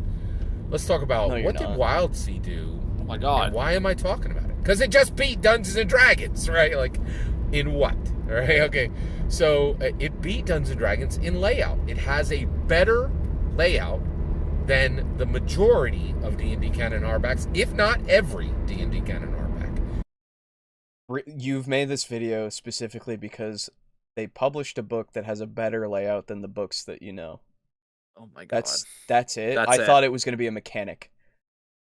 I thought it was going to be anything to do with the game itself. No, this is just the way that it's printed. Hey guys. You gave me the build-up of the century with your anger and everything towards people who don't like D&D in your view. Yep. Just for the way that a book is published. Hey guys. This RPG is also I know in a second way it beat D&D. Yeah. Its Twitter scene is better. God. I just I I want to go back to playing Turbo Overkill. God damn it. This went from sad straight back around. I just Garibingo is often disappointing. Yes. So so imagine a clock. Right. Yes. One at the top is funny. Yes. And then it goes down around to annoying. Okay. Yes. And then it goes down to sad. Yes. Mm-hmm. Then annoying, then angering. Right. Yes.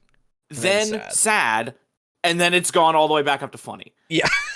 What the fuck, man? I don't know. Also, that's yeah. Timothy says only $500 to get Brogan back on the show. That's right. Yes. Yeah, he'd still fucking fall asleep early. I just. By the way, Happy New Year. Oh wait, no, that's tomorrow. That's tomorrow. Yeah. Yeah, my bad. I forgot. Soon. I forgot that it's tomorrow. Soon. It's tomorrow Easy now. there, cowboy. Yeah, sorry. We're just All talking right. about Red Dead. What? I just. Oh man. Can power scaling be a space? Because he does that a lot. He talks about TTRPGs like DBZ fans talk about DBZ fighters. Fuck. It kind of fucking does. I don't know about that. I don't know. Honestly, but it's good though. It's I like funny. it. It's funny. Its layout is spectacular. It is absolutely beautiful. Okay. God. So first of all, let me explain how I judge that.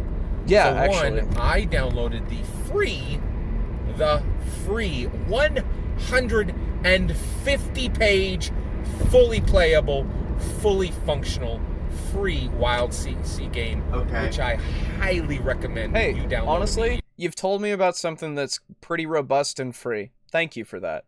I appreciate it about that. 3 times, but hey. Well, it took a while to get there, but Oh no, I mean he said he repeated free 3 times. Oh, 100%. So. It's okay, Boo. Garibay destroys all sense of time. All right. So now I've got a fucking problem. All right, I'm ready. Garibay fucking often talks about D&D as though, most of the people can either, play or DM it. Mm-hmm.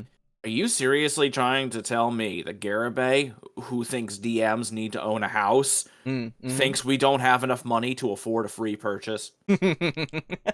You son of a bitch. And I'm sorry to do this. I do not recommend you buy it. And I will tell you right now, there is a massive problem happening in tabletop role-playing games right now. I actually don't think that the OSR and the indie tabletop role-playing games, I don't believe any of them are actually functional commercial products. What the fuck? What the fuck defines a functional commercial product if it's not a product that functions? Yeah, I was gonna say, literally nothing that we've ever seen has been, except for when the Dark Souls thing came out. Remember that? Yeah. That was the one time that I remember people saying, "Oh God, this just doesn't work." Yeah. That was the one time that I've seen a product of a TTRPG fail. Yeah, that just flat out was non-functional. Yes. So we do have an example of it, actually. But how else? Like, I'm gonna let him cook, I guess. Oy. I also really don't appreciate the fact that he's like, oh, this is free. Don't fucking buy it. Yeah, that, I caught that too, and I was like, what? I would... If it's a good RPG, you would think you'd be like, you can download it for free, but you should definitely support it because it's good. Yeah, but it's not D&D, so you can't support it. Ugh. God. Even though it beat D&D. Even though it beat D&D. In book layout. In book layout, yes. Yeah. Dungeons & Dragons is the only people in the world who are actually able to make a profit and move the ball with tabletop role-playing games. And the reason why is they realize the sale of tabletop role-playing games has nothing to do with good rules and nothing to do with good books or nothing to do with good art. It has so then why are you buying them day one every time? Dungeons & Dragons a success. Sorry, I need to hear what he said. Sorry, I cut you off, but that had to come out. No, I understand. Nothing to do with good books or nothing to do with good art. It has to do. The only thing in the world that makes Dungeons & Dragons a success in tabletop role-playing games is that it understands it is a force of cultural power. Okay, so we already do? Worse. Yeah, no, we've already got D&D more than a game. Yeah, more than a game. What the fuck? It's not that deep, brother. It's really not. Not that deep. God. That's the final boss of the RPG sphere. Yeah, Jesus Christ. I just don't. Oh man. Now it's starting to go back to annoying. It's on its way. Oh, I love spinning around. Yeah, fuck. What it the understands fuck? that, right? And because of that, it has spread It has an amazing set of art. It has amazing art, amazing rules, and amazing layout. All are fantastic. None of that sells anything to anybody. What sells Dungeons and Dragons? You know why there's a saying of "Don't judge a book by its cover"? Because the covers do sell things to people. Like, that is a thing that will happen. That's a very good point. Like, a good book cover, help. When you're writing a book itself, the book cover is, like, integral to the yes, to the it's process. Extremely important. Yeah, because you want to get the people to catch their eye on whatever art that you have there so that they will go and, like, look into it. Yes. Okay. It's a valuable part of marketing because you can put the book covers on, online and have people see them and get excited because, that's interesting looking, right? Yeah, the rest of the phrase means, of course, judge it by what it contains, obviously, but the cover itself is going to at least give you some idea of maybe you would be interested in this. Can I show you a cover of a thing? I would love for you to show me a cover that is actually fucking incredible. Sure. And would flat out, if I was into them, I would have bought this when it came out. Sure. And it's just with the cover. That. Oh, okay. That is a fucking sweet image. That is pretty cool. Seeing that, I want to read that story and see how the fuck that happened. Yeah. Yeah, exactly. Right? 150 billion ton mountain on him. Exactly. And he's protecting all the rest of the Avengers. How the fuck? Exactly. How did they get in the situation? Why is this happening? Sick. Yeah, I get you. For sure. And here's another one. You know what? I've got another one. Sure. I forget the name of the book. Or not the, was it Ultima 5? 5, the Black something. What the fuck was it? It was a video. It's a video game. Oh, Ultima 7? Was it Ultima 7? That's what Pizza Funk's saying. Oh, Ultima 7. Not 5. Yeah. The Black Gate. Yes. Thank you. Thank you, Pizza Funk. Or it was Pizza Funk, right? Yeah, it was. Okay, great. Yeah. This is the cover of the game. Mm-hmm. Copy image. This is so cool and evocative. Check this shit out. Boom. Oh, it's just that. It's just black. Oh, interesting. It's such an interesting fucking choice. And it's not even a color. Right, it's just there. It's just black. That's interesting. I know. And then, here, I'll do this. I'll give you an example of one of the other covers that they had. Mm-hmm. Let's see. I need to get a better version of that. There we go. This was the previous game. So this was not something that they just did. Mm-hmm. That was the previous game. Yeah, there you go. Very classic. Yes. Classic paladin overcoming a demon. He's in like holy light and shit. And then the next one, just black. It's so cool. Especially with the context, for sure. Up? We're talking about book and game covers. Yeah. And how they can be evocative. Why is Ultima 7 so cool? Because it's just the black that you see. Yeah, because the game is called The Black Gate. Yes. And all the rest of the game covers have had like traditional fantasy covers, and then when they came out with The Black Gate, it's just black. Yeah. And it seems a little try-hard edgy.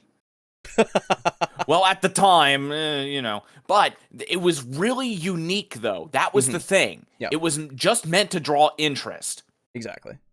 And if you see up above, I've got Secret Wars, where the Hulk is underneath the mountain holding it up and protecting the Avengers and shit.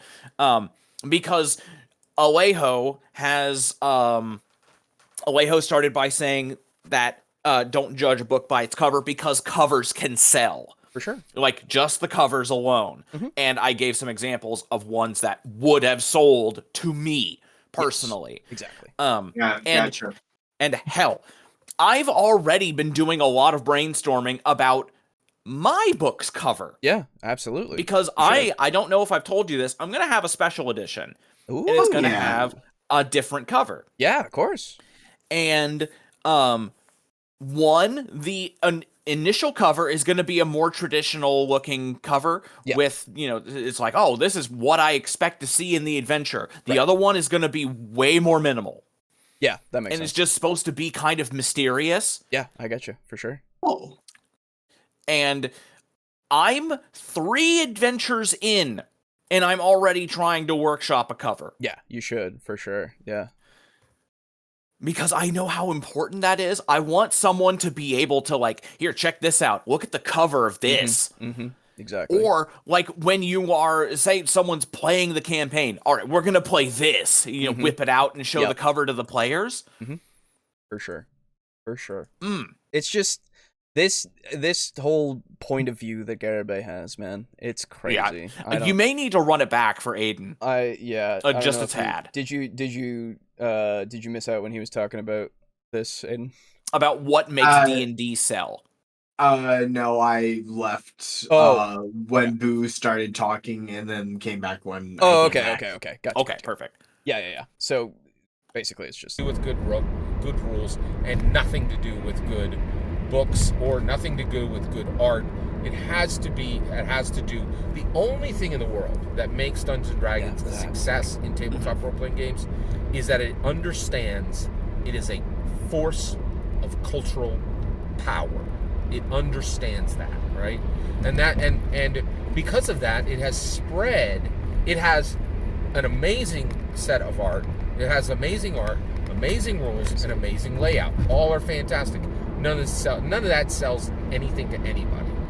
What sells Dungeons & Dragons is Stranger Things, Funko Pop, Magic the Gathering. Oh my god. Okay, that's farther than we were before. Jesus Christ. Consume. That's consume as hell. Jesus. I think we already had consumed, didn't we? Yeah, for sure. We did. Oh, okay. But like before when he was talking about that none of the other stuff sells, that's why I immediately was like, dude, no, covers sell. Yeah, covers can sell. That's so annoying. Covers alone can sell. They really can. Yeah. Fuck. If D&D is the final boss, what's the optional super boss? Good question. Oh Christ. I don't know. It's not chainmail. It's not that popular. No. I think it would probably be D&D 5e is the final boss, and 3.5 is the optional super boss. Sure. Let's see. Yeah, like with food too, people eat with their eyes first. Yes. Very true. At the very least, the cover will give me an idea of what's going on in the book and let me decide whether to even consider it. Yes, exactly. Covers sell. And hell, something else that he's not bringing up, but I will bring up, something that sells an RPG or a game or really anything to me, or at least sell an experience to me, is the concept. Oh, sure. It doesn't really need to have fantastic art. It doesn't need to have a good layout. But if I'm interested in the concept alone, that's more than enough. Because hell, I picked up 7th Sea. Yeah. Based purely on the fact that it was a skill based, there we go. Not skill cringe. Skill based pirate game with like magic and cool fucking pirates. Exactly. Yeah. And Cyberpunk, I mean, you already know how I feel about Cyberpunk. Exactly. I love just the entire genre. Love it. Yeah, I know.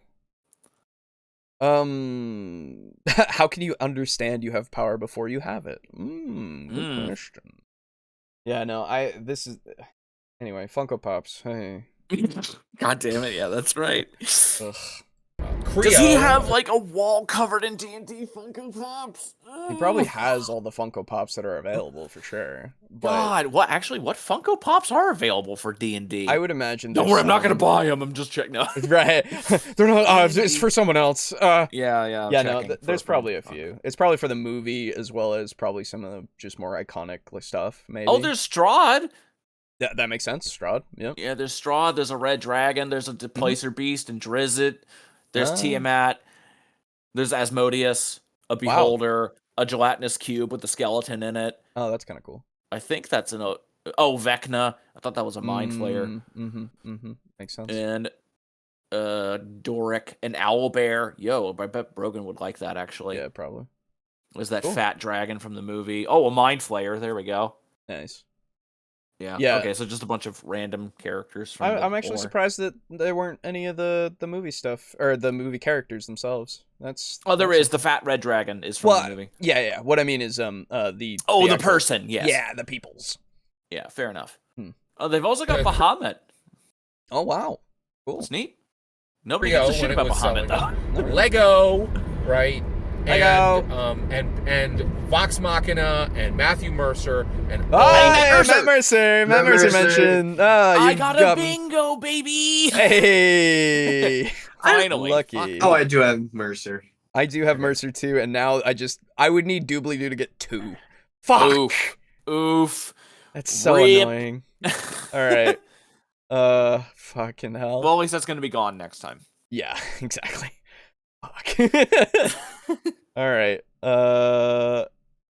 Yep, I see yours with the many things there.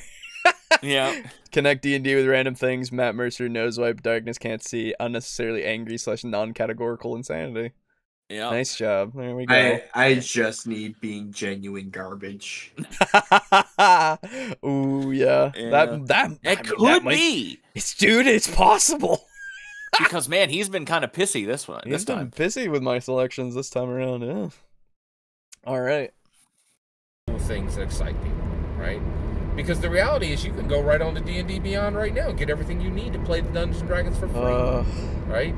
And the reality is, books don't excite people anymore. We are in a oh my god, print is dead. No, right? It's not. It's not about okay. They still excite people even though they're PDFs, first off. Second off, a lot of people, and this is anecdotal I suppose, but a lot of people say that they really just want the books themselves because they like the art and everything. I do too. I really like paging through books. Fuck, I bought 2 more fucking vampire books the other day that were delivered not too long ago. Fucking the Anarch book and the Fall of London book because I really wanted them so I could just read them in my own time in front of me. I have the PDFs of them too. Like I got the PDFs before I got the books. And I still bought the books. And I still bought the books. I did that with 7th. I did that with 7th Sea, and I did that with Call of Cthulhu. Yeah. Because I got the PDF of the Malleus Monstrorum and the Grand Grimoire of Cthulhu Mythos Magic, and I have both of those books. Hell yeah. It's not about the books themselves, it's about the content. Okay? Yeah. God. And apparently that doesn't sell things, but that does, man. Even though people are buying it specifically for what's in it. Exactly. So, you don't buy... Hey, guys. Yeah. I'm going to buy a D&D book and never open it and only look at the cover and the back. To be fair, that is something that somebody could do to make a poster, right? They take the cover, they take it off of the book, or they just hang the books in like a display case, right? Fair. Like, that's something that could be done for certain. Yeah. But then I'm talking about the covers being the thing that sold it instead of whatever the fuck else there is, you know? Yeah, not the power of its cultural impact. Exactly. Fuck. And to be fair, as well, it could be because of that too. Yeah. I'm not saying it's not. I'm just saying, man, it's not just that. You gotta be kidding me, man. Yeah. Christ, so the reality is, you can sell books to like super intellectuals like me. Oh, fuck my God. Fuck well, wait a minute. Off. Where's the condescension? Yeah. Abso-fucking-lutely. I would say so. That's another bingo, Holy baby. Shit. A super intellectual. Oh my God. He watches Rick and Morty, guys. Yeah, exactly. Like, fuck me. Ugh. You're a super intellectual, and you still don't understand half of what you're talking about. Fucking, like, you know? Aiden God. and Alejo, Yeah. do you think that's being a piece of garbage? being a genuine piece of garbage? Not to really. just come out and say I'm a super intellectual. Not really. No, it's just conceited. It's being a narcissist. Yeah, there you go. Yeah, it's more narcissistic, but it's not. He hasn't necessarily implied that we're all not, or though. No, I guess he has implied at least that people who don't buy books aren't gonna be those intellectuals, which is why we have the condescension. But I don't know, man. Because that's throwing it's pretty bad. It's very bad. But no, if you don't think so, then that's completely fine. I don't even have it. I understand.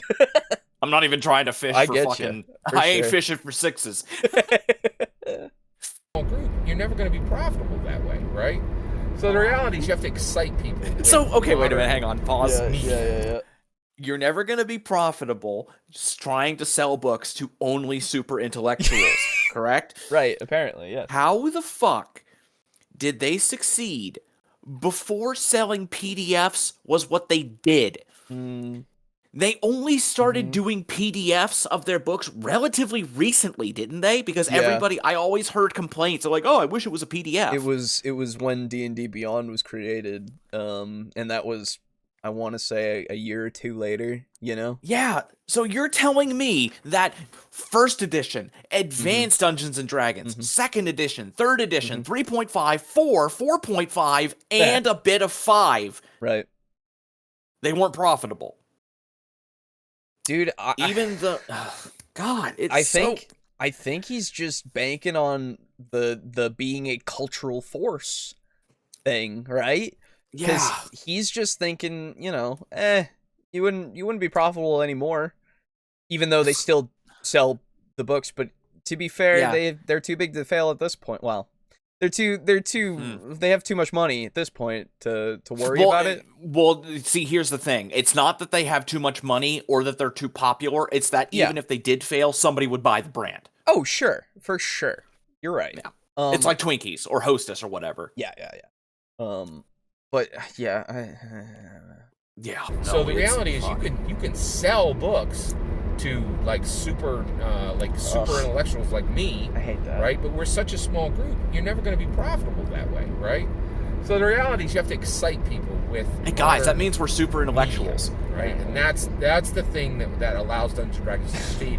And because I'll tell you, Wildsea is a phenomenally written, fantastic art, fantastic writing. But remember, don't layout buy it. That literally beats Dungeons & Dragons. Literally beats Dungeons & Dragons. First of all, it's landscape. I'll tell you this right now. I love the D&D canon hardback. You know that, right? Okay. But I'm like you. I got complaints about Dungeons & Dragons too. No, right? you don't, brother. Don't try to do this. Don't you try to act like you're the millionaire who grew up poor. Get fucked. When have you given us any of those? Because so far, the only one is that Twitter.com exists. Yeah, exactly. Yeah. This is such a perfect pairing with that other video. God, what the fuck? I don't like that. That's hypocrisy. Twitter. Yes. Yeah, I absolutely want to call hypocrisy. Holy shit, that is hypocrisy. Man. Get fucked. And I don't like hypocrites. Oh my god. Ooh, that gets me. That gets me right in the jambles. Hypocrisy, everybody. Mark it if you got it. Holy shit. Amazing.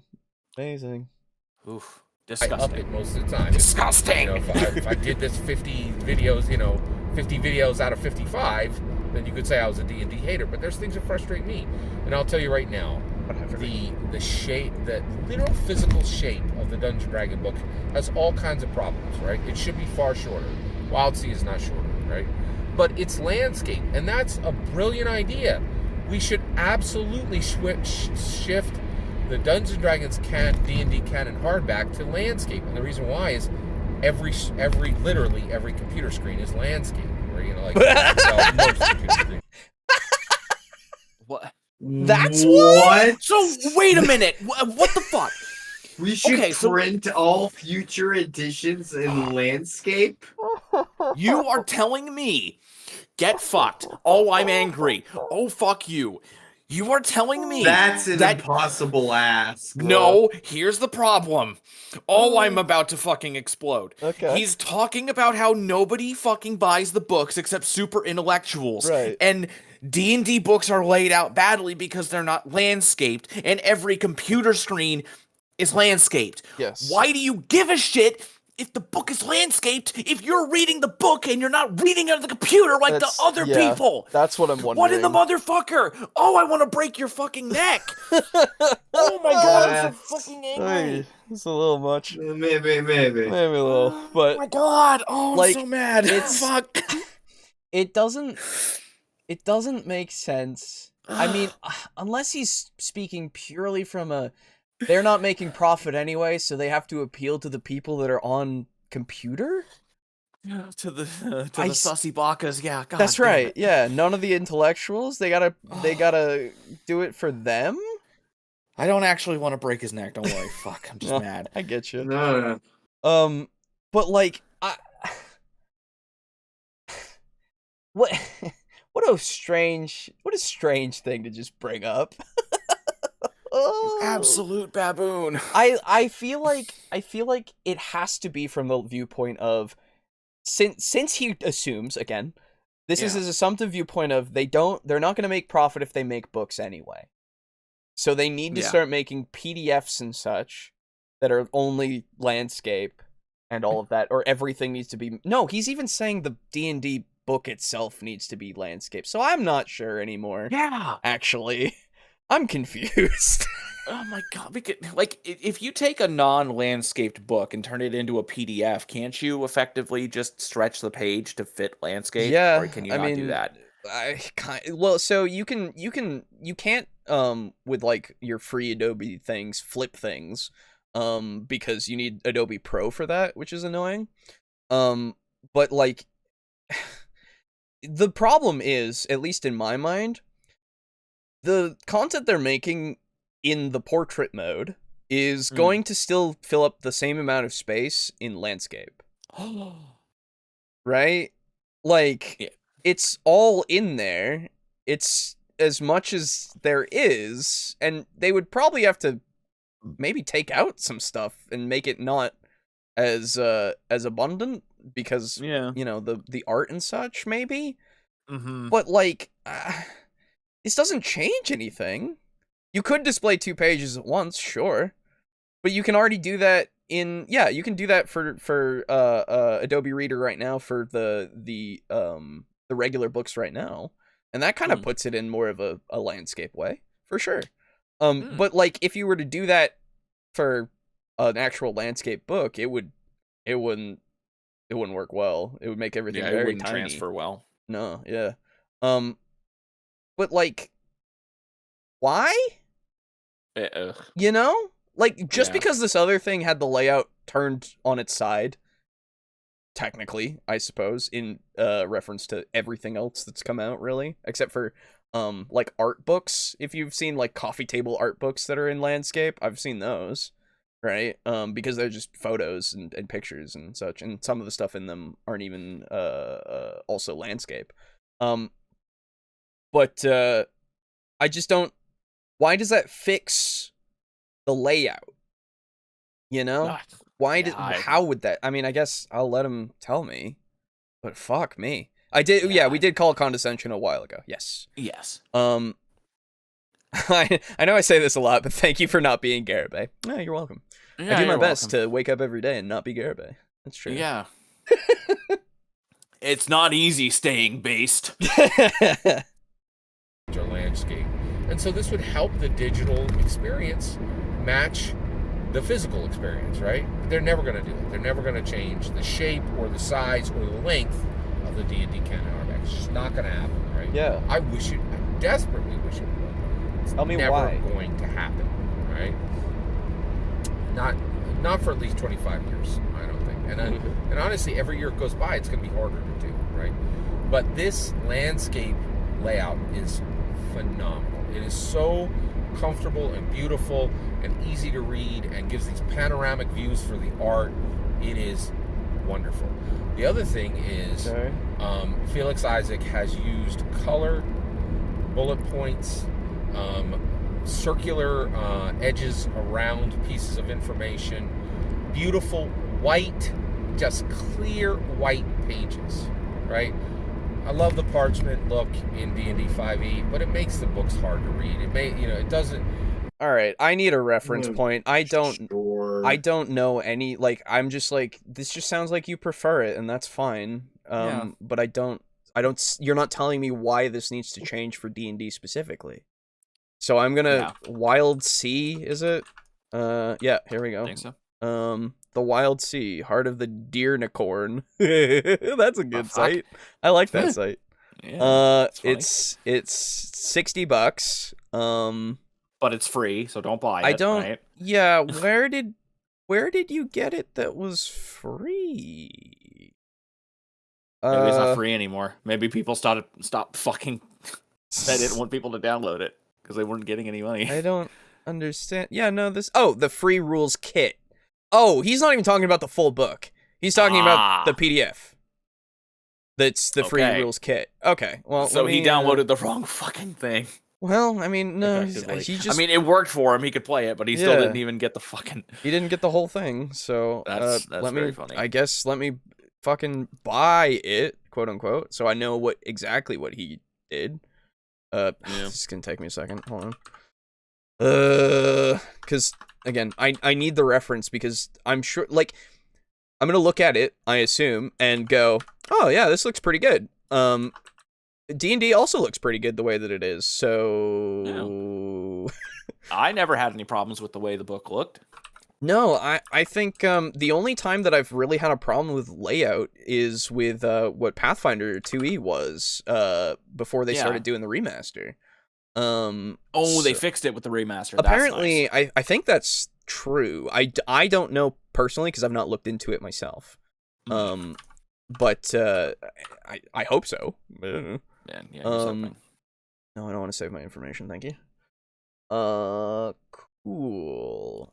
So that should give me it in my email, I assume. Has to be, right? Sorry, everybody.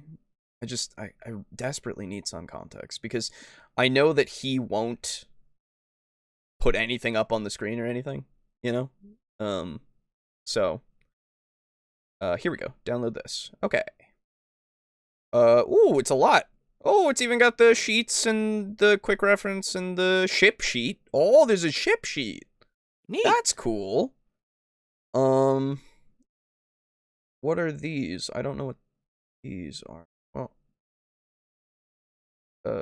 I don't know which one is the actual file. Ah, here we go. Okay. Sorry. Okay.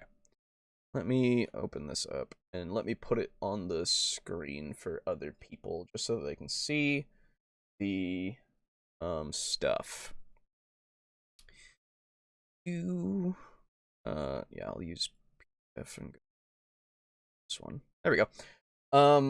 So art looks good. It's nice. It's got 142 pages. Motherfucker was wrong. That's right. He said 150. Again, the art's beautiful. The boxes he's talking about, they have the rounded edges, like he said, so they're just boxes with rounded edges. Yeah. Yeah, it looks fine. Looks absolutely fine. I like the art style. This is a way to do it for sure. Yeah. Okay. Yep. All right. How's the layout? Looks fine. Looks fine to me. How's that? How does it feel to be reading an RPG book that is in landscape? I have to know. Feels like I'm looking at a piece of paper in front of me that is turned to the side, and I'm. That doesn't sound anything like what Garibay said. Oh, yeah. Sorry. I think you might be lying to me. Yeah, that's right. Trying to keep a secret. Yeah, that's right. That's me. I keep secrets. Yes. Specifically ones that Garibay has alluded to. Yes. Which, understandable. Just for fun, I filled a second row. Oh, there you go. Nice. Talking about the Pathfinder 2 remaster had made me realize I haven't been able to even pretend that I might run a game for people recently. Oh, sad. Oof, That's sad. all right. Same. I'm sorry. Okay. Same. The text doesn't pop off the book. The layout is just simply better. You can read the rules very, very easily in Wildsea. And Felix Isaac did a phenomenal job, right? And I don't know if he did it. Can you guys not read the 5e stuff easily? I can read pretty easily, brother. Yeah. Yeah, I don't know, man. I like when I'm looking at it, it's basically just a void. Oh, okay. It's just nothing. It is akin to Ultima 6, the Black Gates cover. 7. 7. Yes. Sorry, I never played Ultima. That's all right. Yeah, okay. He's not gonna give us an example, is he? He's not gonna give us this. I'm calling it now. I'm gonna say this is a non-explanation. Okay, for fucking sure. Like, works for I'm me. calling it now. There's no. That's another bingo, way. baby.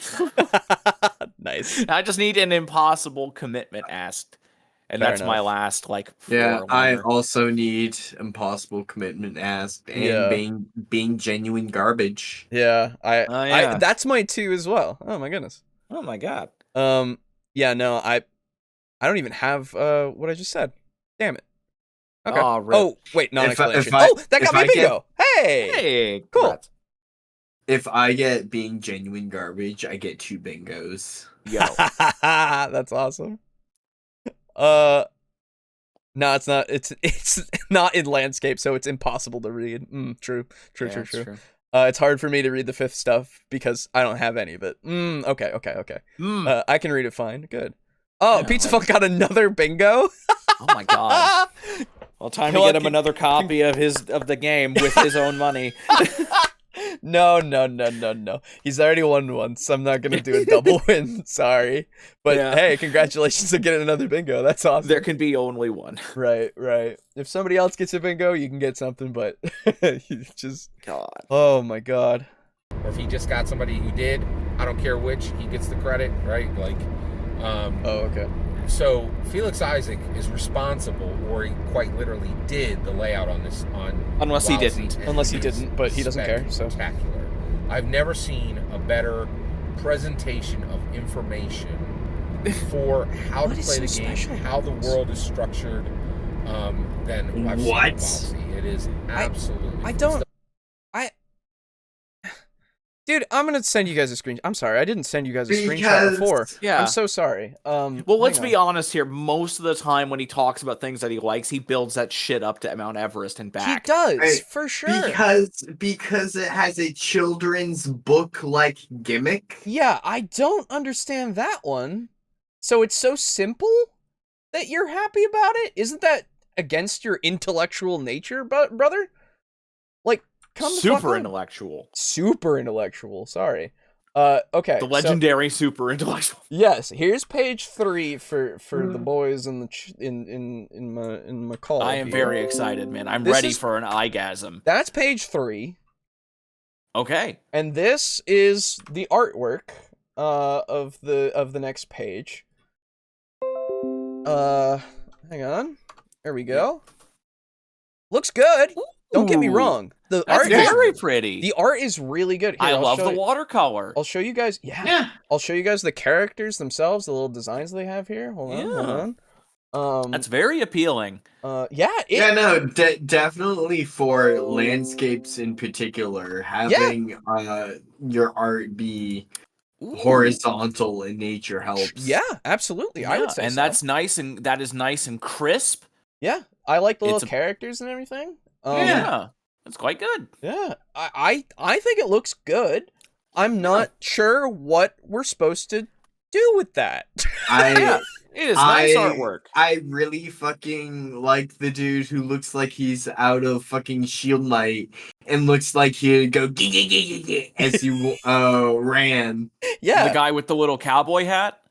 No, the dude with a fucking pipe. Oh, that guy. Yes. yeah. No, that's a hammer. Yeah, oh yeah, it is a hammer. Yep, true. Yeah, left side in Mhm. front of the green man. Oh yeah, no, like he's got a hammer, but he looks like he's holding a cigarette, like a smoking pipe. Oh, really? Oh yeah, so the I guy see with the that. cowboy Yeah. hat. Yeah. Yes. Okay, I see that. He's got. I guess it's not really a cowboy hat, but it makes me think of a cowboy hat. I get you. Oh yeah, no, I just assumed that was his face. Yeah, that's what I thought too. With the red dots, I thought those were eyes at first. But that's a hat. Yeah. Okay.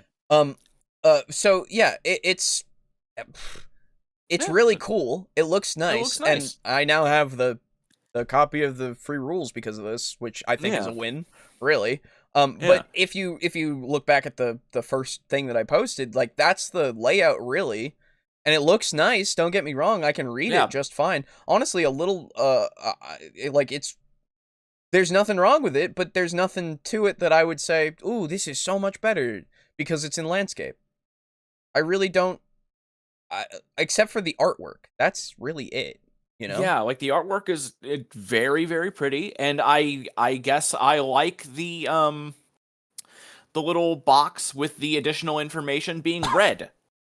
Yeah, I think that's a good choice, like for sure. Absolutely. Because it's like, oh man, this is information that is outside the purview of the game. It might be out of character from the author. It's like, okay, neat. I like that. And like in the D&D 5e books, you have your little sections that have their little boxes as well that are made up in different styles than the rest of the information, so you know that they are outside of whatever it is. They might relate to it and everything. So it's also something that's good to you know, or it indicates it well, I think. Well enough. So it's just a stylistic difference, and that's it. That's all it is. Yeah, that's all it is. So, cool. Again, tell me why. Yeah. Why should D&D be more like this? He is simultaneously very easily impressed and impossible to impress. Yes, very true. Can we see more of the artwork? Hey, go download it yourself, brother. I'll put the link in chat. How about that? Yeah. Hang on. I gotta go get the link again. Wild. See, and I will actually link you to it. And I'll tell you what. Speaking of art, I think I've talked about this before, but I really love some of the art in 7th Sea. There are a pair of pictures that I really adore. There is a picture of a pair of women in a crow's nest, and they're making out, and one of them is like holding a signal gun up, and behind them you can see out into the ocean. They're like they're like on the flagship of a fleet of ships. Oh, cool. And it's just super, super evocative. Yeah, for sure. And the other one is a woman with who looks like a rogue. And she's hanging from a ceiling over a dining room table, and she's about to drop a little pill into a goblet of wine or something. It's very cool. I remember you showing that one. Yeah. Yes, that's one of my favorite. Those are my two favorite images. Yeah, like and that stuff works really well with, you know, being portrait. It doesn't. Sure, it could be better in landscape. You could have more detail around if you wanted. Exactly. But it's not necessary. That's the thing. The focus of the image is right there in the center. It doesn't need to be a painting. Well, so either way, like the focus is going to be whatever they make the focus, even if it's landscape or portrait. It doesn't matter, you know? It's true. That's just I don't know. The best layout I've ever seen in any tabletop role-playing game ever. Period. End of sentence. Right? Especially in the core rulebook. Also, just the physical book itself, they did something that I so desperately wish that D&D would go to. They actually made the cover, the slipcase for the core rulebook, the Dungeon Master, the Game Master screen. Oh, neat. That's cool. Love if they would print, the DMG, the PHB, and the MM, and then make a slipcase like this. Just make a slipcase like this, so that it actually covered all three of those books. It is phenomenal. And it's the thing. Phenomenal. That would be super cool. That would be super cool, but I doubt. If you're gonna be buying all the content anyway, just buy it. Well, you know, it would imply that Wizards cared enough to do that, and yeah, that's the thing. You know. Smaller companies and individuals can do that because they know they need to go the extra mile in order to gain traction. Exactly. They can't just fall back on a brand. Exactly. And they don't have infinite funding. Yeah. They have to be special. They have to stand out somehow. Exactly. 100%. Oh, some 300 years ago, the empires of the world were toppled by a wave of fast-growing greenery, a tide of rampant growth spilling from the west, known as the Wildsea. That's a direct quote from this thing. Neat. That's cool. Gonna give Viridian ideas there? Hell yeah, there you go. Yeah. I will make sure to put the link to this in the description of the video as well when it comes out. So those of you who are watching in the VOD form, you can go and just click that and you can go get this for sure. And brilliant and innovative and quite literally beautiful. Right. The physical book for Wildsea is unparalleled on any book I've ever seen, right? And you must not have seen very many books then. Spectacular, right? Now, let me be clear. I've only held the book. I only own the free version, right? And I will tell you, I think this is super sad, right? I'm not going to buy this book. And the reason I won't buy this book for probably 2 or 3 years, if ever. Oh my god. You know what? I'm sorry. I will never buy this book. What? I will ask for it for Christmas. Wow. What? What the fuck? You're gonna make somebody else buy it for you. Oh no, I know. I want to hear it too, but like, fuck you, man. Okay. What a piece of shit. I think that is being you know what? Yeah, garbage. That's genuine garbage. All right. I really like this thing. 2 bingos for me. Hey, congratulations. I really like this thing. Fucking, I'm not gonna buy it or support it. Yeah. Get your you. Being genuine garbage. Come on. I'm going to ask for it for Christmas instead. Is he encouraging other people to have it bought for them as well? Yeah, that's what he's implying here, because he said, that's kind of what before, he said don't buy it. Yeah, he said don't buy it, fuck. Mm-hmm. So then would that be an impossible commitment asked? Because not everyone is going to get gifted that gift in particular. Yeah, you know what? I'll allow it for sure. All right, and that gives me another bingo. That's a third bingo. That's a fourth bingo for me. Oh wait, no. 1, 2, 3, 4. Yeah. Mark your impossible commitments, everybody. What the fuck? I have half of the board -2 marked off. Oh my god, really? Yikes. That's amazing. Holy shit. Oh, yeah, I was about to say, like, I've got Gygax, Religion, No Hands on the Wheel. That's what I'm looking at. That's so good. Oh my god. Nice. That's so dumb. God. That's fucked, man. What a thing to say. Yeah. What a thing to that's say. Awful. Especially when you, in the beginning, said don't buy it. What a thing to say. This has the greatest thing, the greatest fucking layout I've ever seen. The best slipcase I've ever seen. Don't buy it, though. And like, what's his name? Isaac something. Oh, yeah. Man, he did a fantastic job. He deserves all the credit. Don't buy it, though. Don't buy it, though. I'm never going to buy it. Yeah, never. Fuck I'm going to you. ask for it for Christmas, so somebody might get it for me. What a piece of shit. It's so annoying. I want to hear his reasons so bad. Here we go. My parents or my family will get it for me. And the reason why is, I cannot believe this. This continues to happen in the table. Why did Felix Isaac give out a 150-page, fully functional game? Oh, fuck off. Are you kidding me? Because he gave a free kit that you could use, you think that he doesn't deserve the money for the full book that has a lot more pages and content? Fuck right off. God, fuck that's right disgusting. Off. Fuck right off. Like, and forever. We're back into we've continued around again to angering. You are such a consumer and so anti-consumer. Fuck God. Right off. What forever. A piece of shit. Forever, God. Dude. Actually, fuck off. Damn. I'm tempted to buy it now because he said not to. Me too. It looks nice. It looks like a cool book. What kind of a game is it? Is it like fantasy RPG? It looks a little fantasy-esque, but I honestly, I don't know. I haven't read into it too much. What does the overview say? I sent you the thing. Let's see. Setting. So, Wildsea a titanic expanse of rustling waves and sturdy boughs known as the Wildsea. Chainsaw-driven ships cut their way across dense treetop waves. I'm fucking sorry? Yeah. Rope golems? That's so cool.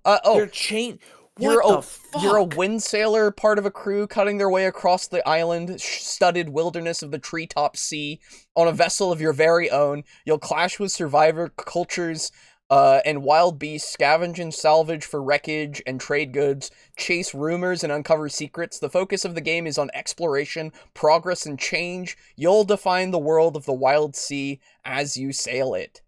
What the fuck? That's fucking awesome. This sounds fucking amazing. Remember how I was talking, Alejo? Remember when I was talking about fucking solar punk? Yes, I was thinking that. Yeah. Fuck. Yeah, that's man. Super cool. Fuck, dude. Man, everybody, if you have any inkling of maybe liking this, go and buy it, okay? Fuck Garibingo. Jesus. Fucking hell, that sounds so sick. That sounds fucking awesome. They're made, you roll with D6 dice pools, so you don't need, a lot of dice, it seems. Apparently, it even says in this thing, what's not in this document, a whole lot, to be honest. While pretty big, this free basic rules edition of the Wildsea only covers about half of the content from the core book. You'll find more bloodlines, origins, and posts, more pre-made hazards and locations to use them in, a deeper look at the rules and how the Firefly can tailor them to their table. I assume the Firefly is the keeper or whatever. And a slew of extra art and setting information. What you have here are the basics, the keys to an overgrown and mysterious kingdom. And if you like what you see, there's so much more that where that came from. Sail safe, people, enjoy. Felix. I know! Dude, that's fucking awesome. This is, fucking go buy this game if you want it. Don't listen to this fucking nonsensical man. Jesus Christ. Damn. I'm interested now. Me too. Never spend money on new RPGs, but I'm going to buy this. Yeah, me too. Just because I want them to have the money. Yeah, I can't afford it right now because I just spent like $160 on miniatures. I can't get it just yet, but like I'm going to. It's like what you said, Boo. The concept, is so, dude, so interesting. That's cool. I could so. Like, okay, so at least in my head, I envision it as a world that was like medieval, like classic medieval fantasy. And so I get these awesome fucking images of like, again, like a green ocean of leaves and branches. You're sailing across on your fucking chainsaw ship. And you fucking have to go down into the forest. Yeah. To look for, quote, sunken treasure. Right? And you're finding, like, ruins, and maybe, like, you could set this whenever you want. Honestly, yeah. You could have it be, like, you park your ship, and I don't know dive down into the fucking forest, and you find New York. Yeah. Dude, I don't know why, but I'm imagining, like, an Aztec theme. Oh, that would be awesome, too. Yeah, you find, like, temples and shit.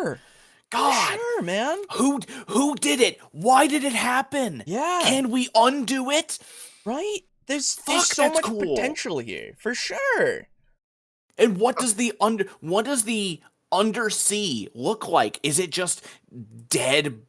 Is it just dead loam? There's nothing growing down there. Is it a single tree? Come across a temple where everything in a radius around it is dead, and the players have to disembark and travel over open ground. Yeah. Dude, there are okay, it's been a long time since it happened. Okay? I'm a brain blast. Yeah. And there are survivors, and they're grouped around a holy temple. Or a building that they found that is a holy temple, and it's white, and it's mostly white, and it's made of like sheet metal. And there's like these big cylindrical towers all over the place. And it's a fucking pesticide factory or herbicide factory. So the trees couldn't take it over because the herbicide prevented them from growing and destroying it. Right? And that's where they live. Yes. Fuck. Right? God damn! There's so much that you can do with this, and it's fucking awesome, and it's only $60, everybody. Fucking go, if you got it, fucking, and you want it, go get it. If you don't, Oh my hey, God, that's wait such for a it. cool I don't concept. know. Yeah, I love, it's been added to the list. I'll also wait for my finances to settle before I buy it, but I definitely think I will. Like, yeah, it sounds fucking awesome. It sounds and fucking you have so chainsaw cool. ships, dude. Do you have buzzsaw fucking jet skis? Dude! Dude, it's another buzzsaw peg leg like in Turbo Overkill. Hey, Fuck yeah, dude. Oh man, that's so You have cool. fucking, you could totally have like the 3D motion gear from like Attack on Titan, except it's you have like chainsaws on your arm and you're like slashing through branches as you fly through the fucking forest. Yeah. What kind of things live in the forest? Fuck. There's so much, right? Exactly. Go get the thing. Oh my god, that's so cool. Yeah. Here. I'm done, sorry. No, dude, you're fine. You, like, this is the thing about TTRPGs, right? Fucking, if you give the concept that's fucking cool, you're gonna get people to want to fucking play it. Yes. And then see what it's all about. Unless you're fucking Garibay. Yeah, I don't understand why you would, like, but did you even read it? Because there's so much more that you can do with the fucking book. So you probably just saw the layout, orgasmed, and then closed the fucking book. I don't even know. Dude, remember he picked it up and then he was just like, eh. I still love your idea of like the Root-esque forest taking over the world. Yeah. Yes. And you find survivors in an herbicide factory. Yeah. Yes. It's so cool. Absolutely. It's been a long time, so they don't know why it happened. They don't know what herbicide is. And there's fuck. The best part of the setting is the opportunity for creative ruins is near infinite. Yes. Yeah. Absolutely. This is one where you really could set it at any time. It does feel that way for sure. Absolutely. All right. Well, let's finish this. Let's get back to the shit show. Yeah. Right? There's no possibility that I can drop $60, $80, $100 for the physical book if you've already given me 60%, 50 to 75% of the game, fully playable, 3, 6, 9, 12 months worth of content for nothing. Jesus, and they just did exactly the same thing with Blood and Dew, which I think is phenomenally foolish, ridiculously foolish. And the reality is, here's the issue. This is a sad thing, right? Thank you guys for letting me go on and on about Wildsea. I'm really excited. Don't thank me because you have me captive here, okay? Don't thank me. Right. About it. I didn't even get all the topics I wanted to talk about on Wildsea. But the reality is, I think Wildsea is brilliant and beautiful and a fantastic tabletop role-playing game. But it absolutely proves that the tabletop role-playing game industry is a joke. It is not actually functionally, commercially effective, right? You literally have to give half your game. You have to give your game away fully functional to even get people to look at it.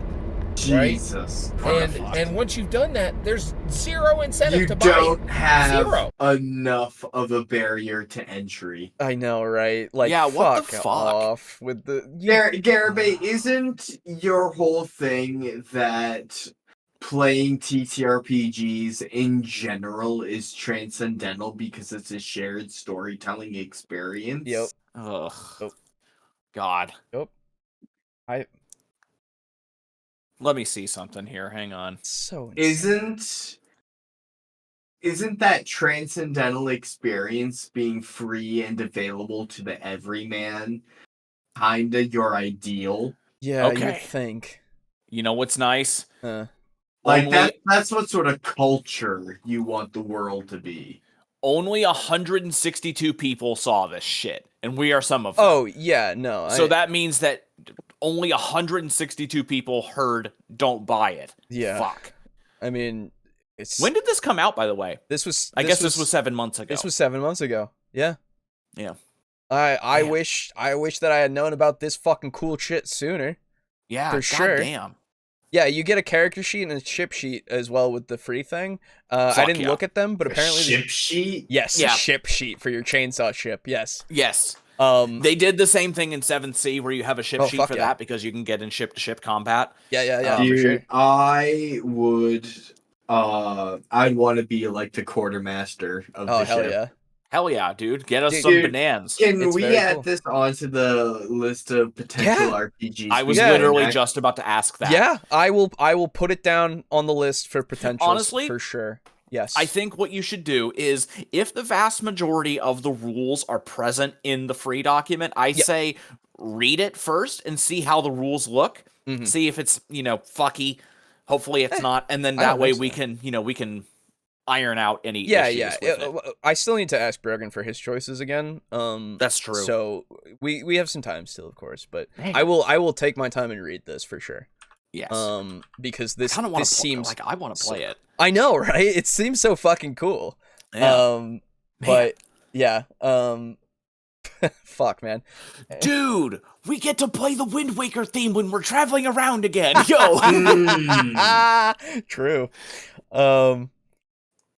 Hot take, D&D has the worst pay model. I want PDFs, and because they don't offer it, I go to Pathfinder instead. That's not a hot take. No, it's not a hot take. You're right. People have fucking hated that for a long time, and justifiably so. I think D&D's pay model is pretty fucking horrible. And it's gonna get worse. Yeah.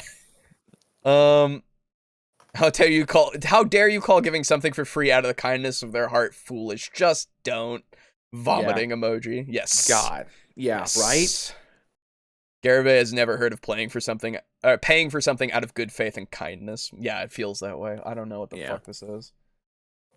I know what it is. It's being loyal to a corporation. Oh my god, yeah. Oh my god. Corpo scum. Yeah, corpo scum, It's just phenomenal, right? And the reality is, and here's let me get there.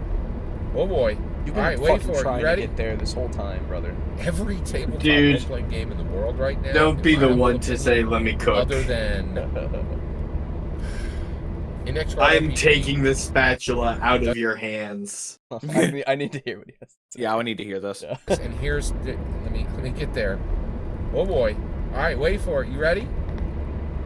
Every tabletop role-playing game in the world right now, in my humble opinion...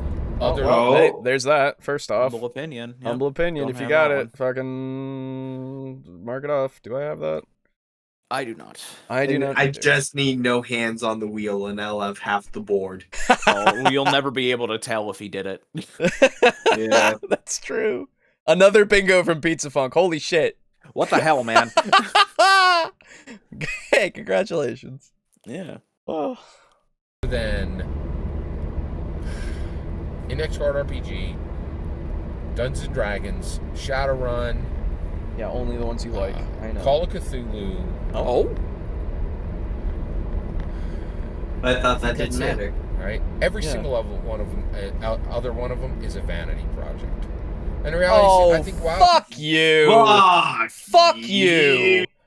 Fuck you! Holy fuck you! So it's everything except D&D, Call of Cthulhu, Shadowrun, and what was the other one? Index Card, the other one that he likes. Oh, that fucking random one. I don't know what it is. It might I've never even heard of it. It's just shitting on other people's art. Dude, God, fuck you. Just fuck you. That's all that can be said. Yeah. Jesus Christ, man. Wildsea is a vanity project, and anything that came off a Kickstarter, it's a vanity project. It's a vanity project. These things are not made to make money. And I think your whole fucking channel is a vanity project, you piece of shit. Shut up. The vast majority of tabletop role-playing games do not make money. In fact, I just had a conversation with the guy who made Blood and Doom. He literally said that he put up his life savings on top of the Kickstarter to make that thing, right? Okay. And the odds... That's passion, you fuck! Sorry. God. I'm getting... yeah, you're where I was. Oh my fucking god. You know, some people can create art just to share it. Yeah, exactly. That's kind of what I'm doing.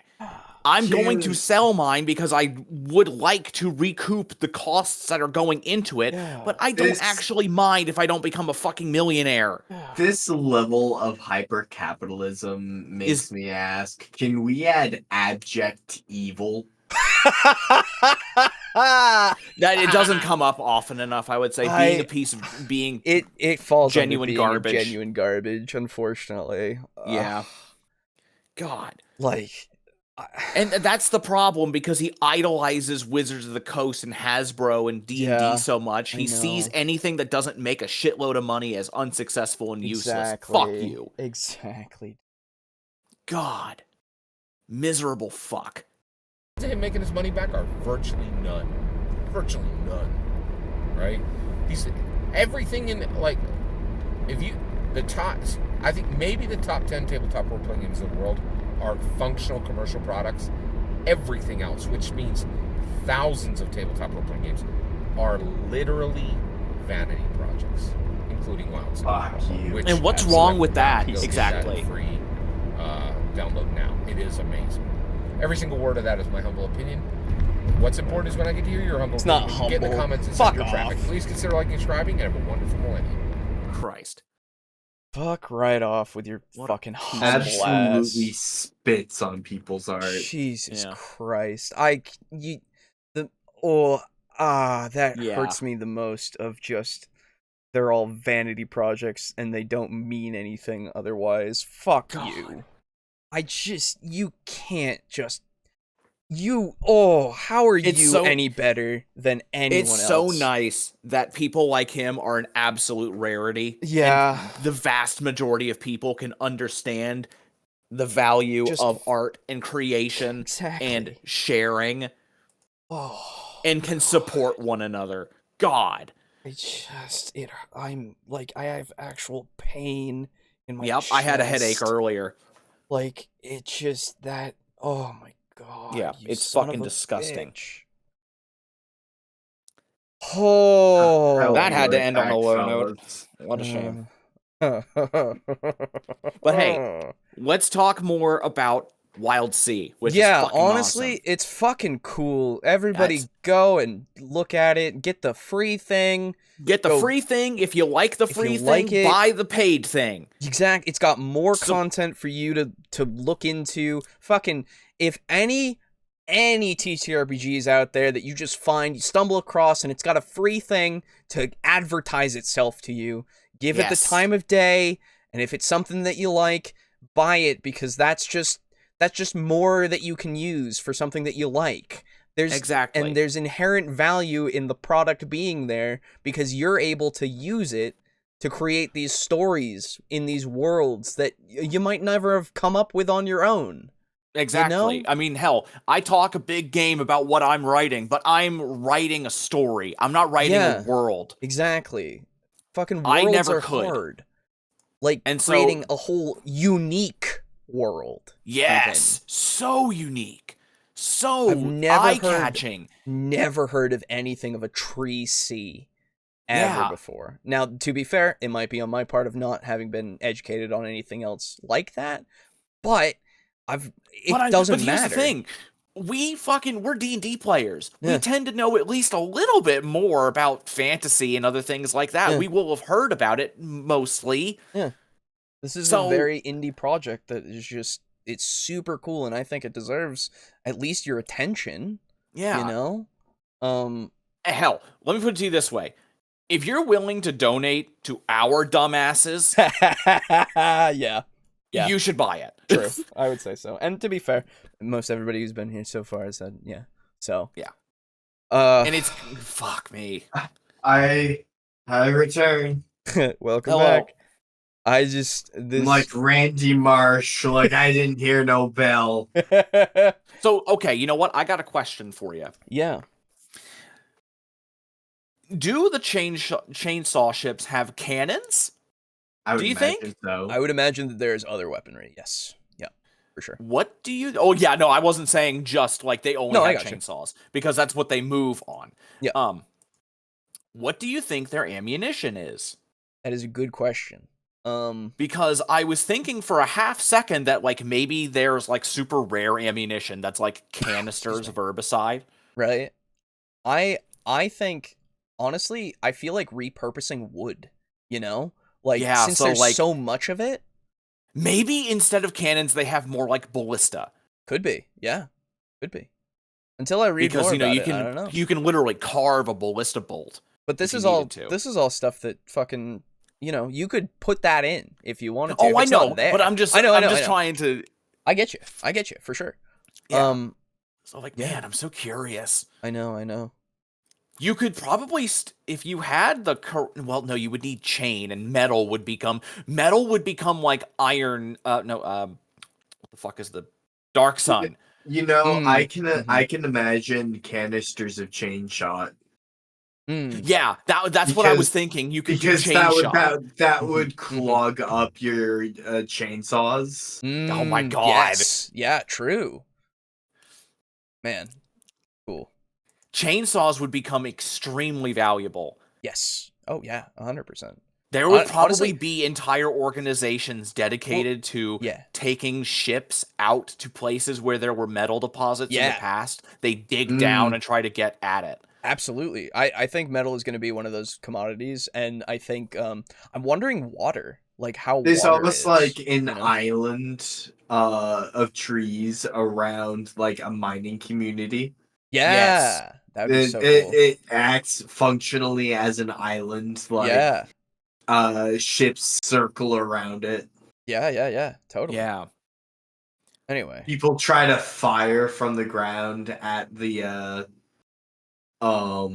ships as they pass by. Yeah. Man, if the ships and their chainsaws can sail on the top, man, those leaves must be like dense as fuck. Right? Yeah, that's what because they have to not move sometimes. So those leaves have to be super fucking dense for sure. So like, and if you wanted to go underwater, quote unquote, you would need your own chainsaws just to cut through that and then descend. But once you get down in there, at least for a time, or once you get through like the canopy, it would be nothing but branches because the leaves couldn't get. It would be fucking pitch black. Imagine exactly. Imagine a clan of like these people who live beneath the surface of the leaves, and they functionally act in an RPG as like mermen. Sure, yeah. But they're just like people of the leaves. Yeah, dude. They live in that dense foliage. 100%. That would be so There would cool. need to be some kind of like mutants. Yeah. Oh, yes. So like I'm thinking like the Florens from Starbound, the flower people. Yeah. That's right. Yeah. I imagine them as like if any of you guys have any experience with Elden Ring, the Vulgar Militia. Okay. I never played it, but yeah. They're like these little dudes who show up. They throw like smoke bombs on the ground that like actually cover a pretty wide area. And they like hunt using like hooks and pikes. They're like these tiny little like pygmy dudes that wear like weird robes. Okay. Cool. And then, so it's pitch black under there. And I wonder if it would be similar slightly to like a Planet of the Apes thing where there are some communities of like monkeys and stuff that may have escaped from zoos and they just became like hyper prolific. Yeah, I'm wondering about like animals and such for sure. Yeah. Because that's animals and monsters, quote unquote, if there are any, or if it's mostly human to human. Yeah, I'm wondering. But God, what a cool fucking concept. Isn't it I just adore fucking it. cool? Absolutely. Man. I haven't thought that much about an RPG in a while. Right? The one good thing to come out of that fucking video. The one good thing. All right. Let's see. The only tidal wave of vegetation I've ever seen in fiction is the Magic the Gathering card Rampant Growth. Yeah. Oh. There you go. He's even Yeah. Oh, that was the thing as well. Yeah. Pizza Funk says he's even talking to the creators of these projects. Yeah. So he assumes that it's a vanity project after hearing the creator of Blood and I forget. Blood and Doom, I think. Blood and Doom. Thank you. Yes. Blood and Doom put up his own savings in order to get it funded so that he could have it out there, and he assumed vanity. It's just, it's amazing how you just miss the mark so fucking hard. Yeah, God, what dedication. Damn. Yeah, I know. Like, Christ. You're not humble, Garibay, not in 1,000 years. Thanks for the show, guys. Also, Garibay can suck a lemon. Well, there you go. Yes. Garibay's logic on the free PDFs is the same as what Nintendo's logic used to be towards LPs. I think so. Yeah, fuck. Wrong, because if you let people see that the thing you make is good, people will want it. Exactly. Imagine that the largest cities are built on either ships or maybe are even floating/flying in the setting. Well, see, what I want to know is, so obviously the event happened and it's all a green ocean now. Yeah. Can you cut down the trees and then they stay down? I would imagine they grow super fast. That's where my brain goes, because otherwise the sea would be shrinking, you know? It's true. Since it is the verdant sea, I mean... Yeah. Maybe there are areas of it that can. Like, people have gone exploring just to find something, and they notice that after they sail past it, it didn't regrow. Yeah, it could be that maybe that near pesticide places. Yeah, exactly. Right? There could be stuff like that. Fuck, damn it. Each part of that map are different types of trees. Ooh, that would be cool. Oh, yo! Right? Dude! Oh my god, so you could have things like, you could have calm seas, which are like oaks and stuff like that, you know, the kind of, kind of gently bending trees and shit like that. Then you've got rough waves, it's like pines and stuff. Exactly. You've got fucking, like, really dangerous oceans that could kill you, and it's sawgrass.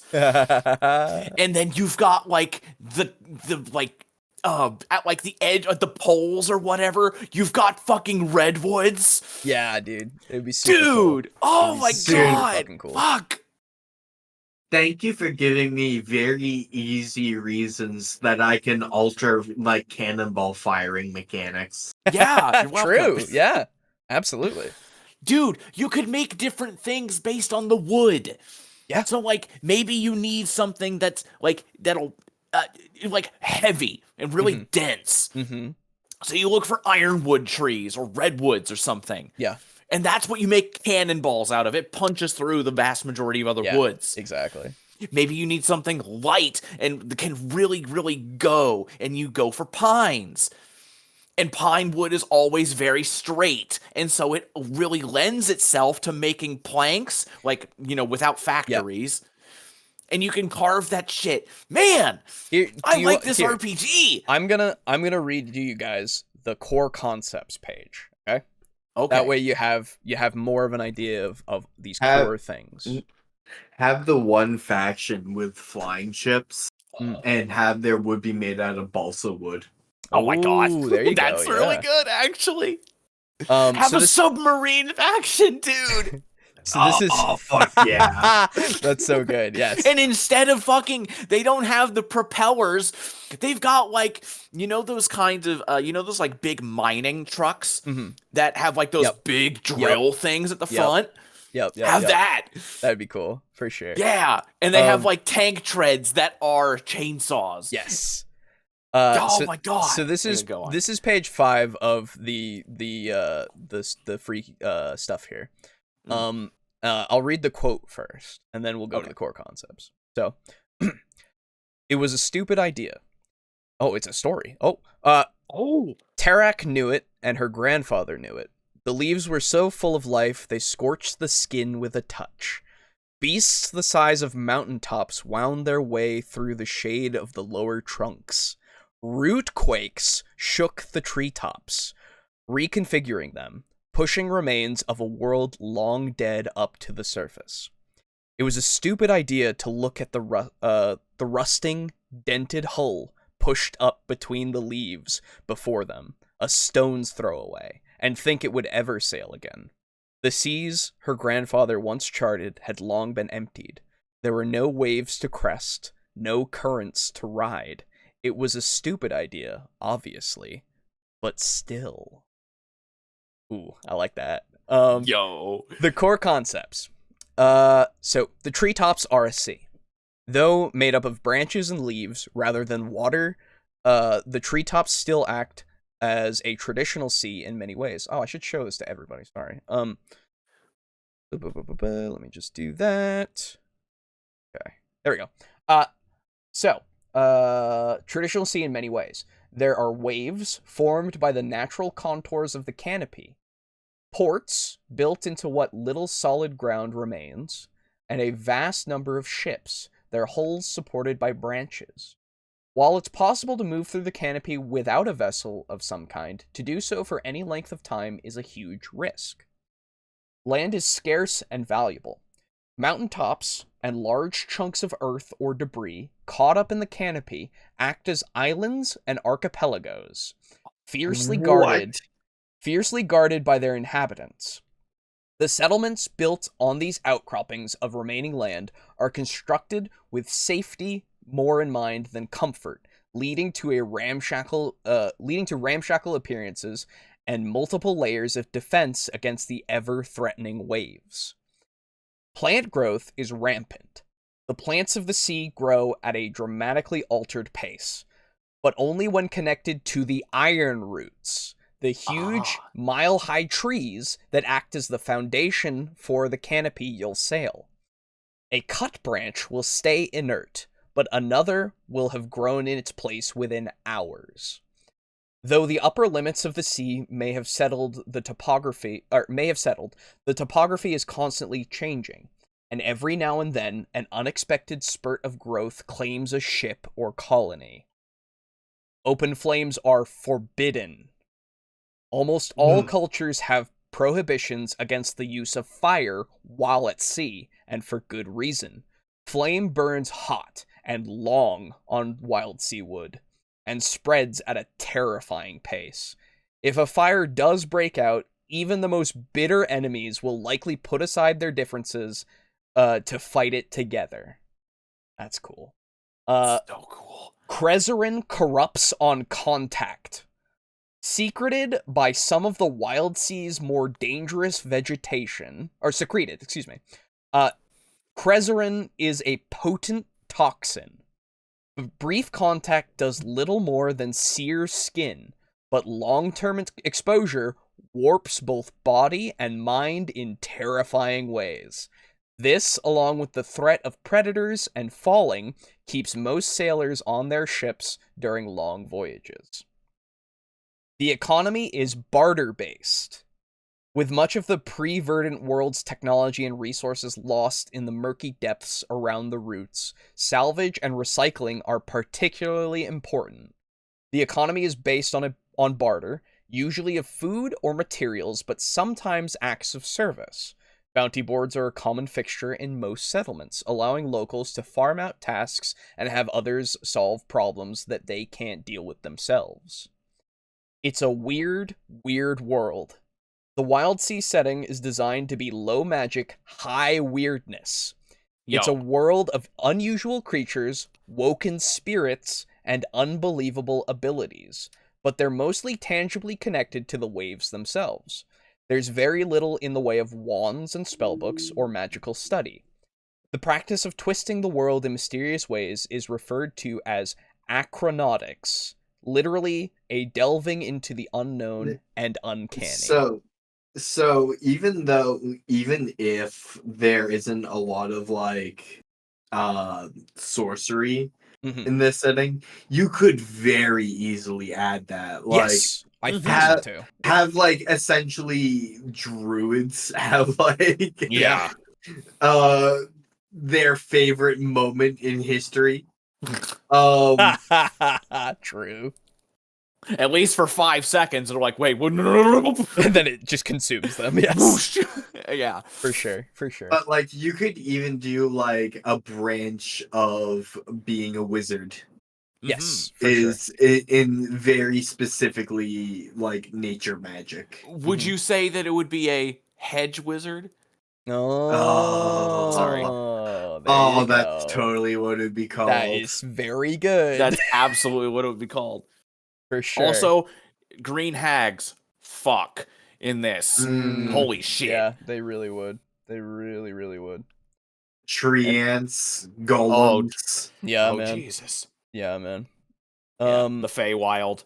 Maybe it's an incursion from the Feywild. Yeah. There are cactus people and fungus people.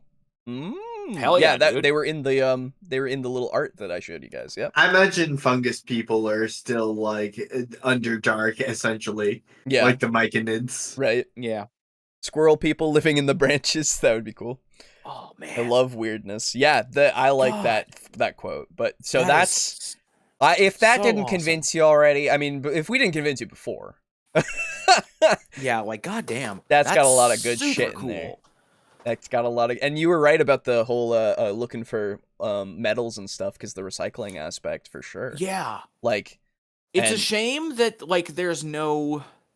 I think if we were to play, I would like it if we changed the regrowth of the sea to be maybe a day or two, just so that way diving, quote unquote, could be a thing. Well, you could still do diving. It's just that it would grow back is all, and that just means that you just still have to dig through it, you know? It doesn't change anything.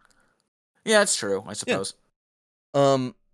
But I don't want to change anything until we actually like have played it, because you know, that's yeah, the only thing was that like I was just a little concerned that like, oh, we're trying to go down there and we can't physically get through it until before it regrows and stuff. Well, if it takes an hour, you can get through it. It's just you would have to get back up through it. Yes. Anyway, man, the ironwoods. Yes, I bet they're the source of it all. It's like a Yggdrasil kind of thing or something. It is, yeah, but there's more than one. Exactly, right? And imagine the heroes you would be if you fucking somehow destroyed one. I don't know, dude. If life is now like reliant on it, you would be the villain probably. I don't know. If what? If life is reliant on it, like on the seas. I don't know if it would be, because if you destroyed the ironwood, you could go down to the surface and you could like live. That's true. There. Yeah, you would be able to reclaim. Yeah, no, you're right. I'm imagining narratively the roles that Ironwood plays is that of a volcano. Yeah, okay, fair enough. And what I don't much like in erupting volcanoes, like shooting rocks that might cause waves. The ironwood is sending out surges of like growth. Yes, exactly. Yeah, that's what it feels like for sure. I think about the only thing that I take issue with, just from a narrative standpoint, is if all the oceans are gone, where are we getting our water from? I mean, rain still probably has. Well, that's the thing. That's the thing. I don't know. There are probably the parts of land that are still out there can still have lakes and such. Boo. Yeah. The answer is the leaves themselves. Because you have a processing plant that just gathers up like a rapid intake of like leaves, mulches them, discards its waste, and like purifies the remains into drinkable water. Yeah. And then those become like control points. Yeah, they could. That's true. That's true. The the gang had there's this gang of criminals who you need to get rid of, who have occupied this power plant or water plant. The water plant. The plant. There you go. Yeah. Or we could call it the harvester.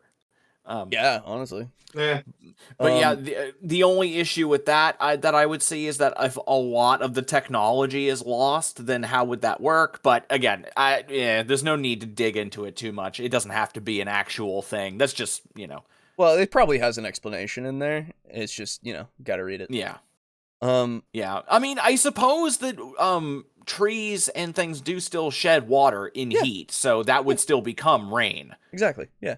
Yeah. I think that it probably still works pretty well. It's just, they just got to find a creative way to do it, is all. Yeah.